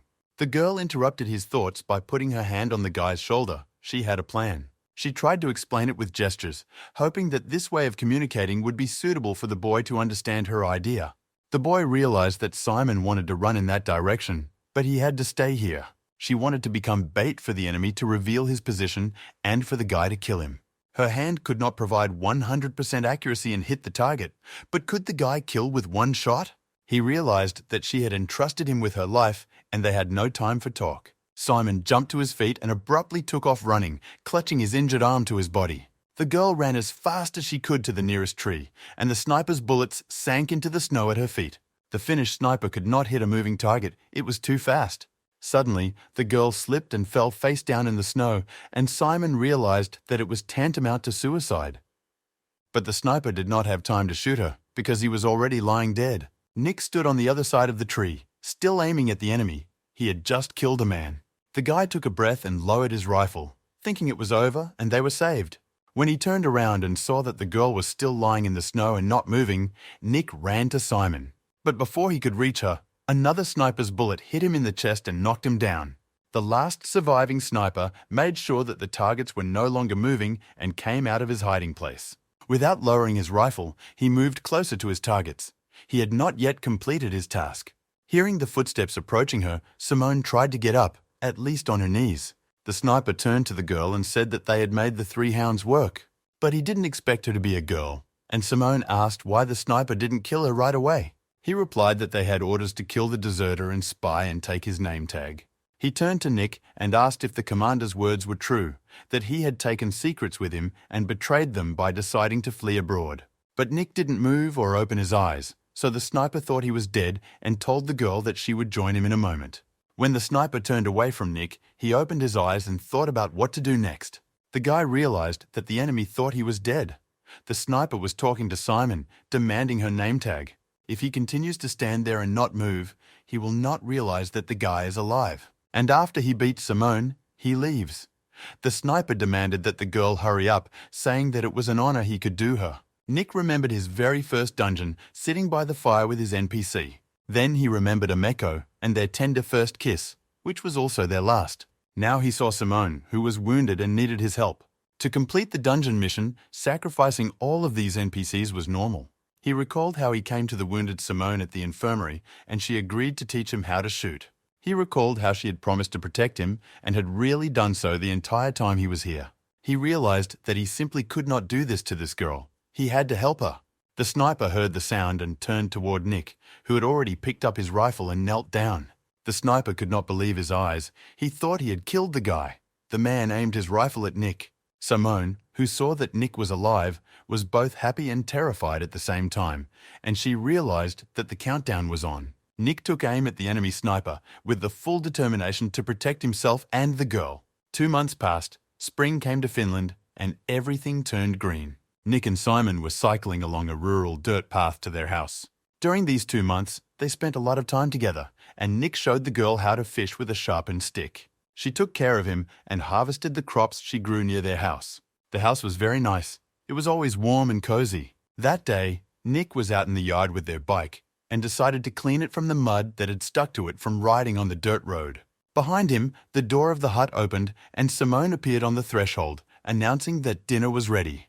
They sat at the table and ate a simple meal that the girl had prepared, with a fire burning in the fireplace nearby. Suddenly, Simone asked Nick why he was eating so poorly, if he didn't like what she had prepared. Seeing that the guy didn't know what to say, the girl tilted her head and asked if he really wanted to leave. Nick stared at her in amazement.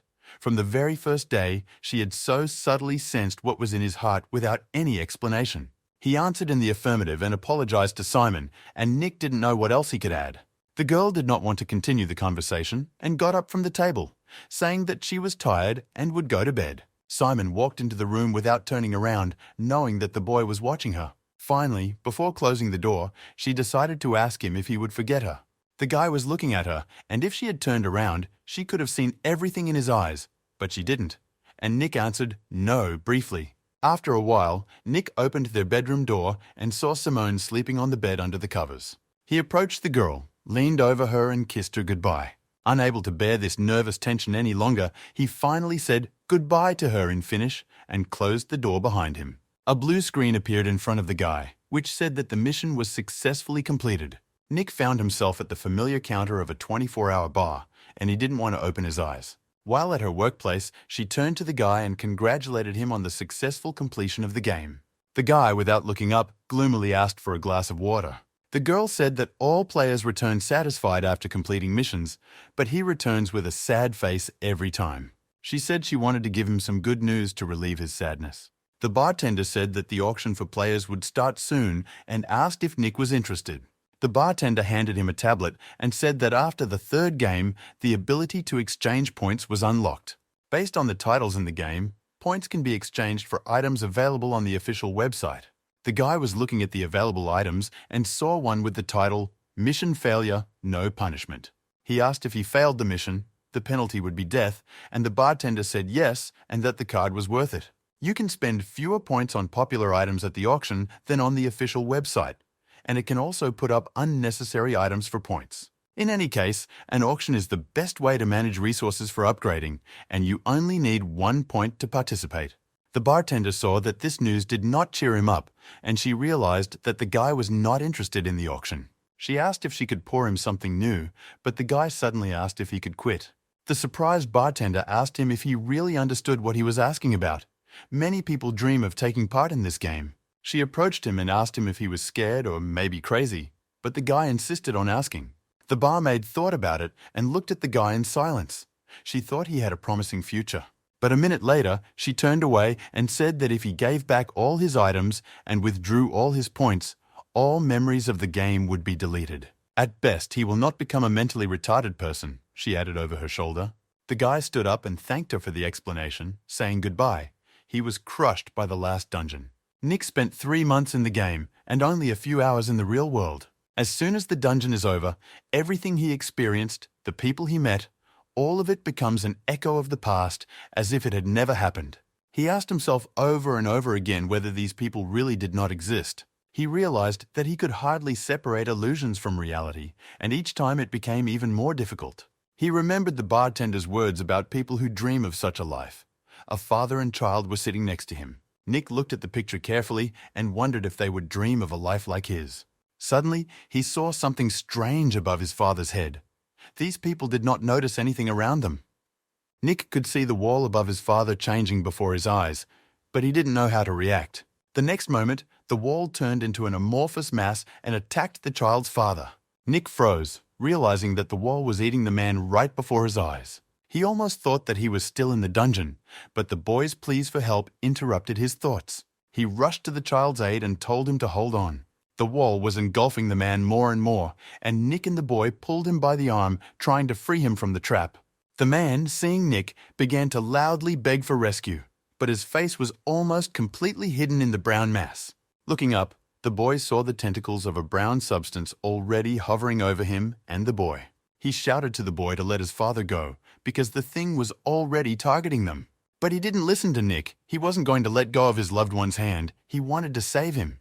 The creature had already crawled almost to Nick's face, and he realized that he had to make a decision immediately. The brown mass fell to the ground with a splash, consuming everything it could reach. At some distance from her, Nick was hugging the boy, hiding him under the influence of the moment of shadow. He simply had no choice. He had to use his game object. In the real world, there are no failed missions and no punishments, and the brown substance was increasingly absorbing the child's father.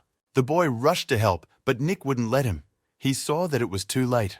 The substance had already devoured his father. It was rising up and taking his body with it. Nick didn't know what to do next and decided to take the boy to the police station nearby.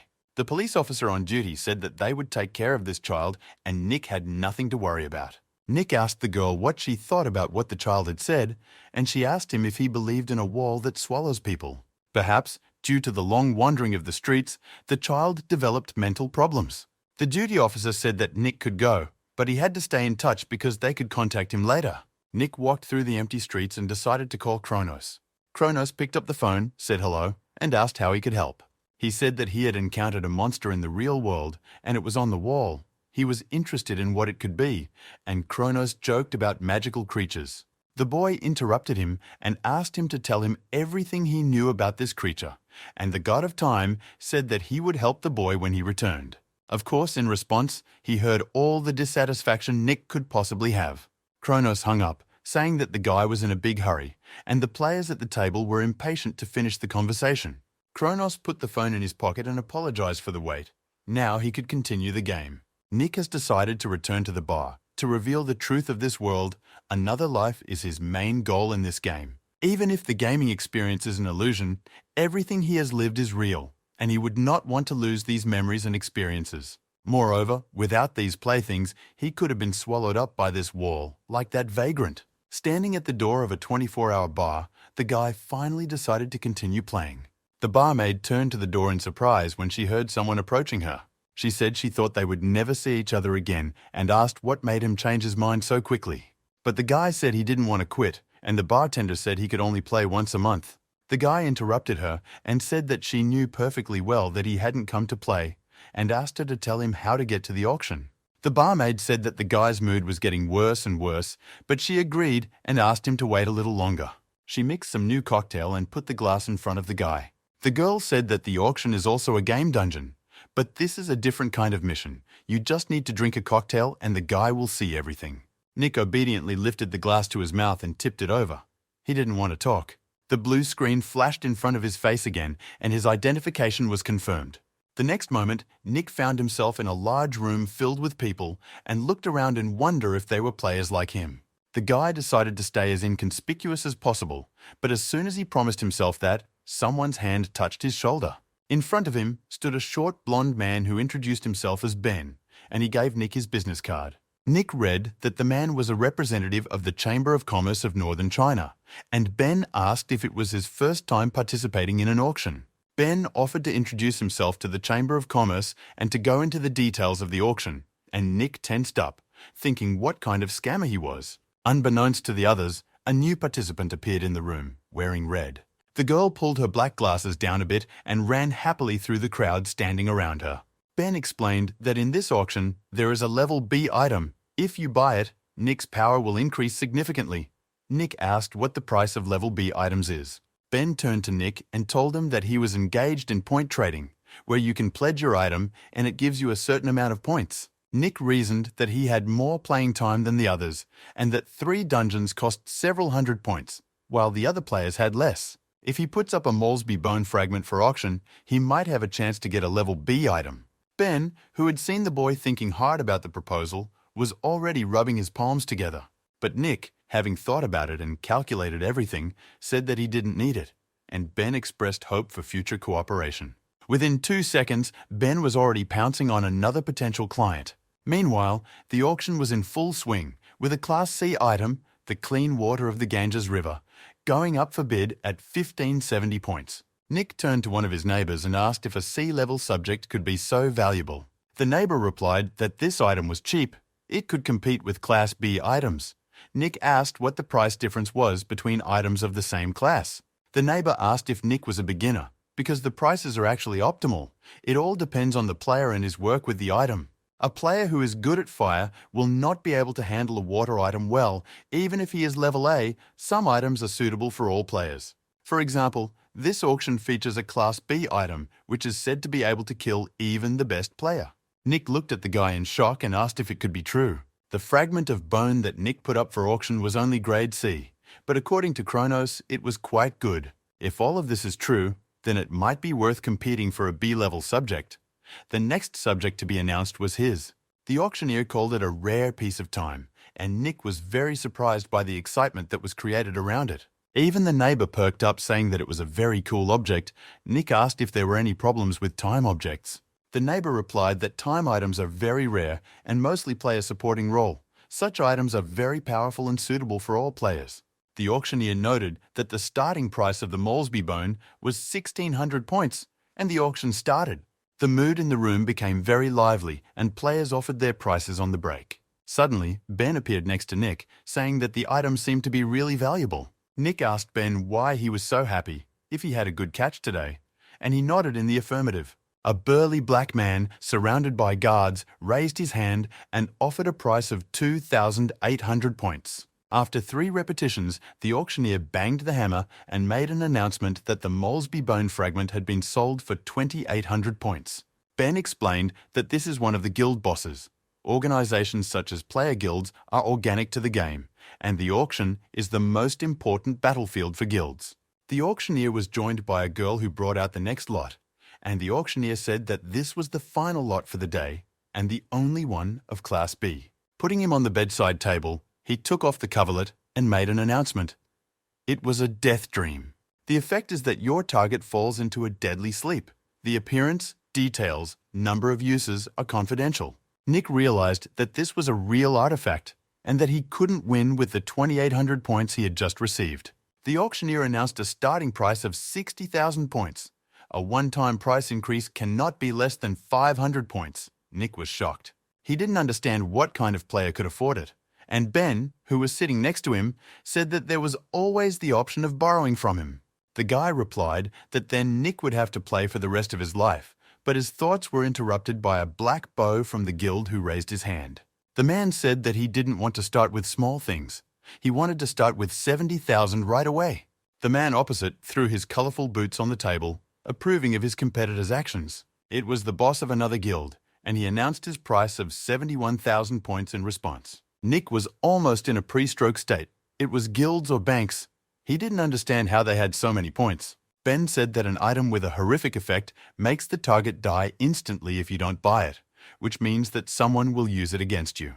The third guild boss, a nasty old man with doctors behind him and girls under his wrinkled hands, realized that the item was real. He announced that his guild has a total of 83,000, which they are ready to offer as a price for the item. Everyone in the room at that moment realized with horror that history was being made before their eyes. The auctioneer announced the last price 3 times, but there were no competitors for this ugly old man today. Is it true that the Class B item, Death Sleep, was sold to the guild boss today for 83,000 points? No sooner had the auctioneer's hammer come down on the table than the price of 100,000 points was announced.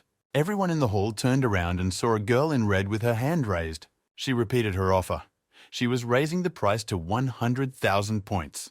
An embarrassed whisper spread through the hall, and everyone around wanted to know who this girl was. Ben said that she exchanged her C and D classes with him for about 3,000 points. A nasty old man started shouting at the whole room, asking who this girl was and where she came from.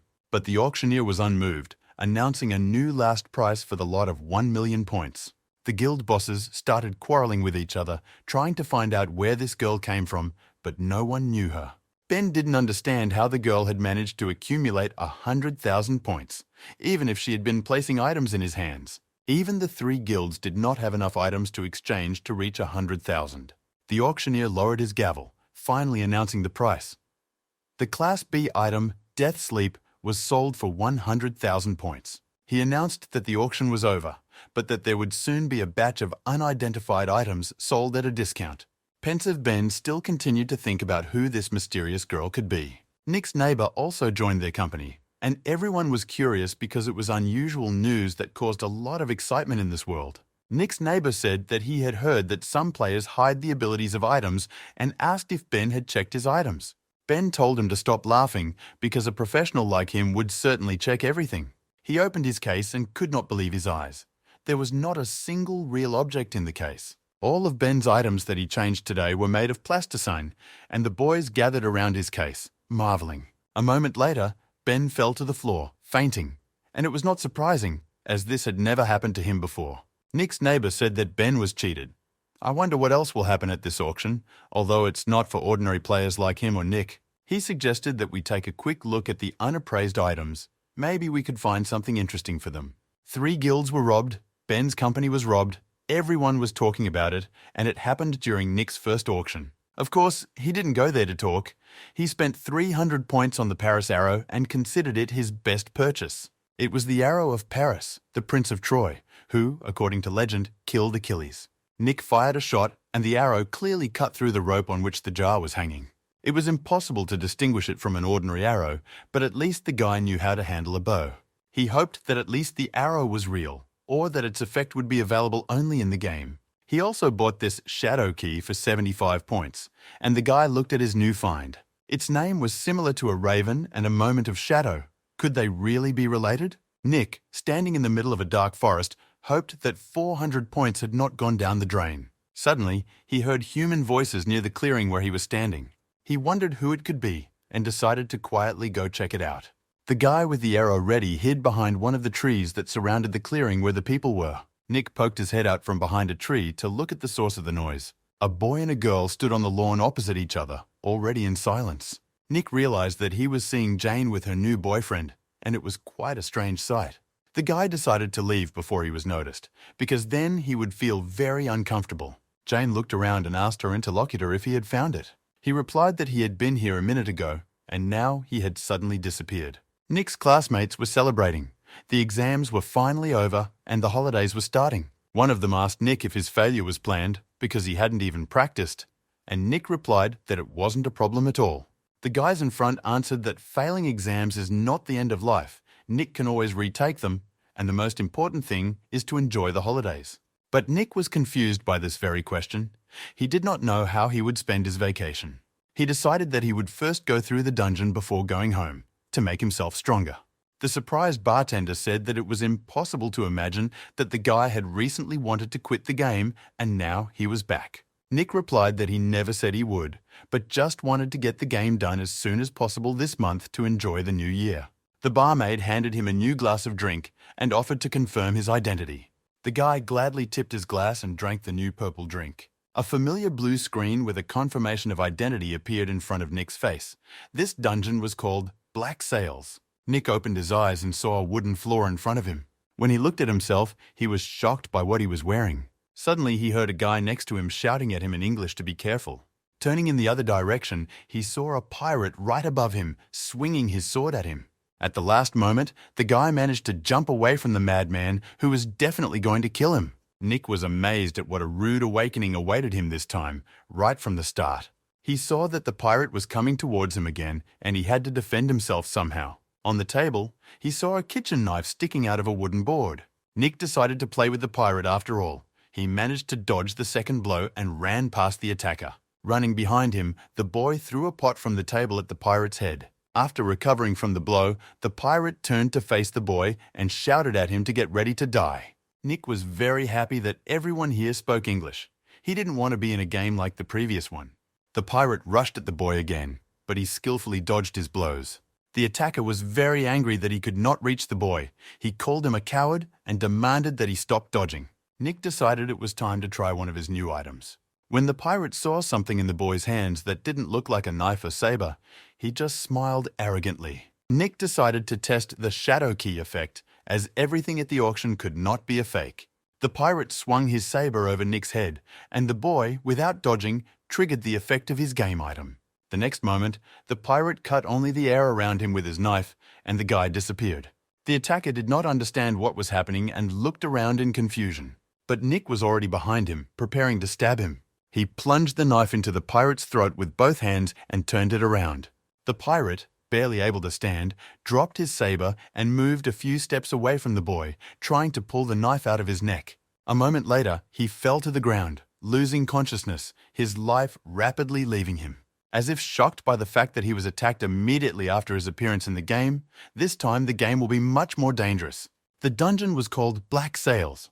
Did he really end up on a pirate ship? Suddenly, he realized that the passage of time in this dungeon is 3,600 days, and he has to stay in this game for 10 years. Nick's panicked calculations were interrupted by a guy who fell to his knees in front of the pirate's corpse and asked if he was dead. Nick went to the kitchen door to see if those outside had heard them, and he answered the question in the affirmative. The guy said that this ship had been captured by pirates, and Nick thought of killing their man. Nick, who had already opened the door, stopped at the threshold and turned to ask what the boy meant. But he started to say, frightened, that he would not tell anyone, that he swore he would keep quiet. Nick approached the frightened boy with a knife and said that he hoped he would keep his word. He crouched over the pirate's body and stabbed him several times, adding that otherwise the boy would face an even worse death. Nick asked his witness if he would help throw the pirate's body overboard, and the boy answered in fright that he would. Suddenly, Nick heard a noise. Someone was definitely approaching the kitchen. A voice was heard outside the door, ordering us to search the cabins as quickly as possible and check every corner. Nick listened to the footsteps. They had only a few minutes to figure out where to put the body. The pirate kicked open the kitchen door, ordering everyone present to get out. But he stopped at the threshold because something very strange and incomprehensible was happening before his eyes. He saw one guy sitting on top of the other on the floor, waving a pig's leg over his head and shouting that he was stealing from him. The pirate came closer to the boys and asked what they were doing here. They should stop it immediately and get on their feet. Nick replied that he was hungry and came to the kitchen for food, but the pirate shouted that everyone on the ship had already surrendered and they were stealing food. The pirate ordered them to quickly go up on deck and wait for the captain's orders, not understanding why there were such jerks on this ship. Both boys stood up in silence and walked out of the kitchen with their hands up. Turning to the wall, the pirate saw several barrels, one of which had a loose lid. He decided to come closer and examine the barrels, saying that there was really a lot of food on this ship. He took the lid off the barrel and saw a lot of stinky dried fish under it, not noticing the pirate's body underneath. A tense Nick and his witness stood in the doorway, waiting to see how things would develop. The pirate shouted at them not to delay. On the deck, the pirates lined up the entire crew of the ship, all kneeling with their hands raised behind their heads. The boy witness, laughing, said that Nick was very lucky. If that pirate had found the body, Nick would have been dead. Nick answered whether it occurred to the witness why he stabbed the pirate's body several times. The attacker's back and stomach were wounded, and if the pirate had found him, he would have been suspected. Him or both of them. The evil, cowardly witness had nothing to say, but he had a vile revenge. Their whispering was interrupted by a pirate who introduced himself as the helmsman and announced that the ship now belonged to them. From the point of view of humanity, they could leave the ship by boat, hoping to be rescued. The captain of the ship shouted that they were condemning them to death. But before he could finish his protest, the helmsman pulled out his pistol and shot the captain in the chest. The sailors of the ship were frightened and called out to the captain, who could not help them in any way. Raising the gun, which was still smoking, the helmsman said they had another choice. The pirates needed people like a doctor, a carpenter, or a cook, and it was clear that there were only 3 vacancies. After a significant pause, the skipper asked all the prisoners present who wanted to join the pirates.